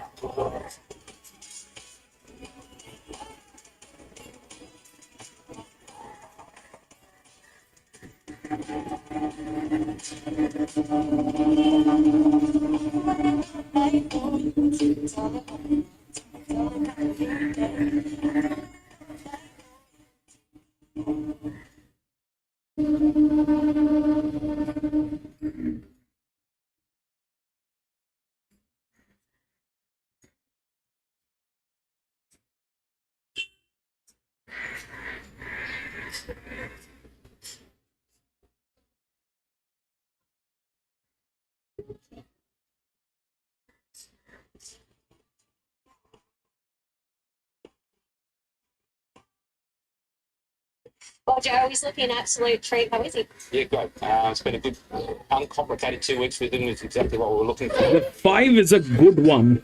The 5 is a good one, PC. Nice straightforward 2 weeks where we haven't had any interruptions, couple of nice gallops. the 5 is absolutely great with performance. It's the linear. The only problem is that this side of the rail is missing. They're not prepared for this or what, I don't know, but my machine learning says a very huge number. The machine learning is on 5. I heard you speaking about his weight on the radio this morning. He said it's heavier, isn't it? 10 is the next one to the rails. The problem is the jockey, PC. The problem is the jockey. The best jockeys are on 10, 2, and 8. 8 is definitely a check because it's a drift and it's tailing 9. The horse is fantastic, PC. There's no doubt, but it's not in a great hand. He's fully fit now, and I think he might just have an edge on the mare, Fangirl, with best of the rest being Tom Kitten. Okay, Group 1, the agency George Ryder over 1,500, dismounting out for Harvey Norman. All you need in furniture, bedding, electrical and technology. And we'll start with Wolf for Joe Pride and Chad Schofield. And that number 10 has a dedicated jockey. I think so. Just a little setback when he just had to go in back in distance to the sprint of the Canterbury Stakes behind Royal Patronage that day. So he's ready to do his thing third up. Barrier 1, just give him room to move, and he's certain to be in the finish here today. He looks absolutely outstanding today. He's actually looked better this time around than his previous preparations, but he's the boy that's become the man. He's super relaxed now in the enclosure. He used to, have a bit of a play and just do silly little things, the immature things, but now he's just a complete package. He's paraded absolutely super. They could not have him looking any better. Tom Kitten, Ben Melamon for James Cummings. He's just walked into the yard up the top there. He's flying in his 2 runs back to the Spells of Gelding now. He looks... on paper, he'd be a good chance. Just his style and what's coming up for him. This is his race he has to have before the Doncaster Mile, where he's got a terrific hope. And just how much medicine he has to take from the draw is the killer with him today. But certainly, if things unfold, he's certainly got a chance. He's so much more mature now from than what he obviously used to be. As sort of big and awkward type of horse, but now he's still big, obviously, but he's just more athletic now. He looks absolutely super in the parade. Obviously, only just got a quick glimpse in his walk past, but another stable that couldn't have him looking any better. Royal Patronage, the Canterbury Stakes winner, Group 1 winner, last start. Tim Clark for Waterhouse and Bond. Yeah, SP 20-1, but there was no fluke in the performance. It should find a great on-pace run again, and it's very, very hard to catch. He has really tripped up after that first up run there at Randwick when he was extremely tough. He's one of those horses, he's really matured as far as when he first arrived here. He used to get really worked up in the yard and sweat and bouncing about, but he's another one. He's just really relaxed down and he's paraded well. Buckaroo number 4, Damien Lane for Chris Waller. 38 days off, 2 trials. Appears a start-off race for him, but he has been very competitive fresh in the past. And Chris is speaking highly of him, saying how well he's come back, so don't sell him too short. On fresh he is, he's been really paced about since he's walked into the enclosure, so obviously feeling very fresh, very well. He looks like he'll take good benefit out of today's run, just looking at him. But yeah, very small negative. Gringotts is Tommy Berry on for Kieran Marr. Well, he come of age last preparation, winning the big dance and the gong and whatever. So he was great first up. He lost his position with the big weight from an inside draw. So his advantage was with that. He lost that position. This is a different race altogether with a clean getaway. He's right there the whole way, ready to pounce. He's another one. He looks absolutely super in the yard. I love the way that he parades. Took this massive big stride on him as he parades. Yeah, could not put a negative towards him. He looks super. Militarised, number 6, Zach Lloyd and Chris Waller. Yeah, he just lacked the match practice in the slowly run race first up. He made a dash on the point of the turn, and the race was just run too slow for him. He'll go better today, but he'll go better, but probably the run after this will go even better. I don't think he's there yet. He run, I thought, was okay first up. He looks like he's trimmed up again. But I just don't think he's quite there yet. He's not there yet in the coat. His manners are good, everything like that. But yeah, I think he's one run short. Here's Celestial Legend. Hugh Bowman jumps on today for Lesbridge. Yeah, look, I don't think he was as bad as the last time either. He was similar to Militarised. They just went steady.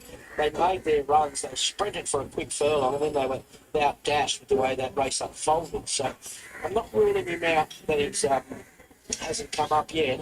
He'll go better if he gets more speed today. Yeah, he's got a little springy step here today, Ronnie. He's got a really big pace about since entering the enclosure. Looks well, coat's really healthy. Yeah, but again, he just looks very upbeat. Kovalika, Nash Willer on for Chris. 2 trials. He was competitive running third to Royal Patronage first up in the tramway last preparation, but I wouldn't think he'd be as fresh here today with the autumn just starting off. He's absolutely glowing. He's got no improvement left in this. Fangirl is 10. It doesn't look like that's going to get beaten today, Frank. First up. He's expecting him to a little bit softer than what he is. It looks like he's had a good bit of work to do. It looks well. Here's another Group 1 winner in the field, Port Lockroy, Mark Zara, Phoenician and Archibald. 99 days off. He's a talented horse, so I like him. But just on one trial, I'd suggest he has improvement to come after today. Yeah, he looks like he will improve on today's run. He still looks a tad soft for mine, but a nice style of horse. Fangirl, James McDonald and Chris Waller. McDonald's won the first 2 Group 1s today. Well, she's a rare pearl, isn't she? She's outstanding, man. Never lets her supporters down. A little concerned with her racing style here, but she is a mare you can make a bit of a move on. Yeah, I'll leave it to James. He hasn't made any mistakes yet, but obviously the roll-ups, after she was out in the market on the tote this morning, she's favourite now with the roll-ups. She looks really good roll on him. I put the 5 at the start. There's no money on that. I know. There's no money on 10. That's why I'm trying to look for. She's very relaxed and casual. She looks good. Here's the other mare in the race, Steffi Magnetica, Jason Cullen. I wanted to go with a 10 and 8. Clubbed. She's very good when she's wrong. She's still got a little bit of time to do in her time as well. It's the 10 is. Looks like there's not a lot of her, but again, she's still not quite there yet for mine.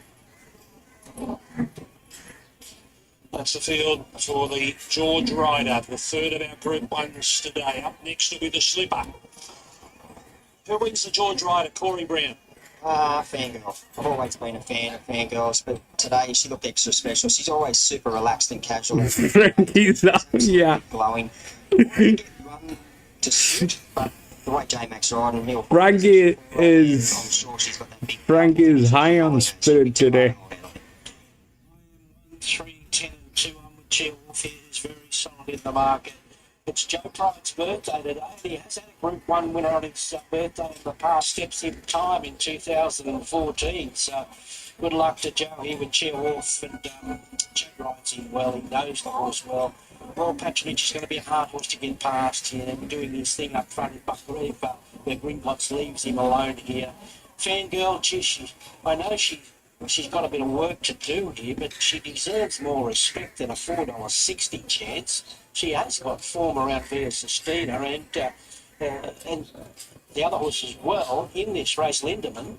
So, boy, oh boy, they've just dumped her. But she's got to a price which makes you, really have a second look at her. And I'll throw in Tom Kitten, who should be doing his good work late, although Randwick has to fit on in with the map factor alone. 1, 3, 10 and 2. Yeah, the pain is continuing at tab.com.au. 5 straight favourites here at Rosehill. James McDonald riding the last 3.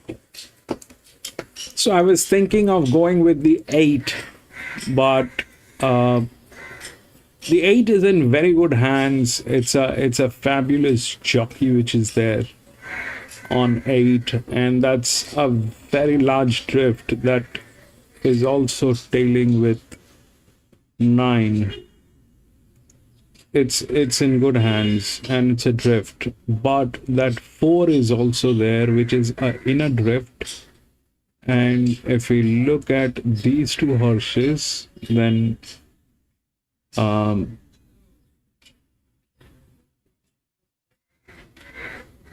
don't know. I think I still should go with 8 because the 8 is with a lot of advantage and a very good jockey.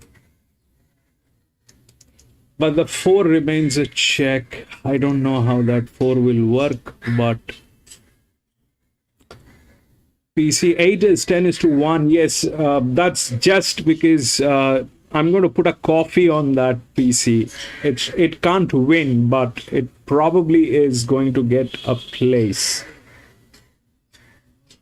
It cannot win, but it probably, I mean, if 10 and 8 gets a queen, that will be huge. I don't know if I want to do that, but I'm going to put 8 as a coffee. But this time around, he's come back a lot better, and he has, because last preparation it took him a long time to clean up in his coat and whatnot. But he's absolutely 100% here in terms of the way he looks. So he's great. Fangirl, she's just one of the most healthiest mares you'll see. She's just got dapples upon dapples, and she presents much the same each time you see her. Steffi Magnetica hasn't lost that winter look about her. She's still got a bit of a rough coat, so I wouldn't say she's changed a great deal from the last time I saw her. Gringotts looks really good. I was watching him canter around to the barriers there, and he did a beautiful prelim, so that's a positive for him. And of course, Big Tom, he looks great as usual. A little bit more now that he's arrived at the gates, but he's nice and settled, which is usual of him. The George Ryder Stakes, a race that Winks won 4 times. McDonald's going for 3 Group 1s in a row here. Following on from Vias Estina and Broadsiding. He rides Fangirl. Here's Darren. The last to go forward. For the George Ryder, over 1,500 metres, Tom Kettle. It doesn't look like Fangirl can be beaten. It doesn't look like that. George Ryder in 2025. They're about to release them. Then they wide out. They settle up, and they're off and racing here in the George Ryder, and Militarised was sharp into strike. Gringotts being sent forward, together with Royal Patronage right there on the rails, and Royal Patronage will lead from Gringotts. Militarised. Wolf is putting hand into the action together with Steffi Magnetica. Then came Fangirl. She caught 3 wide early from Kovalika, Port Lockroy. Then Tom Kidd and Buckaroo and Celestial Legend last of all. So Royal Patronage makes the running out by a length on Gringotts with Militarised in third. 2 lengths away to Wolf, Steffi Magnetica and Fangirl. She'll have to be content with sitting 3 wide the trip. Then Port Lockroy from Kovalika. Tom Kitten moves up. She'll grab the mares back. Back second last is Buckaroo to half 2 Celestial Legend. Royal Patronage in front down the side. 7.50 to go. By length on Militarised. Gringotts well positioned. Steffi Magnetica goes to an outright 4th now. Wolf back on the rails. Fangirl's been 3 wide from the start. Then Kovalika, Port Lockroy, Tom Kidder, Rollback Buckaroo and Celestial Legend. So Royal Patronage under a good grip. Gringotts presents in second. Then Militarised. Wolf going up the fence. Steffi Magnetica the outer. And 2 for the back to Fangirl. In front Royal Patronage with Gringotts looming large on the outside. Gringotts moved up to Royal Patronage. Wolf is coming through the middle, and Fangirl, she's still in her wide out. Fangirl, Wolf and Gringotts through the middle. Fangirl, the outside launches at Gringotts. Another thriller. Fangirl, Gringotts, a half head away to Wolf. Then came Royal Patronage, Tom Kidden closer. Further back, Kovalika, Port Lockroy, Militarised, Celestial Legend, and Buckaroo was one of the last to finish. God knows, I don't know. They're wide apart here. White cap, Tommy Berry on Gringotts. Wolf is in the centre and Fangirl. How dare she keep coming like that? Gringotts, Wolf, Fangirl. She's lunging. Is she going to come down? 10-5. No! 5! Easy! 5-5. Fangirl will be second. Wolf will be third. are all Group 1 winners in that race, except for Buildups. Boom! Easy! Finally! Who's joined them today? Five got it.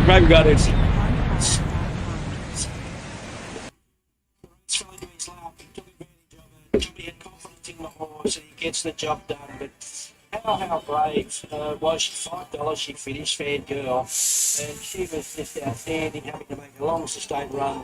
He's on target, don't worry, she will fix up. You've gone really well, fighting. Desperate for the mile now, desperate for a mile. And Tom, lovely little... Brilliant, PC. That is good. He's gone from strength to strength, this horse. He's just got his confidence flying the last two preps, but great contest. Tommy Berry just returned from injury. He's done an amazing job, Tommy. Huge odds. This horse through the line the other day.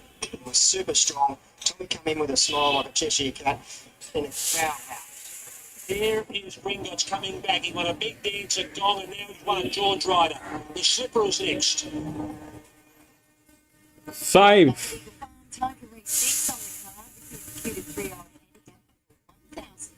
Ginatonic is your $3.20 favourite. Shows a sign is the first one to look at, Max. He slightly has the drifts now $10. Bloody website. It's a speeding time. We won't to the last. No, this is the 4th race for J Mac. Come on. Oh, that's okay. I mean, this was the 4th race for J Mac. How much can he deliver?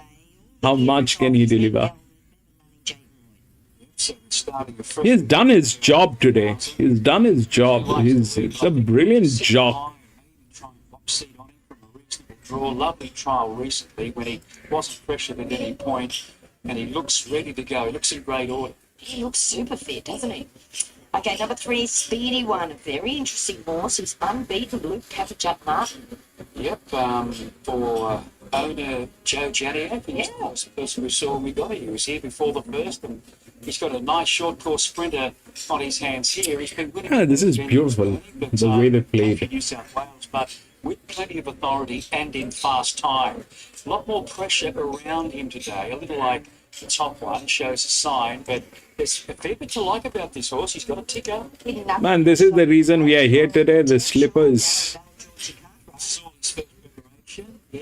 And God knows what will happen. It's 13, 8, 1, and 7. 7 starts. The longest race has been, it's been over 870 minutes. So this will be something a little new. He goes okay. Prefer him in something a bit easier, possibly. Lima Hooley is the 6th. Van Holler Boris Fulton. Yeah, I just don't give them too much start. Divine Force, Blinkers are off. Chris and Corey Munson, Ron Stewart. Worth keeping under notice here. She showed a lot of potential early in her career, but that recent trial suggests that she's come up quite well this prep. Rightio, they are loading up quite quickly here, Maxie. So, Ginatonic, your fave. It's just off the map, Bernie. I don't know how much money that is, but this was really $4 yesterday. It's into $2.20 Ginatonic. He looked great in the yard, fit, as you pointed out. He'll just sit off them, and let's see what he's got under the bonnet this prep.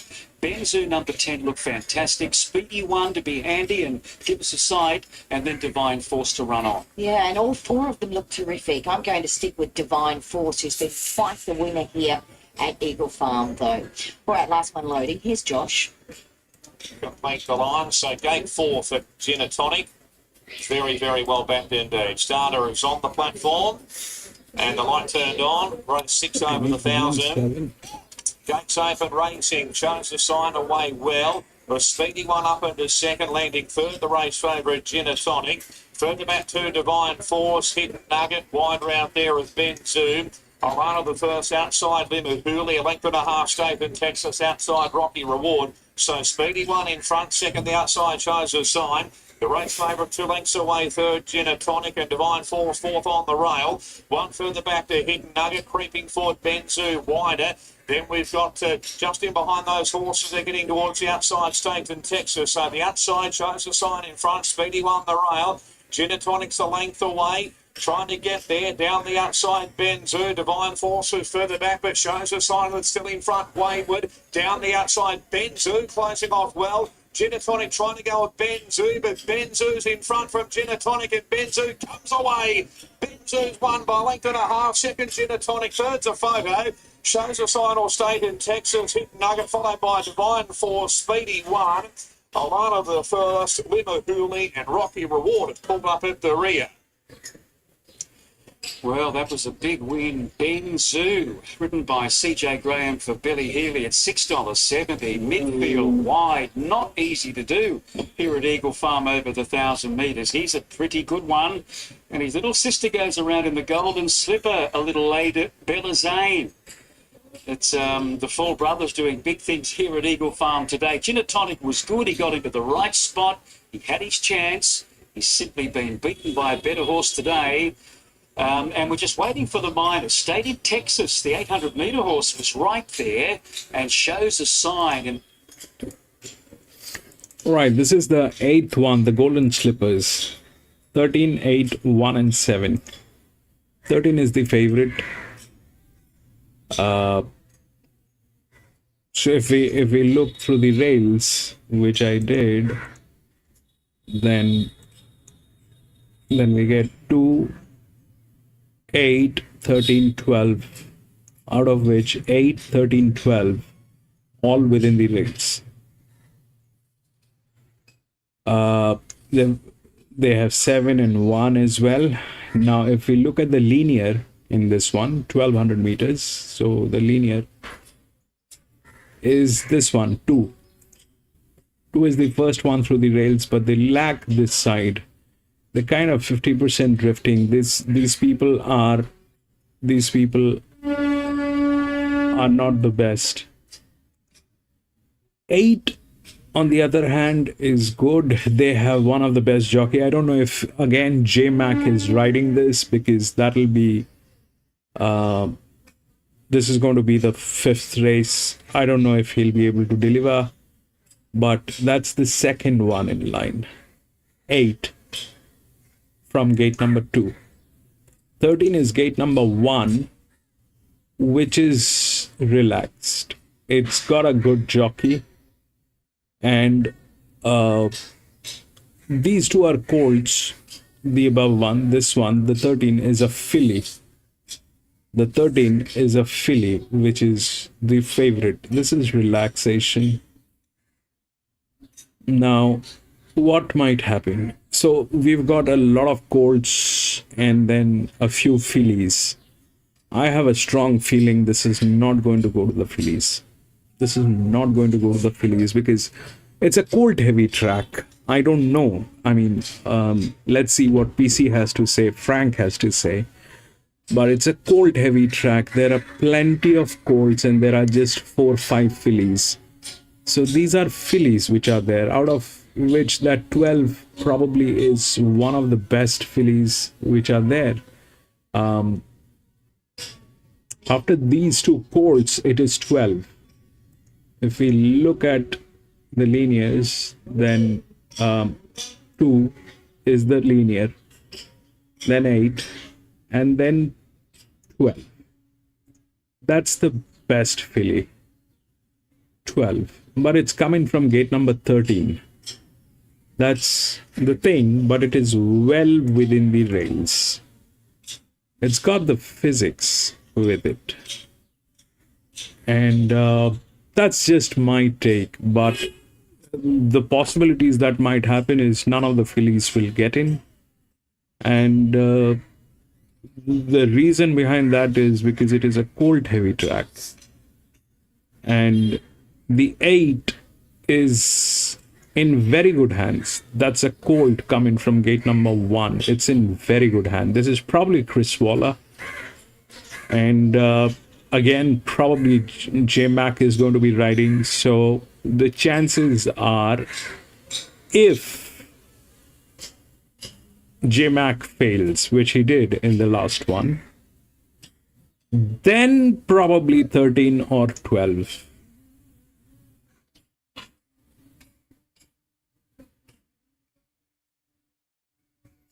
But even then it is not going to be that easy. Even then it is not going to be that easy for the fillies. That's just my thoughts.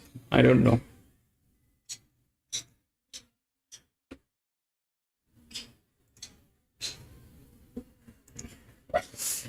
To our Group 1 contest today, Charisse goes in and rumbled again. Daniel Moore rumbled again, who ran well in this race 12 months ago. Rumbled again comes up. Set to go. They are ready. Lewis 12, Rosehill 12 is good, but I don't know. It's a very cold heavy track. Quintessa jumped away well with Rota Arataki, Bond Mistress. Lady Jones from the deep is showing a little bit of blick, and also 12 MV, I think. looking for a position, using plenty of the track out deeper. So after 250, Grinzinger Bell looking to cross the face of the field from Rota Arataki, Bond Mistress, Wishlaw Lass. Then another profit behind them from Quintessa, and then Lady Jones. Molly Blue midfield outside of Labore.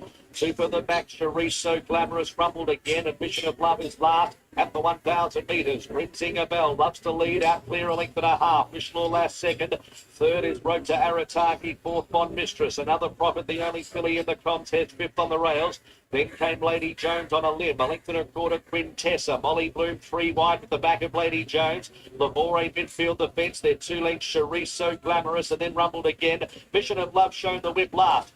Grinzinger Bell, 600 metres to go, tried to sneak away. 4 lengths in front of Wishlaw Lass, and then came along the inside road to Arataki.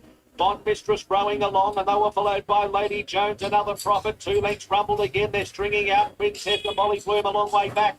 Grinzinger Bell at the 400, 4 in front from Road to Arataki. And then came another profit, Lady Jones, and back behind those Bond Mistress. Around the turn, Grinzinger Bell tries to steal it at the 150, 2.5 lengths. Road to Arataki is trying her heart out, but Grinzinger Bell, 100 metres to go, is going to run them off their feet. For Declan Bates, Grinzinger Bell wins and Road to Arataki second, another profit third.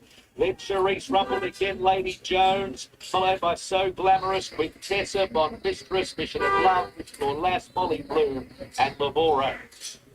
Mission accomplished. John Wheeler the race time, and he got exactly what he wanted. Zinger Bell, right now, well made, all smile. Zinger Bell, it's highly effective. Sort of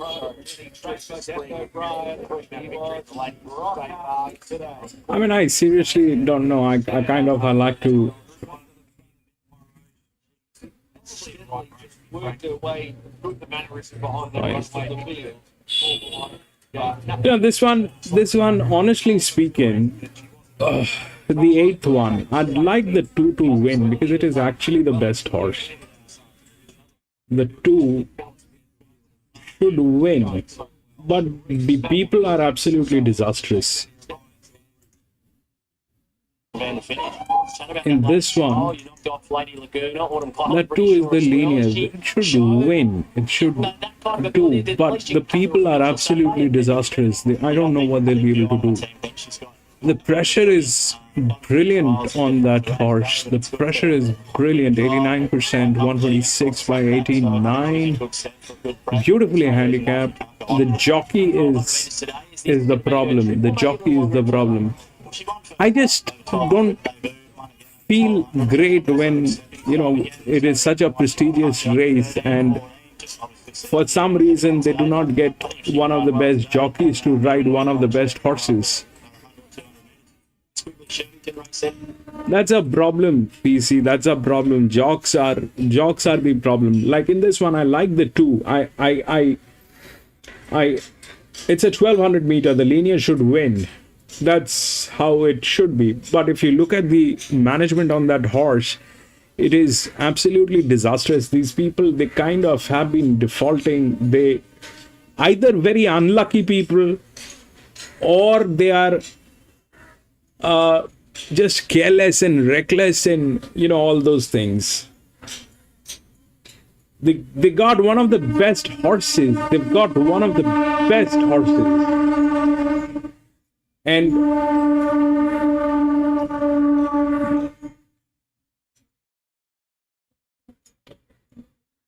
It's Ford looks good at Kembla.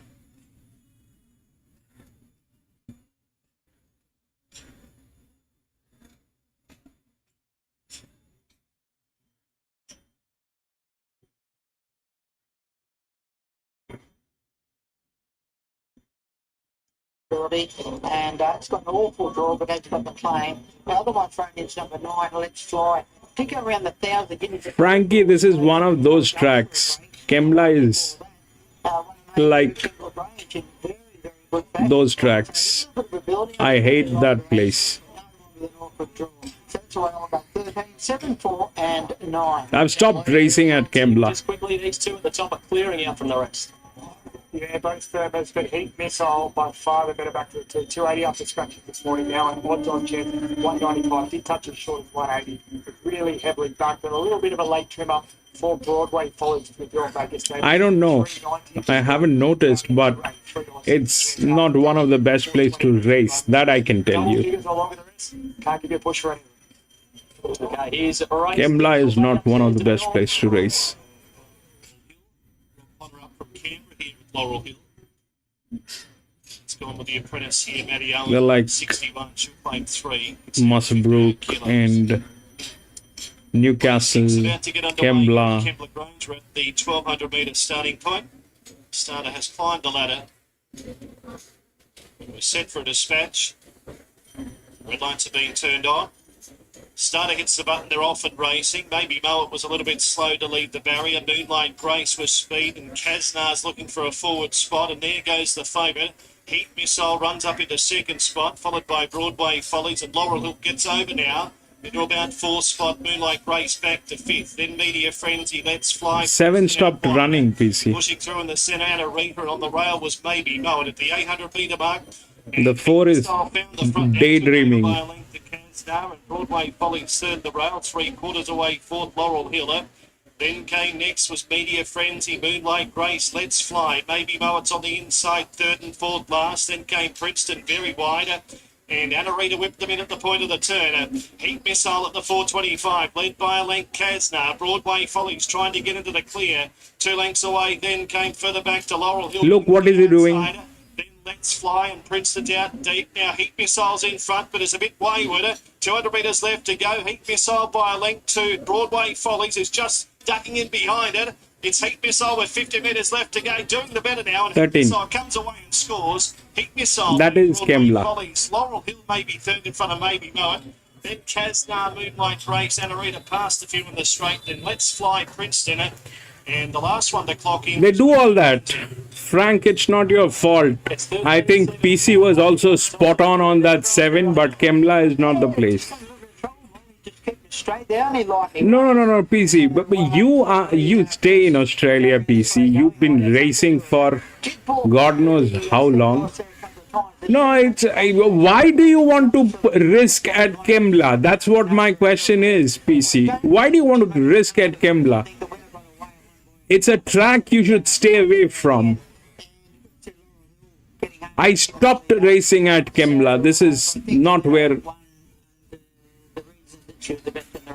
13, 7, 4, and 14 here. Kembla. Yeah, I think 4 could have gotten a place. I think 7 PC was spot on. But if you look at the race, do you think that is something that any of you expected?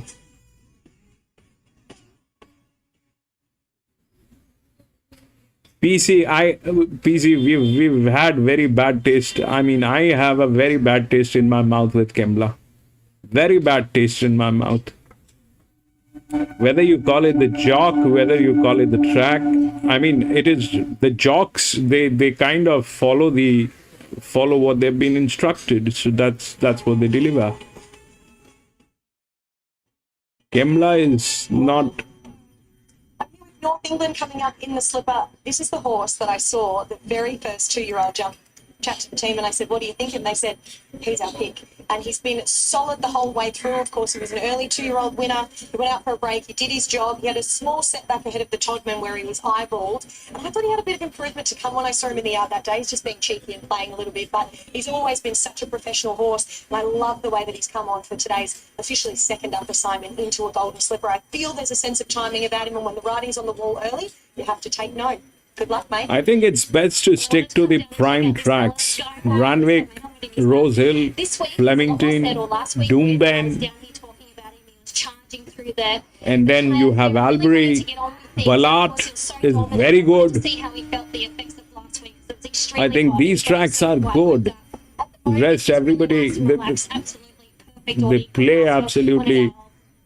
To look as good as him. And of course, King of Pop, this is his stablemate. He's been fantastic, 2 from 2 so far. He's a lovely type of horse. He's a little bit spooky here at my camera, but he's come through his runs really well. And I was talking to Gerald off camera and he said everything has gone to absolute perfection so far. So let's see how they both run.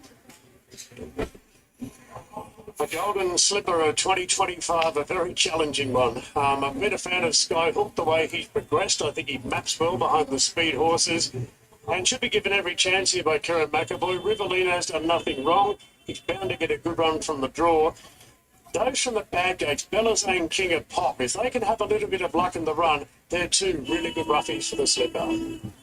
Thank you, Darren. The runners are starting to make their way in front of the crowd, and in just a moment we're going to see the first of them here in this parade ring, which is packed, absolutely packed, the members area, and everyone that can come out from behind the glass windows to take up a spot will do that. There's nothing like it in Australian racing. The $5 million Golden Slipper, the richest race for 2-year-olds. They're only babies, but they've got so much speed. And who will come out on top today? Rivellino leads them in. And soon we'll have 16 in the yard. This mounting yard is for Harvey Norman, all you need in furniture, bedding, electrical and technology. Tim Ryan, what's the favouritism situation as they parade? Yeah, Tempted's holding solid. She's the $5 favourite for the Tap Golden Slipper. Watson, he got out to $7. Finally, some interest in him. He's back to $6.50. Rivellino continues to firm today into $7.50. And more money from Martina. She's into $8. A good firm in the last few minutes.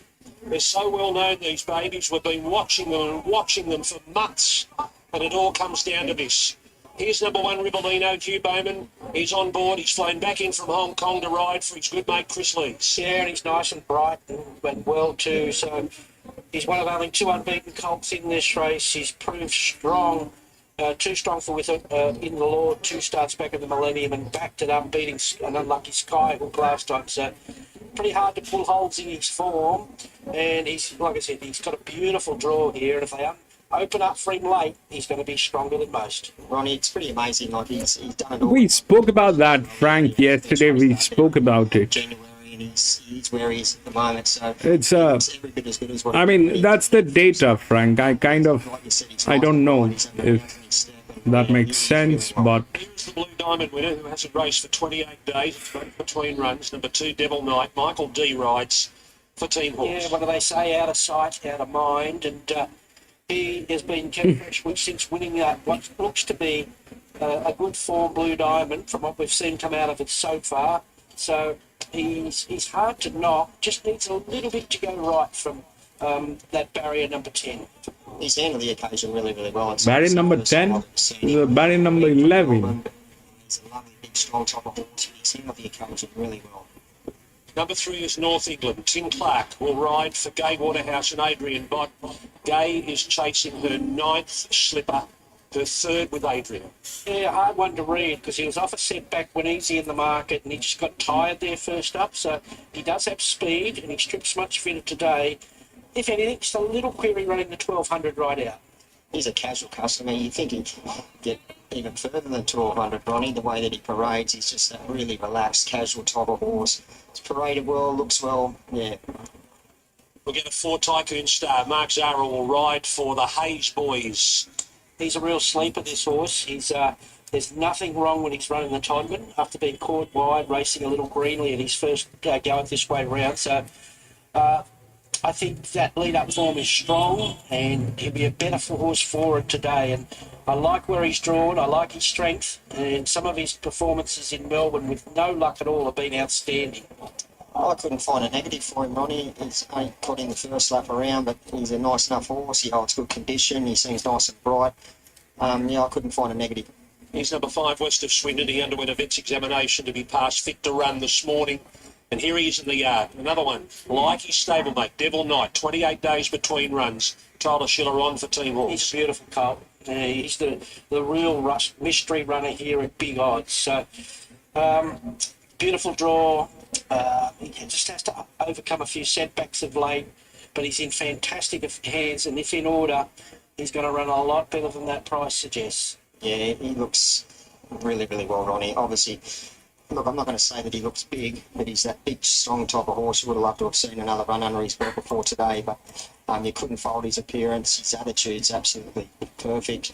Yeah, a big tick for mine. Here's the Silver Slipper winner, Bayvart, number 6, Adam Hieronymus, is riding for James Cummings. I would think a dominant Silver Slipper winner would be running 60 to 1 in a golden slipper. It's just that draw, and he doesn't execute well. He needs to switch himself. It is in very good hands. It's hard for him out there. Maybe having to do a lot of work. Yeah, I couldn't agree more, Ronnie. He's one of those horses. Once he finds a backside to follow, he switches straight off. But obviously not having that last time, Eddie got really repped up. I mean, if that happens, then it is just going to, I mean, his attitude's really what do we want to call it? 7 days ago in the Pago on the backup, Karen McAvoy for Gerald Ryan and Sterling Alexia. Yeah, different horse this week. He's just a real little athlete, isn't he? And the first dominant 2-year-old winner in the lead-ups last week. He backs up quickly here, but no negatives yet. And he's certainly drawn to get a lovely suck, two lengths off the speed here and be on the scene quickly. I was expecting to see him a little bit lighter, Ronnie, in the yard, but he's held condition well after that tough run and that hot day here last time out. Yeah, no, not for mine at all. Okay, now here is Watson. He was favourite. He's been displaced now by Tempted. He's the second favourite, but he was favourite for a long, long time. Number 8, Watson, James McDonald and Chris Waller. Yeah, Winker's on today. Yeah. They've crunched him down today. He's very fit and no excuses. A high-profile colt who's here to pick on the right day if good enough. I know there was no excuses last start, but just to see that Waller name next to him, you know that extra work's gone into him for a grand final. He's trained on super. I think the Winkers are a great addition, just sharpening him up that little bit more, but another one you just could not fault in any way whatsoever. Here's the Black Opal winner and unbeaten King of Pop. He's by the Golden Slipper winner in Farnham, who has 3 runners in this race. Zach Lloyd for Ryan and Alexia. He was going to be my top pick from a good draw, and all of a sudden he's just out the gate, although he has been expected to get to 40 to 1 at one stage there. So heartbreaking draw for him. So needs a lot to go right, but no reason not to spec him at the price in case something really happens for him, because he's a lovely 2-year-old colt. He ran very fast time at Canberra, and he's very talented. First time I've ever seen him, and he's an absolute ripper. Really nice horse, well put together, strong, very, very strong, athletic. He looks nice. He looks really well. I think these 2-year-olds are so well behaved now. They're starting to get a bit edgy because the jockeys are up and they're getting up on their toes now. Quietly arrogant as Tommy Berry, Peter Snowd. Yeah, well, he's strong. He wants him to go out hard and close late, and he's sure to run on with pressure up front here, and I think there's plenty of pressure now. Another one that I could not find a negative for. He looks well. Far-sighted for Gain Adrian, Josh Parr will ride. Yeah, improver who has speed, but whatever chance he would have had may have got lost with the draw with speed underneath him. Started to get a little bit wound up there before, but now that Jockey's up on board, he's relaxed down, so he's paraded well. Within the law, number 12, Jason Collett and Baker. Terrific filly with a booming finish, a real trier. Paid no money for her. Look what she's done. She's just been a quiet achiever all the way through, and she's sure to be strong late again. Yeah, it's getting slightly agitated, but with this big crowd, that's expected with some of these 2-year-olds. Okay, now Tempted is just starting to get a little bit fiery now, and the clerk of the course is attempting to help Blake Shin out onto the course proper via the back gate. Darren Beeman takes hold again, but this is the first time she started doing this. Darren's been by her side the whole way through. And once she's out there, Corey, she should be right. Yeah, no, they generally relax down once. I don't know what to do. Obviously busy, big occasion. They just want to get there and get on with things. Yeah, a few nervous moments there. She's fine now. She's fine. Just a big moment. 7 will win, Atoman. From this inside jaw with a cool, calm, and collected like. So the 2 is the best horse, okay? The 2 is the best horse. It's the linear. But the 2 is not there within the odds. It's also like these people are defaulters. 8 is J-Mac and Chris Waller. So that's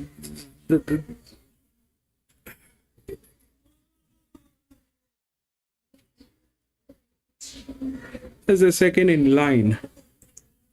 So it's either that or someone with advantage. So the largest advantage is given to 4. It's a colt and it has been given more advantage than the fillies. It's either that or the advantage. She can do marvellous things. So who knows? She's untapped. I was actually glad to see that they grabbed the pony because she was just starting to get a little bit worked up, and she's a nice horse. And Mahuna, Damien Lane and Michael Freeman, there she goes. She scrapes into the field and she's on her way to the gates. She's a little pocket rocket. One of the kids from the yard. I reckon she's just so focused. Just really inexperienced but talented. All of a sudden she's emerged late, getting into this field with a big, big chance. And I think the 12 is good. The 12 is very good. To say, yeah, she looked terrific in the big tip for me. Okay, Corey Brown, let's get your thoughts here. Who are you going to settle on here in the Golden Slipper? I end up settling with number 7, Skyhook. The 12 is good, Lewis. But it's a cold, heavy track. I don't know if the fillies will get in. I want to go with the 12. The 12 is good. But I mean, it will be just for the sake of it. I don't know if the 12 is going to win because it's a very cold, heavy track. It's one of the colts that is going to come. And logically speaking, it's a prestigious race. Just to add confidence in this horse all the way So, through. And likewise, Western Sweet. it'll go to Chris Waller. But he is a really talented horse. It'll go to Chris Waller. The 8 is probably going to win. 14, 16, 8, and There's a lot of investment on that horse. Slipper $5 into $4. The 2 is the best, but they will not let the 2 win. It is going to be 8. Futures related even more in the tap takeover. He was a little bit 5 out to 7, but a bit of a late rally for him back in the $6.50. It is going to be 8. Final field has been, And then probably one of the advantages will come in. But 8 is the... three favourites to a barrier 1, 2. It's one of those races where this is going to be in their resume. So these races, they put in their resume to bring in more clients, the trainers. That I've got the Golden Slipper, I've got... So they spend a lot of money. $14 chance, best backed at longer odds has been Tycoon Star. And when Chris Waller is there and there's nobody else, there's nobody else. There's nobody else. It's not that the Mishanis are running here, the Mishanis are not racing here. It's just the Chris Waller, Chris Waller, Chris Waller. She's fine. I'm following her and I waited for her to trot around. 13 is the favorite. That's... I don't know. She's relaxed as they come. So she got a little bit worked up in the yard, but she didn't sweat up. She didn't do anything wrong. It was probably just the atmosphere. She would never have seen this many people before. So she's fine. If you're on her, I can give her the tick of approval. Maruna cantered around beautifully. And Ideally, 2 should win. For... I mean, that's... But they will not let the 2 win. He's just the cool, calm, ultra. That'll not happen. Nothing seems to faze him. I thought he might have switched on a little bit with the winkers going on, but he's still very settled. He's got one of the worst jockeys on too.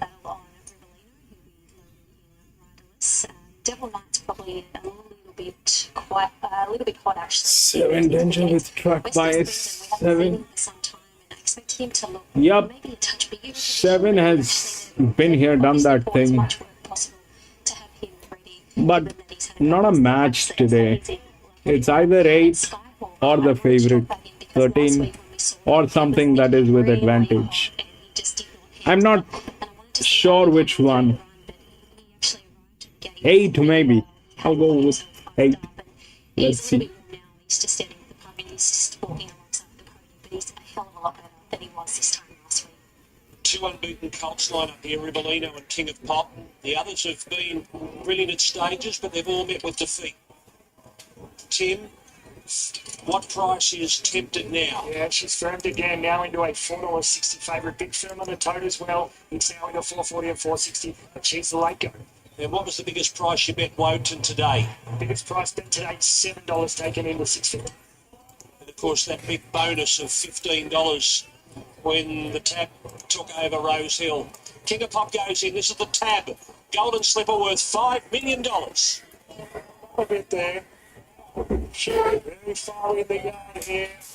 One shin just nudging away to keep the line on the job, and she's jumped all right, Tempted. About midfield, Ribbolino's going to settle last. Skyhook jump well, so did Bellazane, far-sided, and Bahuna right there.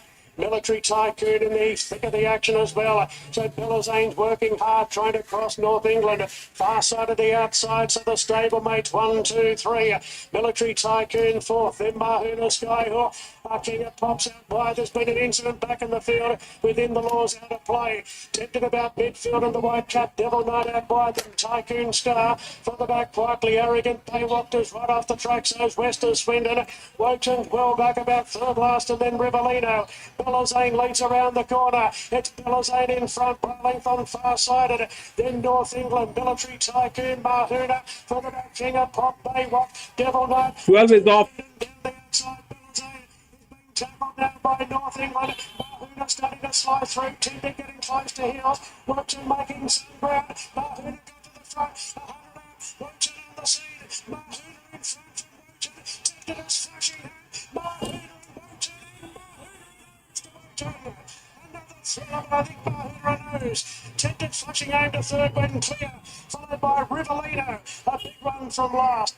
Then came North England from Bellazane, Military Tycoon, Skyhook, Devil Knight, King of Pop, Tycoon Star, Baywalk, West of Swindon, quietly arrogant. And there was an incident within the law. He made contact with the rails in the back. And Jason Collett, we'll run a check there on Jason. The horse is quite fine. It has finally completed the course. Photo finish. We'll get a report on Jason Collett. 16. Mahuna, the filly who scraped into the field with under $100,000 in prize money.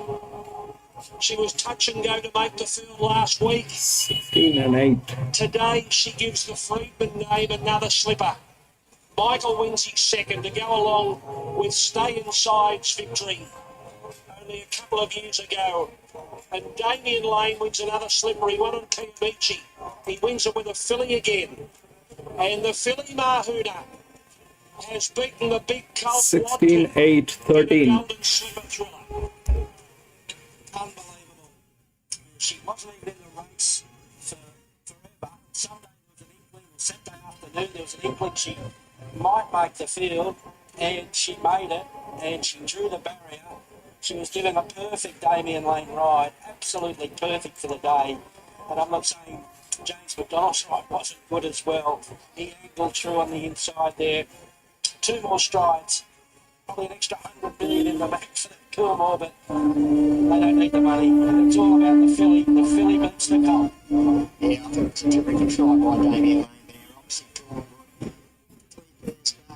just really chimed in on him. Like, there was actually all over the track there. It looked like there were going to be chances everywhere. But once Damien got really clear running and he got through, the gears that this horse had really lengthened well. Oh, what a finish. This is great racing. Tempted's going to be third.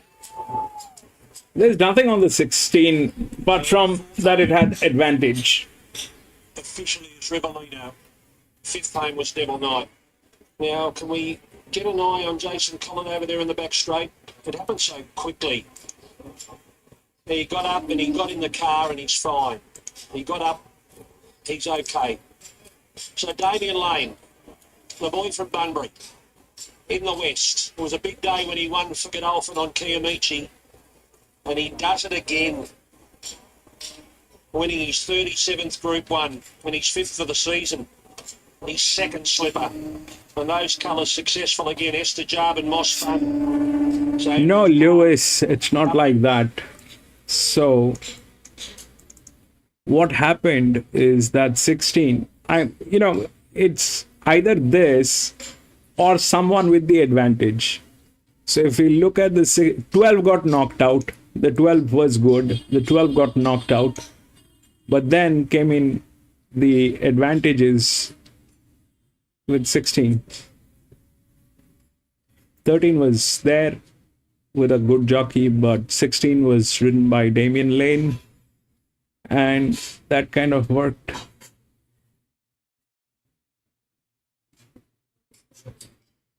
That kind of worked. It's either, this is very, very dicey. They are all 2-year-olds, and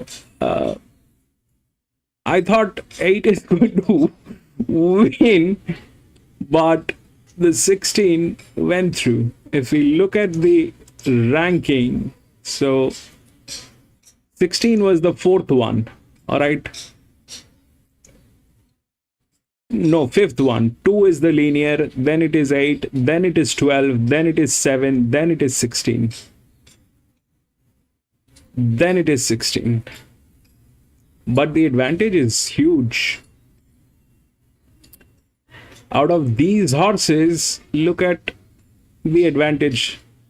The 12 could have gotten it, but the 12 got knocked out. The jockey fell. So 16 came in.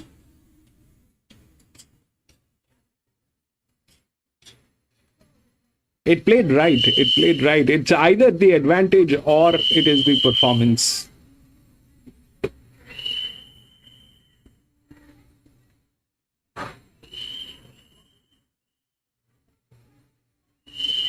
The best thing is when the jocks don't do anything. If the jocks tries to improvise, that's when the problem starts. If the jocks don't do anything and let the horse ride and run.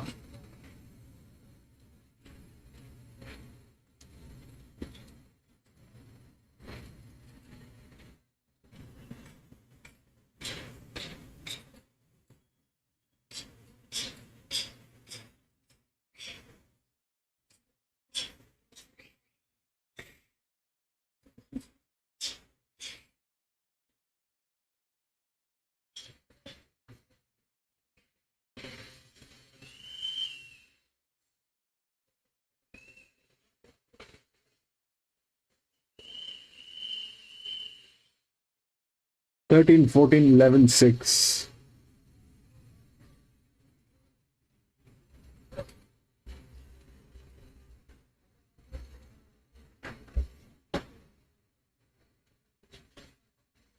A real machine early on in his career from that wonderful mare Hurdle Murph, Fielded Hurdle. So all locked away. 6-win Eagle Horse, Sydney Metro Horse. Brilliant. Good line. Racing, Fielder Myrtle away fairly. G. Hermanita was away brilliantly in front from second. Celestial Harbour leading third. Fielder Myrtle now. Going forward, Track Tail, Lightweight, Galway Hustler ripping forward, and further back to Tajaki. Ruby Chicks on the fence. A length and a half, Sizzling Gal. Last of all is in a Vinci. So Galway Hustler down the side in front. Second is Hermanita. 2.5 away third. Celestial Harbour. Track Tail the outside. Fielder Myrtle fifth on the rail now. Further back to Tajaki. Ruby Chicks on the fence. A length and a half to second last. Sizzling Gal over on the outside, and then Vinci up the rear. So Galway Hustlers in front by next. Second Herminator at the 4.50. A length and a half away third. Celestial Harbour. Track Tail out deeper. And Fielder Myrtle stays back towards the inside. Just in front, Galway Hustler, looming up as Hermanita, and they're clear at the moment. Fielder Myrtle's about 3 lengths away. Celestial Harbour the outside. Hermanita now just in front. Bravest Galway Hustler. Closing Fielder Myrtle, but 2 lengths away. Hermanita just in front. The inside lifting Galway Hustler. Flashing like Fielder Myrtle, but Hermanita in front. Hermanita has won from either Fielder Myrtle or Galway Hustler. To Jarking and Vinci and Sizzling Gal, Track Tail, Celestial Harbour and Ruby Chicks at the rear. Hermanita shanghaied out of the gates, but she couldn't hold the lead there. Galway Hustler was too quick, but she's got the money by a half a length. Now it is close. Galway Hustler and Field of Myrtle, and then a big gap back with the fourth horse, which is possibly Anna Vici. So number 9 is the winner, Hermanita. She certainly got the start, but you could see on the outside, Galway Hustler just charging around the outside and almost pinched it, wouldn't go away. Talia Finland roaring at this mare, Hermanita. Frank, She boom! Respond to the roar. She pulled the Persuade through to the right hand, and she's just holding at this point here. And we can see the favourite Field of Myrtle running at them late, but all too late. So at this point, it's number 9. Anabici has run 4th. We're just waiting for confirmation of 2nd and 3rd. Anabici might have been held up back there in the field, just trying to get to the outside.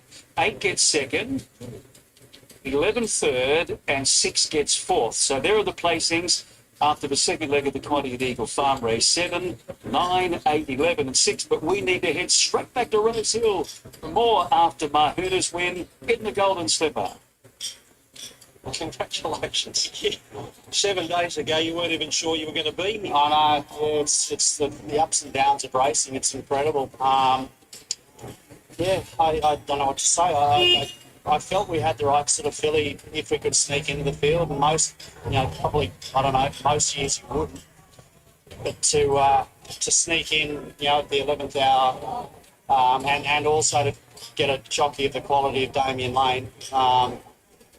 I don't know, I just sort of felt maybe the stars were aligning a little bit, but I just want to make a special mention to my staff. I don't think it happens enough, and I've got such an incredible group of staff who are all sort of here, and Sophie, who's my right-hand lady, and Ben, she's over there crying somewhere. Well, she was bawling her eyes out before. Yeah, and Ben Duckworth, who's been on the team for about a year now, and all the staff, they just work so hard, and I know it's the same thing for Sophie, but these moments for trainers don't happen without those sort of young crews sort of working as hard as they do. So big shout out to them. Are they as passionate about training 2-year-olds as you are? Because you really do enjoy the challenge, don't you? I love training too. I love training horses. I don't want to be pigeonholed as a 2-year-old trainer.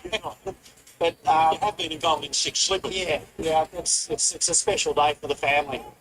We've won 4 when myself and my brothers were together, and with Richard 3 years ago, and today it's a special race in the Australian calendar, and it's one that's been great to our family, and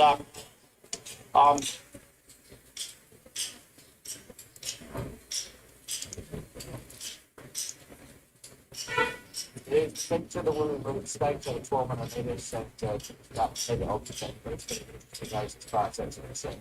Ollie, we had a chat this morning. I know that you made a case for a couple, and want to probably wait to see what transpires on Thursday garden and stuff. But now that you've had a bit of what we have witnessed, what your thoughts are.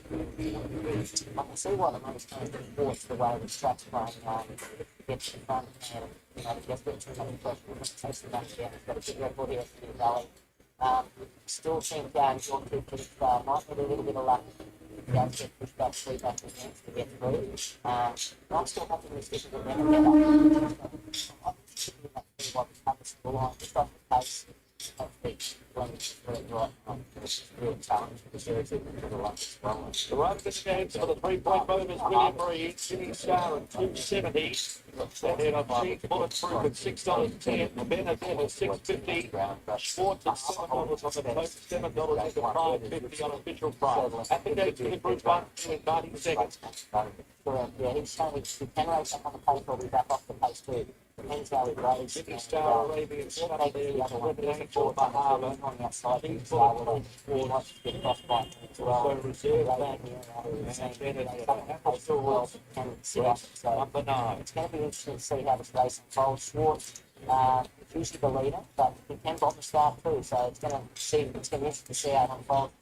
Then I suppose being a great one, this is the race where they go, what if the jump well go forward and try and find that spot. In a race where they get seen that pressure, it could really could be quite generally find it's dropping at this Moving to the soil, getting set. The Harbour is the first one along. It's out of the track about 11 minutes before starting time. The Harbour, the first one forward. Benedetta about the load. Pink Star comes forward now. Worth one, wait for age. Jimmy Star will jump over to age. So terrific racing prospect, Jimmy Star. Many that were questioning where Jimmy would get to in the run today. He might be a little bit buoyed by the fact of the way the track is played. As Reserve Bank goes in, red distinguishing cap. Reserve Bank going in. Reserve Bank forward, Stretton Angel, Ray Magnerio and Schwartz, who's been supported in a 1.5. Going to be the leader here. 3 Point Motors bringing us this feature race this afternoon. Two to get set. Schwartz waiting patiently at the back of the chute with Jamie Mott aboard. Schwartz being brought forwards. Track and distance winner here. And Stretton Angel, the consistent mare with Lockie Nindorf to complete it. The 99th running of the William Breed. Set at the 1200. The Group 1, they are ready. Signal and they're racing. Reserve Bank a tough slow. Arabian Summer broke away quickly with Schwartz. And She's Bulletproof is up in the firing line. Mahaba just behind them with Ray Magnerio.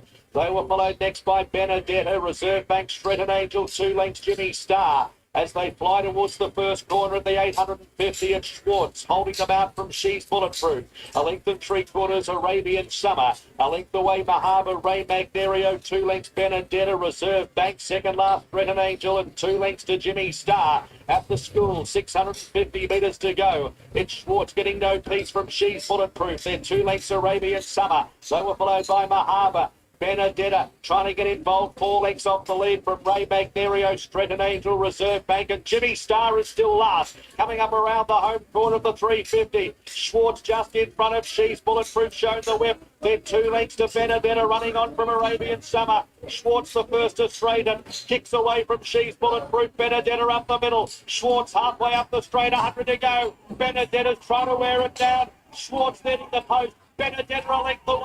Schwartz from the group from Benedetta. Jimmy Star late for third. They were followed by Stretton Angel, Reserve Bank, Ray Magnerio. She's Bulletproof, got tired, Mahaba, and Arabian Summer at the tail of the field. The moment that Schwartz, James Box,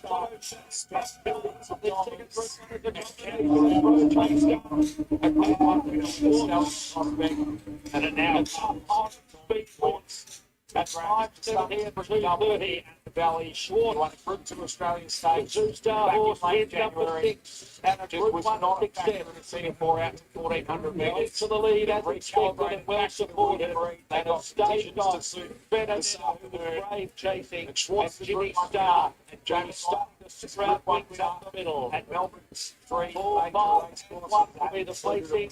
Up the Flemington Great Motors with the green stake. Number 4. It has run all right here at Kentwood before in previous. This is Kembla. Anyway, we'll take a look at the 9th race here at Rosehill. So 13, 14, 11 and 6. 13 is the favorite. 13 is the linear.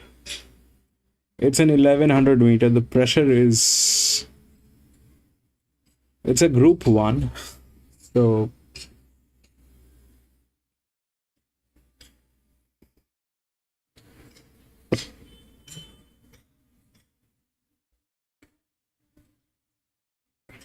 That's 13. 13 is the linear, but it's not within the rails.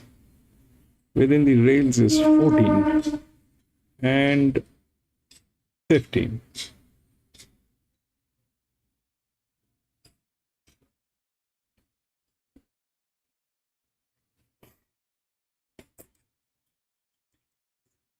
It's a mixed sex. The 13 is a good one. The 13 is a linear. It's a very good one. But the jockey is kind of little weird. That's all. The jockey is not exactly the best jockey. The best jockey probably is on 6. but this will not work. I don't think it'll work.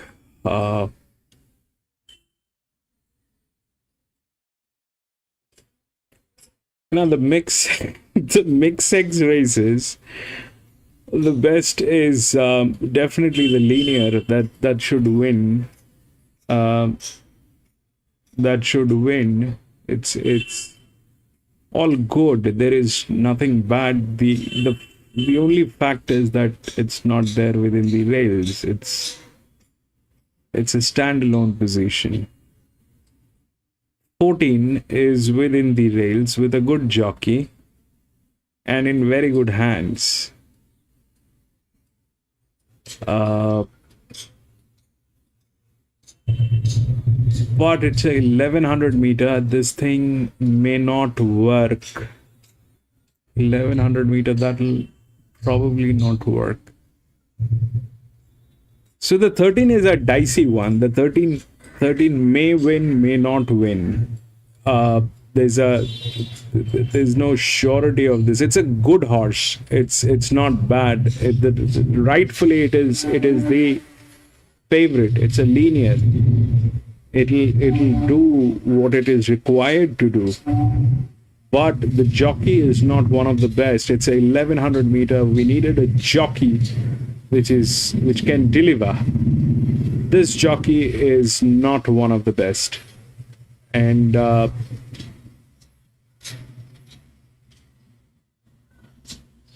it's a Group 1 race. Today it is not going to be easy. This jockey might have raced with this horse in some other track and have done something, but here it is not going to be easy today. There are jockeys, there are other horses which are there, so I'm kind of not sure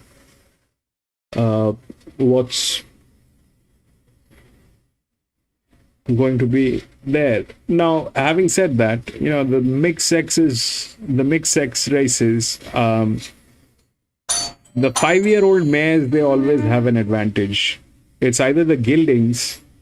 The only gilding that I can see through the rail is this 5, which is gate number 12. So, but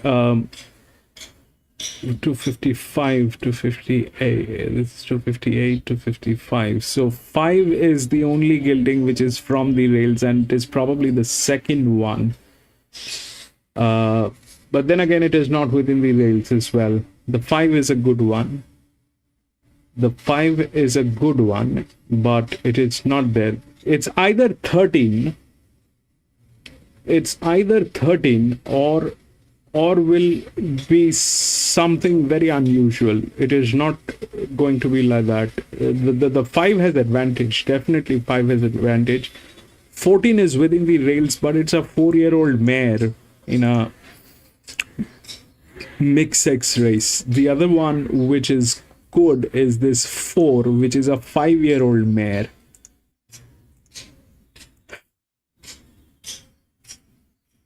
The 11 is also a gilding. The 11 is also a gilding. Last time PC was with this particular horse, the 5 won. The machine learning was huge on that 5. I should have gone with this. When I do not understand anything, we should just rely on machine learning. This thing was huge here on the 9th. If we look at what's going on, that 11 is huge on the machine learning. Right now, I don't understand. It's very dicey. It's either the 13 or the 13 is a good horse. The 13 should win, but the jockey is a problem. We'll take a look at the horse at the paddock. I don't know.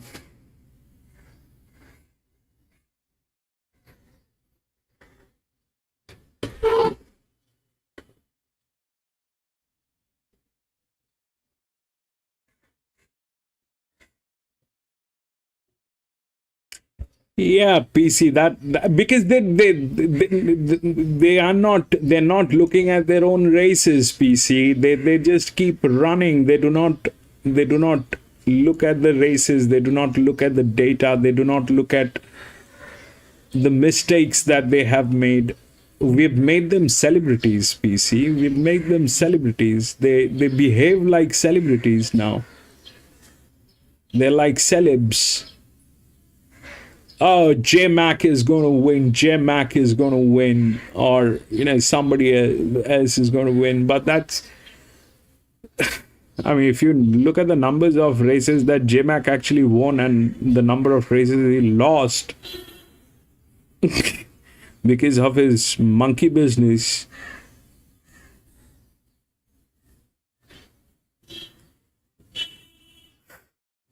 Coming to the yard now, Marzu and Ostraka not running. So for Harvey Norman, all you need in furniture, bedding, electrical and technology. We'll start with number 2, the Queenslander, Uncommon James.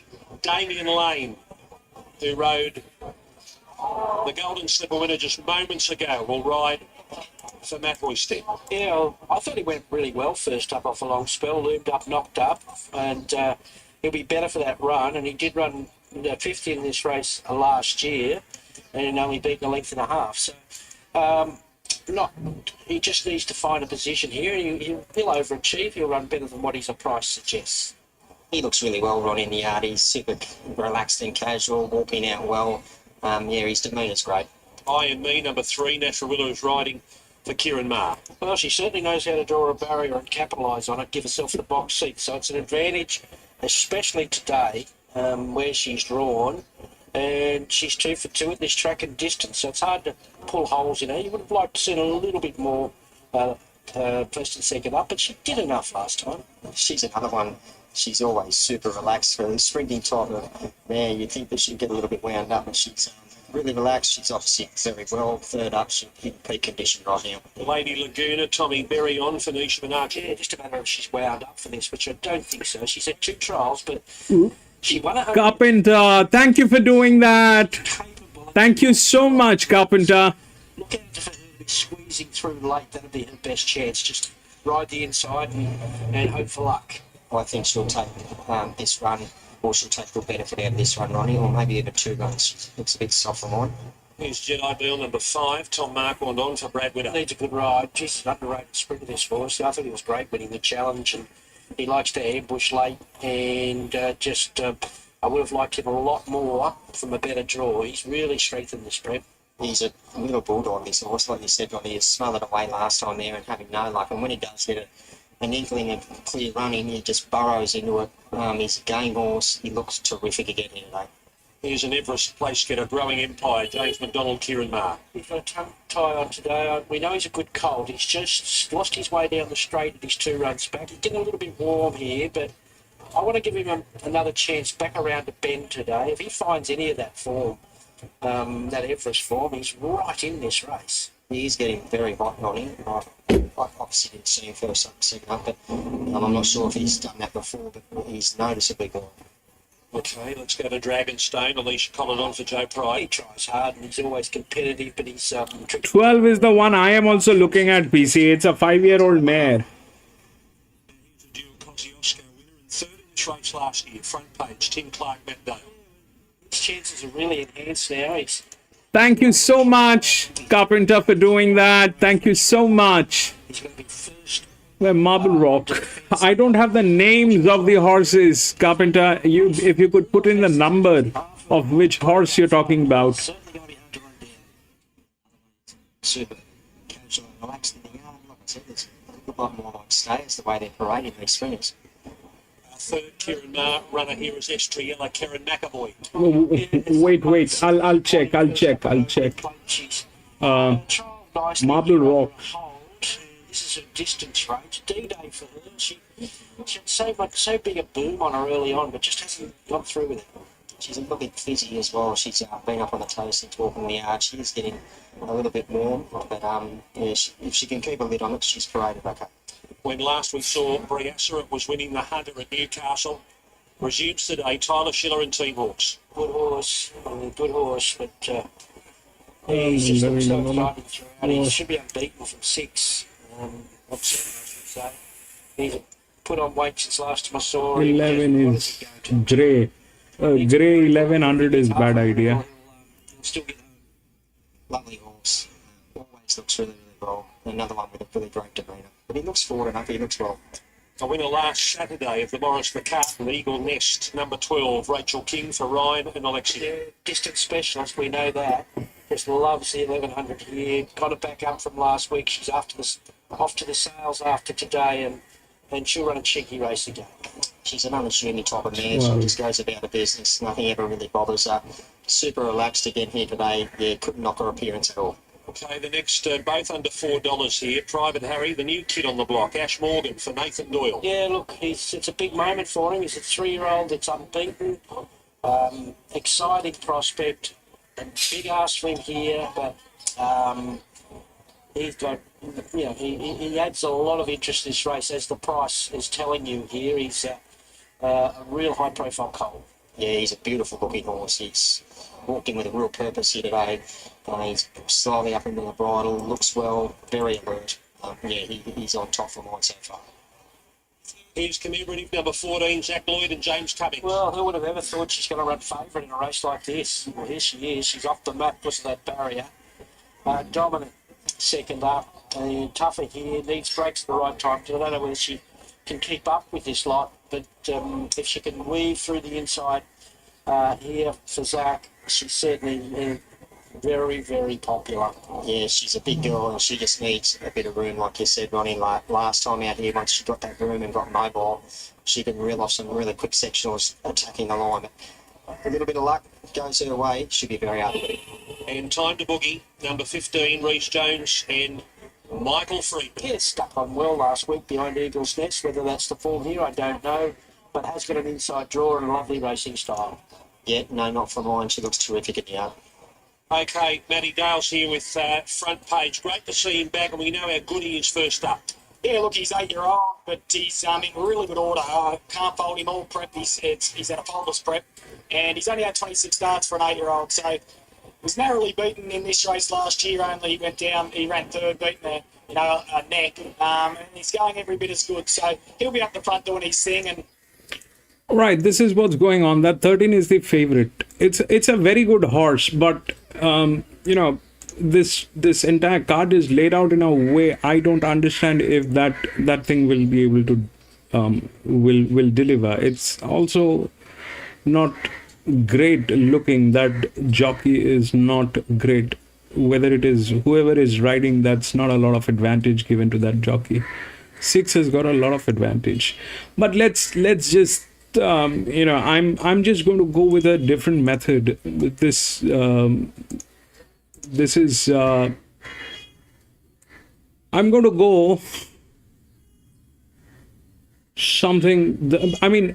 Rails are not making sense. Okay, if I have to go with rails, I'll have to take 5.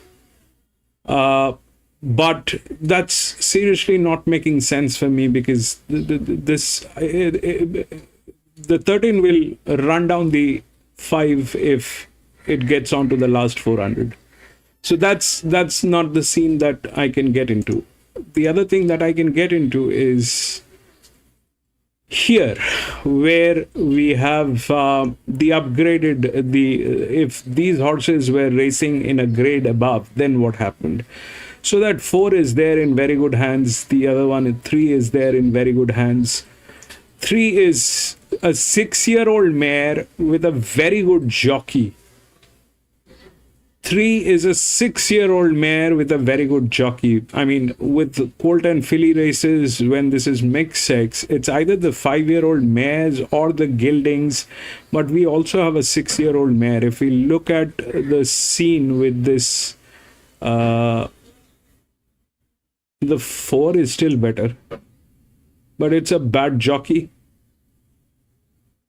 This is relaxation, but it's a 6-year-old mare, and then the 2 is there. The 2 is in great hands. Let me take a look at the thing. I think I'm going to step out of this. I don't understand this race. I mean, it's either the 13 will work it out, or like Ataman is saying, the 11 Rosehill, which is a gelding. So that gelding is good, and we've got a huge machine learning on that 11. So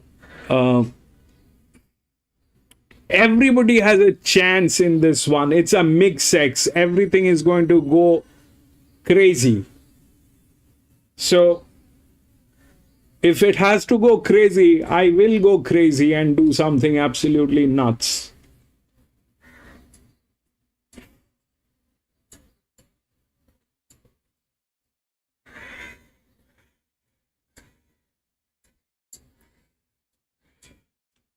What about that 2? Take a look at that 2, man. 2 is written by, again, Damian Lane. That 6-year-old gelding. 1000 meter, 4th, Randwick. 400 meters. So that 2, that why I am talking about that 2 is because of the management. That's a fabulous management on that. And now we see that Damian Lane is riding that horse.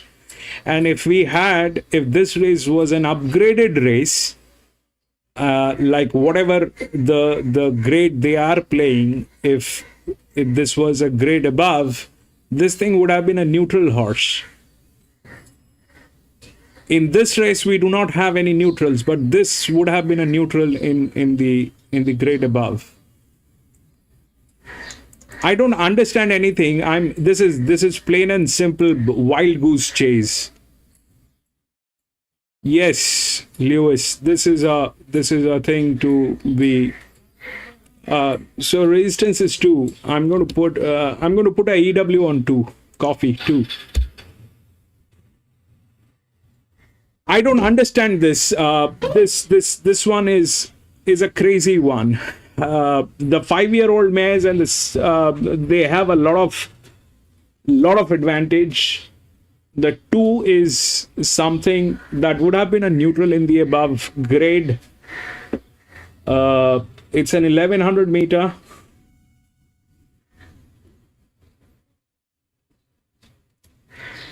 I mean, that's just my take.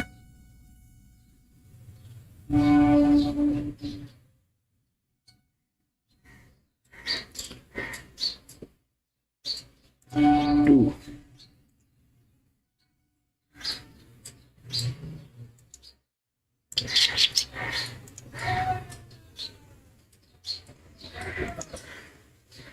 Twelve is a good one, PC. 12 is a very good one. 12 is a very good one.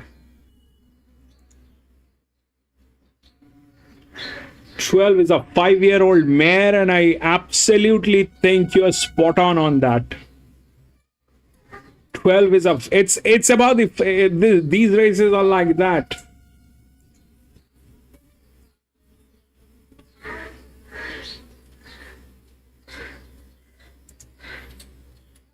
Coffee 2.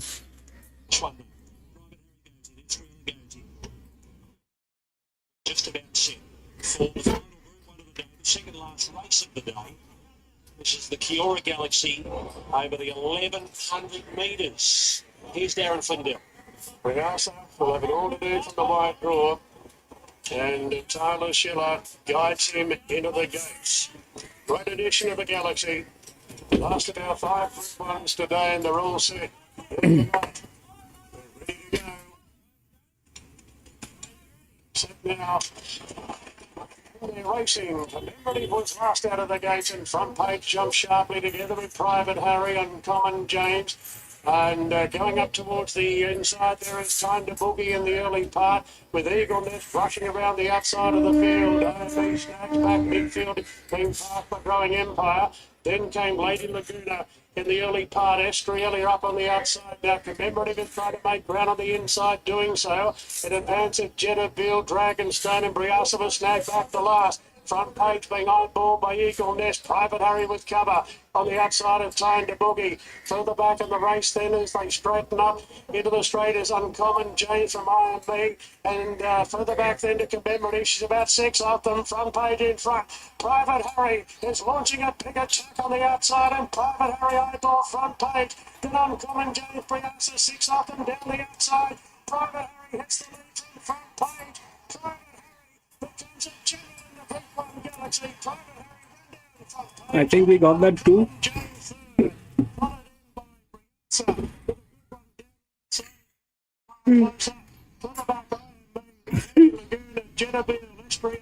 Dragonstone, time to bogey, and Eagle Nest.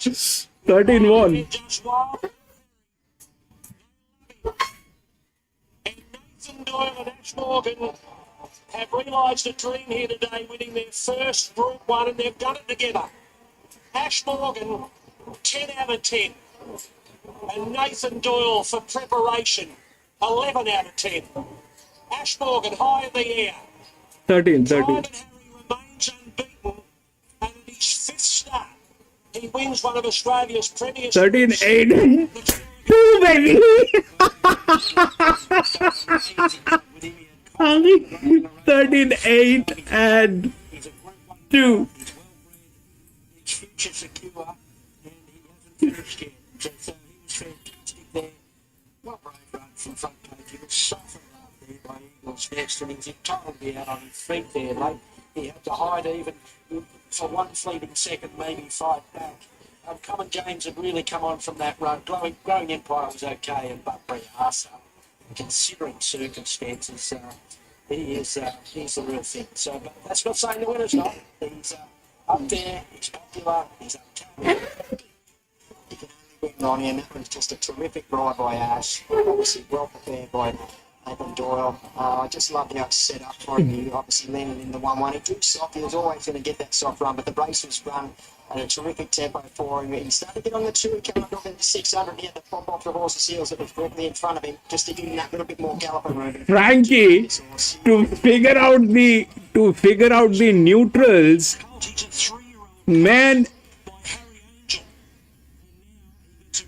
I had to go 3 grades above. 3 grades above.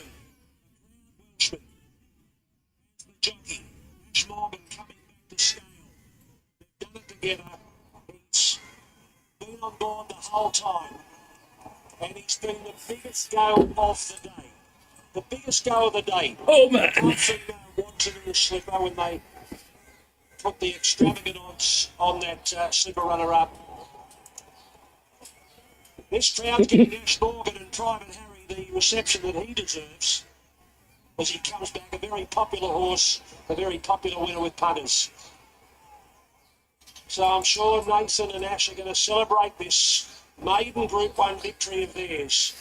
The boy from Wales. So what happened here is this, that the 13 was the linear, the 13 won, the 13 is a good one. There's no reason to doubt this, but I don't know. It just happened like that because this was here and the 13 won, but that's okay. It won. The 8 had one of the highest advantage here, everywhere. 8 is one of the biggest drifts. This one is all linears. There are no outer drifts. Inner drifts are there, but no outer drift. So that 8-year-old gelding with that kind of an advantage, it got through. It got through. And luckily, we had a neutral on the above grade here, which came in 3rd. I put it as an EW. It got 3rd.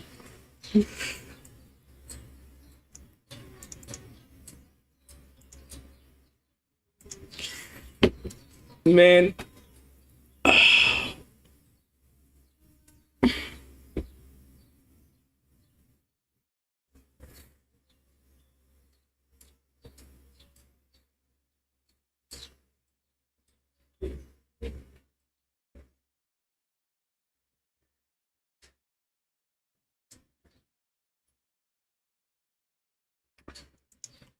He looks push button out there. Is that how you describe him? Yeah, and he can take a set. Like people said, his second trial might be flattering, but when he's going that slower tempo, that's not his going trial speed. The way he high balls up in front, he breaks it hard. I thought 7, 8, 11, 5. For hot speed, it's all loomed in. He just keeps going. Like Brass probably peaked a little bit, and that's just his greatest asset. He can ride that speed and keep going. Can he run a really solid 1200, and will you now start to let yourself dream of an Everest? Definitely. I think he's holding him again on the lines at 1200. If he's running that speed early, he's going to keep going, and they're going to have to sort of gas to sort of be there with him. We'll just get through today. We'll probably head on to the TJ in a couple of weeks, and we'll work things out from there. But just the Grinda guys, Sean, they just let you do your job, and it makes it easy, and they buy nice horses, and the staff at home, all the credit goes to them. I wouldn't be here without them. A word on Ash Morgan. We come a long way from going to Sky 2s and non-tabs trying to get winners when we first started, and to stick with him and to see where he's ended up. Australia's home to him now, and we're his family. Well done. Thank you. Welcome back to Eagle Farm. Time for race 8 on the card. A benchmark 78 handicap. It's over 1,200 metres. That's for Colts, Geldings and Entice. Your Roberts is your $2.20 favourite. Maximum Vortex, the first to look at Maxi. Ethan Ensby and Courtney Bellamy. Yeah, he was down the track last start at Durban, but prior to that, his form was very good. He used to be a bit of a mad leader, but sitting off the pace and finishing his races off strongly in the main this prep, so he should get a nice soft run. Here's Pizarro from the Tony Gollan stable, Jag Guffman Chester. He was good last start, running third to Termagant here, just running out of a bit of room late. That was the first sign of his real ability for a while. Immoral is his stable mate with Emily Lang. He was just behind him. Stablemate in that race, won by Termagant, and his effort was okay. I'm pretty sure Tony said on his show they might try and use him a bit today and sort of liven him up, just get him up there, maybe midfield at least, to see if they can get a tune out of him. Here's Major L from the Matt Dunn stable, Purdy Vidler. He possibly sits nice and handy, has had a couple of barrier trials in preparation for first up today. He usually goes quite well fresh. Calico Jack is the 5, Trevor Miller, Michael Rod. He's been an odd-pacer from Victoria, just the one start that's coming up here in that Termagant race. He was never really in it. He was a bit wide, obviously fitter, probably go a bit better today. Calavabadi is the 6 from the Matt Hoisted stable, Luke Dempsey. He's getting a barrier blanket today, and they're taking the blinkers off. He's good when he's fresh, this fellow. He's going to get a nice soft run, but just not sure that he's going as well as he can. Pass. Hurt So Good is unbeaten here at Eagle Farm. Tony Gollan, Ryan Maloney. Yeah, the wide draw is tricky. Ryan will probably go back and try and slot in, and if that's the best way with him, if he can get a bit of cover, he can find the line strongly when he brings him out. Here's your favourite, your Roberts from the Matt Hoisted stable with Boris Thornton. I just thought he might be able to cross and lead, or at least be in the first 2 or 3. And jumping to 1,200 metres gives him that opportunity. His overall form is excellent for a race of this nature. This is harder than the first up win, but he was first up for a year. It's only natural to think that he's Yeah. 7-win Eagle Farm. All right, your Roberts tab later today, but the punters love him. Yeah, well, they're winning because I thought Tad might risk him and get him out a little bit, maybe towards 250, but the way the money has got him odds on here, $1.95. Yeah, so there's a staggered confidence in the air with this guy. I'm with him here, number 8. To beat number 12, Red Zurst, he could be a great each-way play. He just needs to get luck in running, get cracking in the straight, bursting to win a race. Then 7 Hurt So Good and 3 Immoral. Yeah, money for Hurt So Good. He's been 10s into 850 there as well. I am with the favourite, Great Parade by him. He's really stripped, fitter and looked right on the mark here today. So I'm with you, Roberts. How many we've got left to load there, Maxie? Maybe we can quickly get to Tim, Ryan and Sydney. Yeah, thanks, Bernie. Maxie summed it up pretty well with his favourite Alboros punters on top here. We got it to 220, but an avalanche of money into 195. Biggest stand all day today at Eagle Farm. He's 75% of the total tab hold, so he has been absolutely smashed. Our hope to get him beat, Red Zoost, a good firm in, $8.50 into $5.50 today, and a little bit of specking for Hurt So Good, $10 into $9 today. Pizarro on the next line, just a little bit soft there, $8 out to $9.50. The punters well on top here at Rosehill, and they're looking to cash in on that at Eagle Farm. Private Harry, one of our worst results of the day, and a lot of punters have put all that cash on the tab of the day here at Eagle Farm, Alboros. And the Barty getting his barrier blanket. Yeah. Was he in the barriers that came out? Right. I think he might have been, Bernie. We'll get back to Rosehill shortly. Can't wait to hear from Ash Morgan. That's a great story with Private Harry. Here's Josh. Euroboros, a clear favourite. Hello. Clear to run, thank you. Okay, now we're right. Racing, Maximum Vortex away well. Euroboros is going forward. Likewise, Divine OK. Handy the outside, Immoral. Passing Calico Jack, Red Thirst on the inside. And then we've got Hell of a Barty wider out there at Major Rel. Getting a long way back, Fitsu Fury, Pizarro, Pat last of all, if not so good. See, Roberts down the side, Speed clear by 2, second Immoral, third the inside, Divine OK. A length and a half to Maximum Vortex, going for Calico Jack, 2.5 to Red First on the inside of wider out Major L, and they're clear from next along as Hell of a Barty, Patton back near on the inside, Pizarro's a long way back, likewise Fitsu Fury, Hurt So Good's at the rear. Euroboros went by the 400 metres mark, lead by 2 or 3, second is Immoral, Calico Jack on the outside. Nearer the inside, there is further back to Divine OK, wider out Maximum Vortex, but Euroboros was well clear. 5 lengths in front of the 150.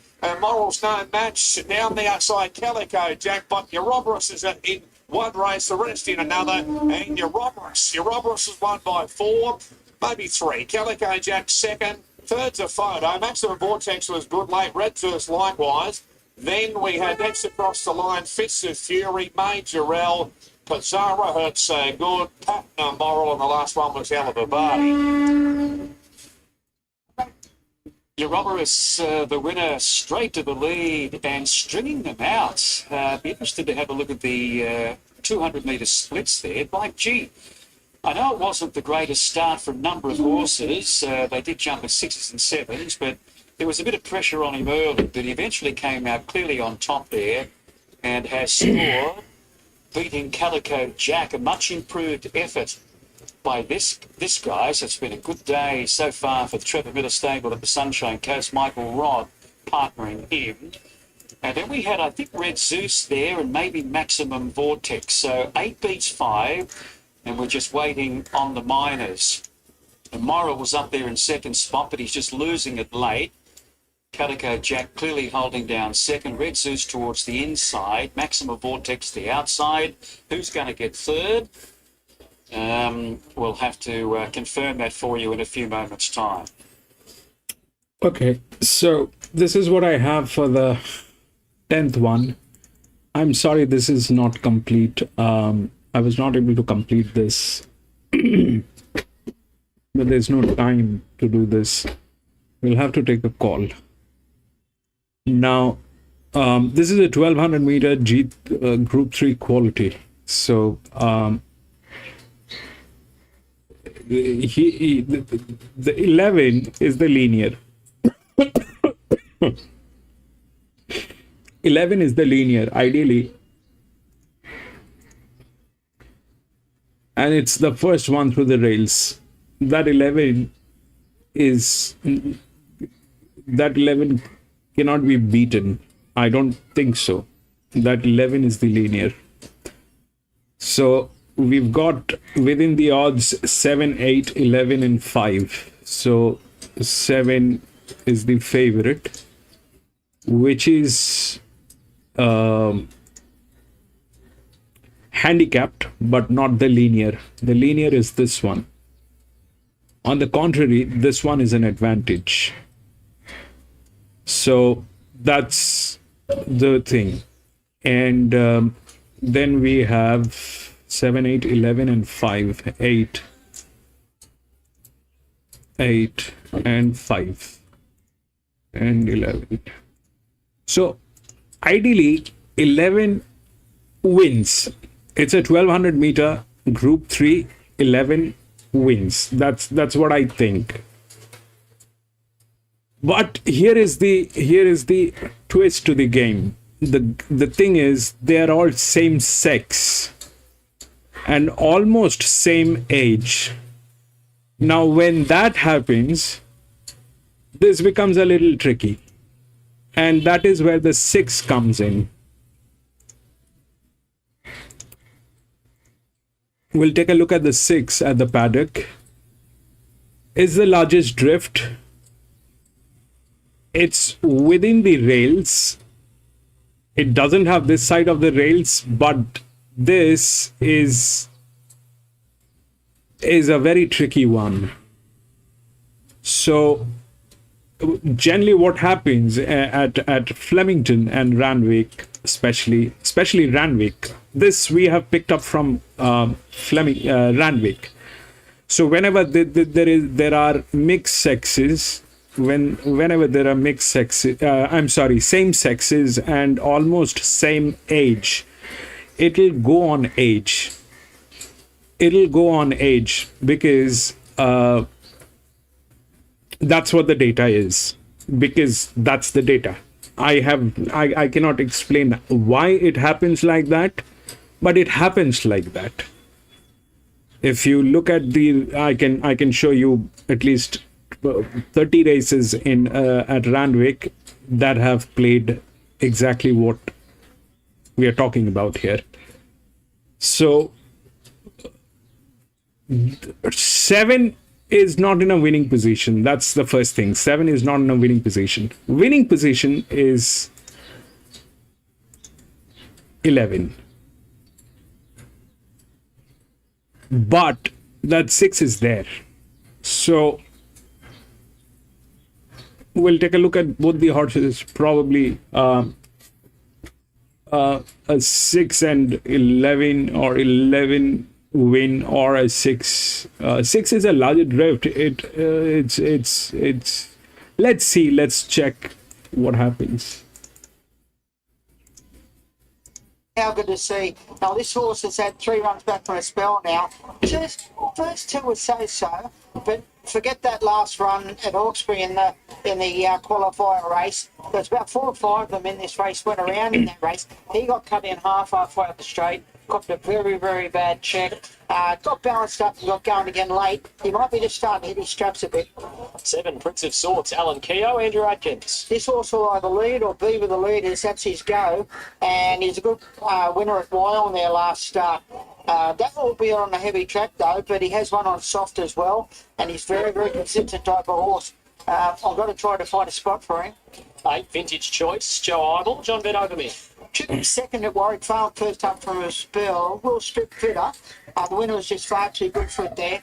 Struggled a bit last prep, so hopefully this prep just can find a bit of form. Number 9, Artful Persuasion, Mitch Beard, Donovan Dillon. First up recently, or actually on the 25th of February, ran about midfield here in a race behind Sizzler. Ran home okay. Was going very, very well last prep, so definitely not the roughest, and does love its home track here. 10, Salonius, Mitch Beer, Mitchell Bell. Don't know if the form's good enough here. He's racing well in easier class. Placings at Maria and Goulburn. Whether that's good enough to win, I'm not sure. The 12, the 11 rather, Zibidalist, Mitchell Beer, Lloyd's Day. Very strong at Goulburn last start in the same race as Salonius. Salonius ran second and Zibidalist ran third. I thought its run was stronger than Salonius. Finished it quite well. Could be a surprise at big odds. Okay, 12, Tartana, Theresa Bettor, Jess Taylor. Got a good record here on this track as well. The 2 runs back from a spell. First 2 runs were very, very good. Disappointed last start at Hawkesbury for some reason in that Mahogany Girl race, the qualifier.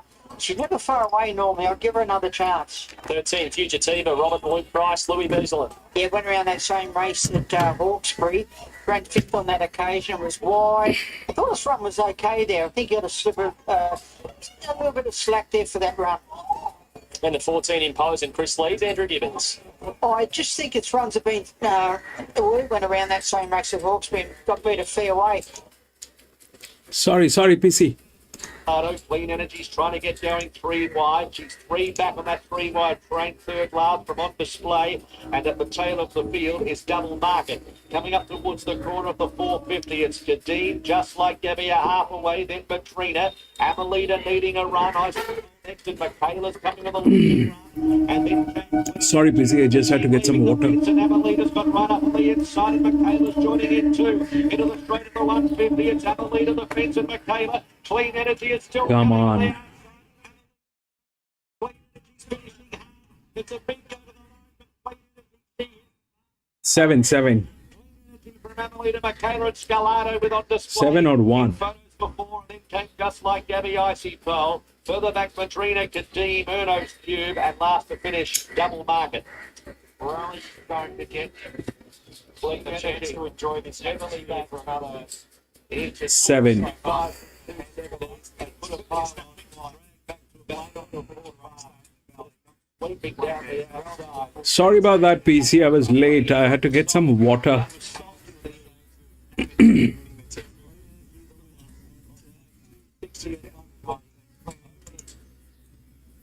Kerry's put all the good points for and against her for him. I thought he's been gelding now, High Dandy. He doesn't win out of turn. Now he's a gelding. He has run around in better races. I think one of them two will win the race. I talked a bit to Mitch Beers towards Apollo Mission. Watched the replays. I thought the first up run was terrific. I've given Silvernado, Nathan Doyle's horse, another chance here. Just got cut out at vital stage last start. Gee, there's 2 or 3 others I'd love to put in, but I've got 1, 5, 3, 6. Yeah, what a betting race. If you like one, you're getting the price. Flying Bandit, $6 into 420. Equal favourite with High Dandy, who's in from 480. Silver Evo just goes 6 out to 850. Creeps back in a point 750.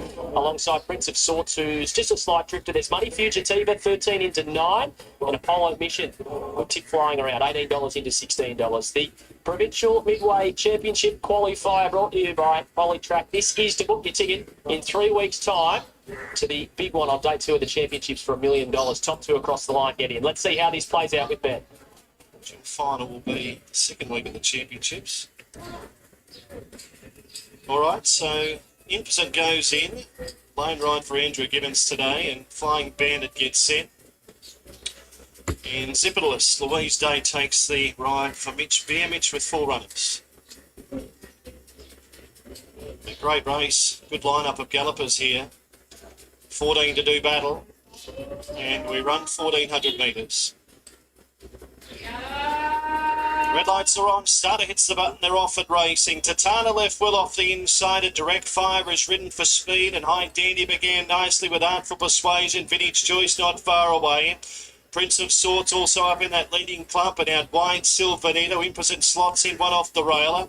Fugitiva's on the inside, then Salonius, Apollo Mission, Flying Bandit gets in third last, then Broadway Venture, and Zipperlist is last of all with 9.50 left to go. Direct Fire led, but Vintage Choice goes on with the jobber, and Vintage Choice takes the lead from Direct Fire, and High Dandy Park third, Prince of Sorts fourth, then came Tatana fifth, the railer. Artful Persuasion next, then Silvanito, Impotent just nudged along by Gibbons as they go down the side. Then Fugitiva out wide, Salonius, Apollo Mission, Broadway Venture, Flying Bandit's got it all to do. And last was Zipperlist at the point of the turn. 500 metres left to go. It's Vintage Choice, the leader. Prince of Sorts, the danger on the outside. Then Direct Fire, Tatana. High Dandy starts to build up the momentum out wide. Impotent still coming hard out wide on the track and down the outside. Artful Persuasion.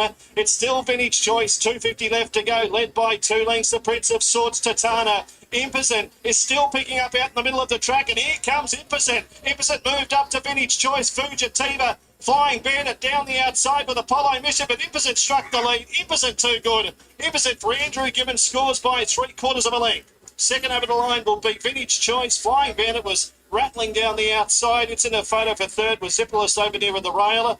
Then Apollo Mission, Broadway Venture, Fugitiva, Direct Fire, then Prince of Sorts. High Dandy got a stitch. Tatana was next, then Silvanito, and Salonius was one of the last to pull up. Behind Impotent, $23.10, $5.50. It'll beat the 8 Vintage Choice goes through as well. Third is the top weight, who was our favourite, Flying Bandit. So it's going to be 14, 8 and 1. Where to look at the furlong, mate? No, it looked to be true. I was watching Flying Bandit. I knew he was going to be getting home strong, but he just got back too far. But that's him. I don't think Nick Hayward, you can't blame him. His horse gets over a longer trip. And, well, Kerry was just hoping he could set him for that race there today. Chris Lees, well, he knows how to train a winner, doesn't he? The first and second horses, well, the second horse is a local. Flying Bandit got home quite well there. It's going to be one of those races. We knew we were going to miss a winner there somewhere, and that's what happened. But, yeah, well, Flying Bandit, such a shame. I think he might have run third. He's probably missed a slot into that race. Yeah, 3 weeks. So Impotent We had excuses in that Hawkesbury qualifier. No excuse here today. Breaks through. $24.70 top of the totes. 14, 8, 1 and 3. That sees us out here from Kembla Grange on a massive day. Big thank you to Wayne Harris. It's been great working with you, Wayne. There's one to come from Rosehill. It's the birthday card stakes at Group 3 level. Welcome back. Welcome back.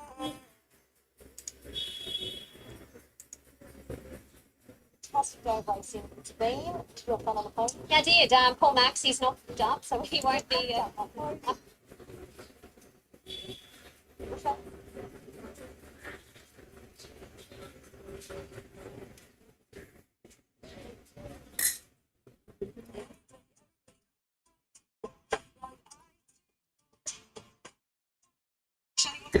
Day racing it's been. Did your fun on the phone? Yeah, I did. Paul Max, he's knocked up, so he won't be. I knocked him up. Ben he did a great job.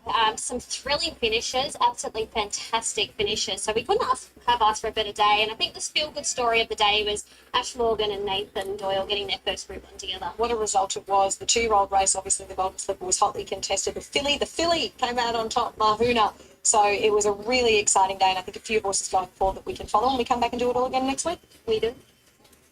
A little sense of deja vu here of the night. Private Harry won at the Sunshine Coast. The next race will have been won. Well, here we go again. Her win that night was explosive there at the Sunshine Coast, and she gets a genuine chance here at Black Type. I thought she could beat the favourite Outback Miss in Coco. That's a great idea, PC. Birthday car, 1200 metres, Group 3, and runners are coming down. That's a great idea. Those are the places to work. Tim Wright staying in front there. You got all the wanted money, but I think you give a bit back with Private Aaron. Yeah, just a little bit. I'm ready to wave the white flag. I think it's going to be. Ballard is also good, PC. Ballard is also very good. Very good people at Ballard. Zach Lloyd and Peter Snow. Yeah, she's never been a real eye catcher in the yard, but she's well prepared here. She's had a couple of trials. I like the latest trial. I wish it was 1400, but I'm expecting she doesn't work late. Yeah, she's a unassuming type of horse. She never really jumps out at you, like you said, Ronnie, in her parade. She looks healthy enough. Her coat's nice and bright, and she's walking out well. Rose Blue. Here's another import. Having its second trip in Australia, James McDonald on for Chris Waller. Yeah, French mare. She only had one run in an initial campaign in Australia in the Hot Danish. She's had a couple of trials. She caught the eye under a hold, so she's got very good overseas form, but over a little bit further than this. It's a nice enough horse. She's quite light up in front of her frame. She's got sort of a long, skinny sort of neck on her, and not a big shoulder, but then you get back to a hindquarter and she's got quite a large hindquarter on her, so she looks well. She's an A-lister, number 5, Josh Parr on for Björn Baker. I think she's got a terrific game. She just stalks here from an inside draw, and a couple might be a little vulnerable late here, and she's the one that's going to burst onto the scene along the right part of the track. Obviously, total for gear. PC, last time. it's not about the IQ. I think it's about the interest of the track. It's about the interest of the track. The track, the different tracks, they play differently. These tracks have reasons. Hasn't won in 454 days, but she did run well in the Niverson. You will see a Victorian horse all of a sudden going to a track like. Number 7, Tyler Schiller for Price and Ken Jr. You will see a Victorian horse all of a sudden. Bounce back here on a really good chance. They are monkeys. You're right. Sort of filly, just needs a clean getaway. They'll go to Newcastle. The Victorian horses, they'll go to Newcastle for qualifying races. The Victorian horses, they go to Newcastle for qualifying races. Why? Springlee, Rachel King, Björn Baker. Look, she got away with it. And 2 starts back, get every favourite in a slow race. Struggled last time. So that's the thing. Got a better chance now. The track's playing like this that I initially thought. I thought she was a weak link in the market. but she's got the pattern to suit her today. She's another one. She never really jumps out at you when she does her parade. She's just a bit of a plain Jane, but looks well enough as far as coat-wise goes, and another one that will walk out freely. Ostmar, number 10, Kira McAvoy for Anthony and Sam Friedman. She's a fast mare if they want to use that speed at 1200. But the question mark is, can she go 1200? So she presents well. She's a big root of a thing. There's plenty of her. She's paraded really, really well. She's got a great action as she walks around the enclosure. Yeah, couldn't really knock her as far as looks-wise goes. Here's Wollawin. Jason Comet rides for Nathan Doyle, first up. Yeah, what a finish it'd be for Nathan today. Only off one trial. She looked progressive going through the grades last preparation. She did come to Sydney to trial. Nice fresh form. Harness race she's contested, but I think there's a lot of stable confidence there reading between the lines. She looks forward enough for a first time attempt. Obviously, she will improve a little bit on what she does, but she definitely looks fit enough. Here's drifting number 12, Tom Sherry, pinned out slow. She's not going for form in 2 runs, but she does have speed, although she does need to live. She's paraded well so far. She's another one that looks very healthy as far as coat-wise goes. It walks out well. And Cozy Corner, Ash Morgan and Paul Perry. Yeah, look, I doubt she's up to a few of these. She's a lightly framed type of horse. There's not a lot of her, but she's paraded well so far. Okay, Ben Elam is here with Outback Miss representing the Price Kent Junior yard. Second in the Winona Girl last start. You'd think she looks well placed again here. Yeah, I think so. Barrier 2 probably isn't ideal for her. It probably cost her the race last start. I know Commemorative was very good, but she had the wind up on her, and we were sort of still bullocking our way out. And when she did get out, she savaged the line. So looks like it's going to be a bit of a mirror of that today, but she hasn't taken the backward steps between runs, so very impressed with it. Good luck with that. Thank you, mate. Ben Ellen there. And here is Corey Brown with his thoughts in the last. Yeah, I end up settling with number 7 Outback Miss. I thought she played really, really well. She's obviously a terrific form this time around, and she should get a perfect run from that soft draw with Tyler Shearer on board. I am 75311. No disagree with Ben. I think that Barrier 2's beautiful. I think it's beautiful with the clean getaway. She just lands right there. Just needs to split at the right time in the right part of the track, and she's hard to beat. The horse I'm most wary of is She's an A-lister, number 5. I'll throw in Coco Jambu, who's unfancied first up here today, and 11 Will It Win. Staying quite solid and, like I say, big step test for her, but she does have that very good fresh form. 7, 5, 3 and 11. Tip. Punters looking to put the final nail in the coffin of us at tab.com.au. It's been a tough day, saved only by a short half head defeat by Woken. It could be one of the worst days ever, but 6 out of the 9 favourites. We've got a well-back favourite here in the last, $2.70 into $2.30 today for Outback Miss. She's around about 50% of the investment on the race in the last leg. Have a lot of multis, lots of favourites won here today. So those multis through lots of favourites, a lot of them landing in Outback Miss on the last. So $2.30, about your favourite actually just firms again, now $2.25. Maybe the hope for our side is She's an A-lister. She started pretty short in the lead up. She draws barrier 1 here, and she had to firm $7 into $5. So barriers 1 and 2, your first and second favourite there, and they're both firmers. Will Win resumes from a spell here. She's in a little bit today as well, $7 or higher into $5.50. So I think a few Nathan Doyle punters all up in their cash there here as well. She's also losing in our book, so 3 firms there at the top. Spring League getting a little bit soft. She's been $5 out to $6.50. She is the one we thought was a weakling in the market, so we're keen to push against her. Then we're out to double figures, $16 about Osmar. She's out from 12. A couple of first uppers here, Coco Jambu and Rose Bloom. The market's saying that they will need the run. They're both significant drifters. So Outback Miss, another big fat red number favourite for us in the last year with tab.com.au, $2.25, but good money for She's an A-list to beat her with the barrier 1, and a bit of money around for Woolawin, first up from a spell for the Nathan Doyle stable. Will you make it to the car, or do you need to be carried out? I think I'll have to go to the bar first. So far, play. The plane might not be taking off again after today. No, Black's been cancelled. It's in more trouble than Heathrow. Via Sistina won the Randwick earlier today, beating Lindemann and Faulkner. And then we saw Broadsiding hold out Aliana in a terrific finish in the Rosehill Guineas. The filly just failing by a narrow margin to pick up the colt. Gringot's got his Group 1. and had to defy two outstanding racehorses in Fangirl and Chihuahua. You can't believe how brave Fangirl was today. And then in the slipper was the filly, Mahuna, holding out the big colt Wadton. Another thrilling finish in the slipper. And in race number 9, it was all about Private Harry, winning for Ash Morgan and Nathan Doyle, their first Group 1. So it's been an exciting day of racing. The crowd's really loved it here. They've got up for every race. They've cheered the winners back home. And I reckon they're in front, hearing the tone in Tim Ryan's voice. There's a lot of happy patrons still here at Rosehill. So, Ronnie, the last is upon us. There it is. So just needs a clean getaway, this Outback Miss here, I would suggest, and she finds a good position. Do they press on with Spring Lead? Do they press on with Modsmart? Do they press on with Drifting? All possibilities, but at least these two well-back runners have drawn barriers 1 and 2 to, judge the speed of the race and get it right.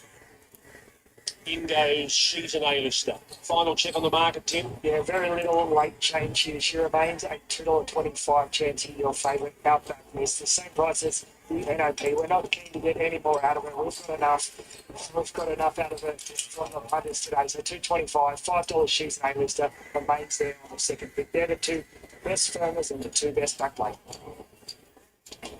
Let's go to Darren Flindell for race 10 on Tap Golden Slipper Day. This is her second preparation in Sydney. She didn't fire it, only run previously. She's had a couple of trials. The last trial was much better. So Bruce Bloom about to move in here for the last on Slipper Day. Mahuna winning the big one narrowly from Wotan, who went so close when slicing through the pack. Now, Osmar is the last to go in. So Osmar moving up now to the wide draw. And they're locked and loaded, ready for the last here on Golden Slipper Day. There's the light, ready to go. Outback Miss, a heavily back favourite here. We're ready. Racing. And Osmar jumped well, so did Miss Hellfire. The favourite Outback Miss has jumped handily. Drifting on the improve together with Bullet Win and Springleaf wide out surging forward. She's an A-lister taken back together with Coco Jambu, Cozy Corner. Rose Bloom settles last of all, so Osmar in front, out by a length and a half. Springleaf works to second. Drifting, firing up in third from Miss Hellfire. And Bullet Win a bit deep going into the bend, trying to ease in, but kicking through. There is Outback Miss to keep Bullet Win 3 wide.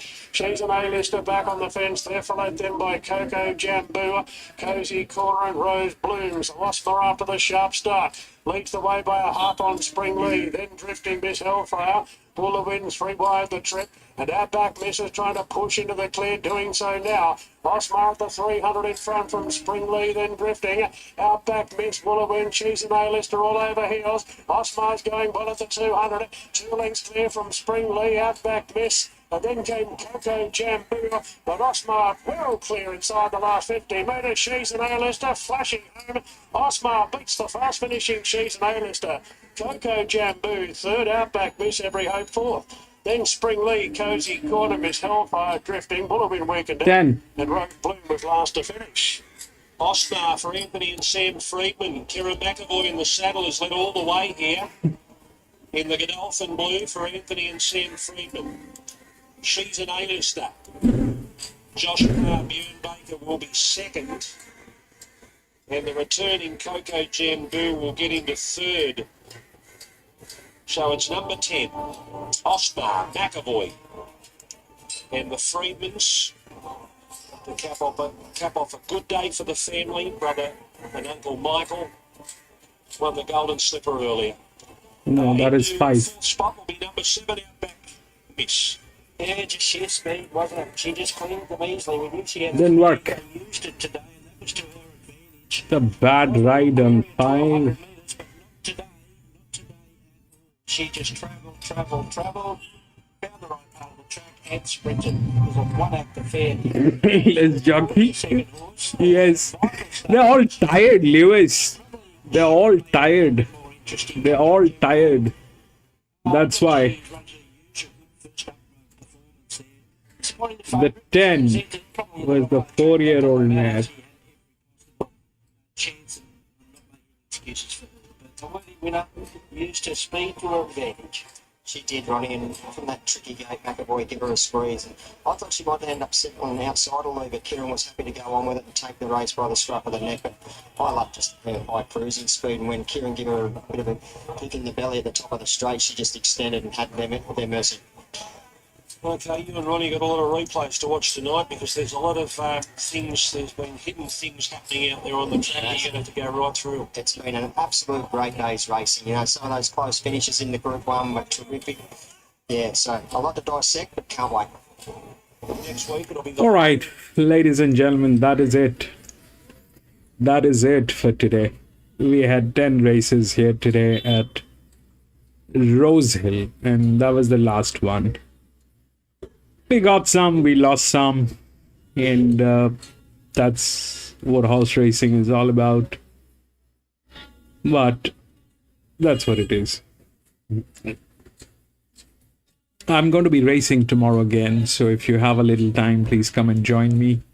We will race together in one of the tracks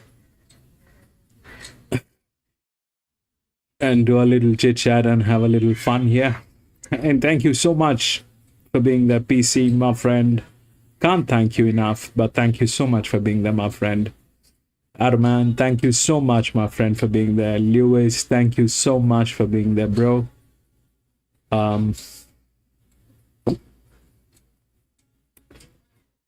Carpenter, thank you for being here. Thank you so much for the donations. Thank you.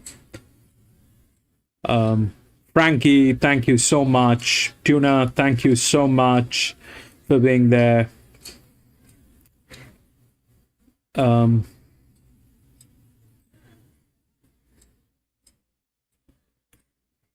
Sully, Sewell, thank you so much for being there, my friend.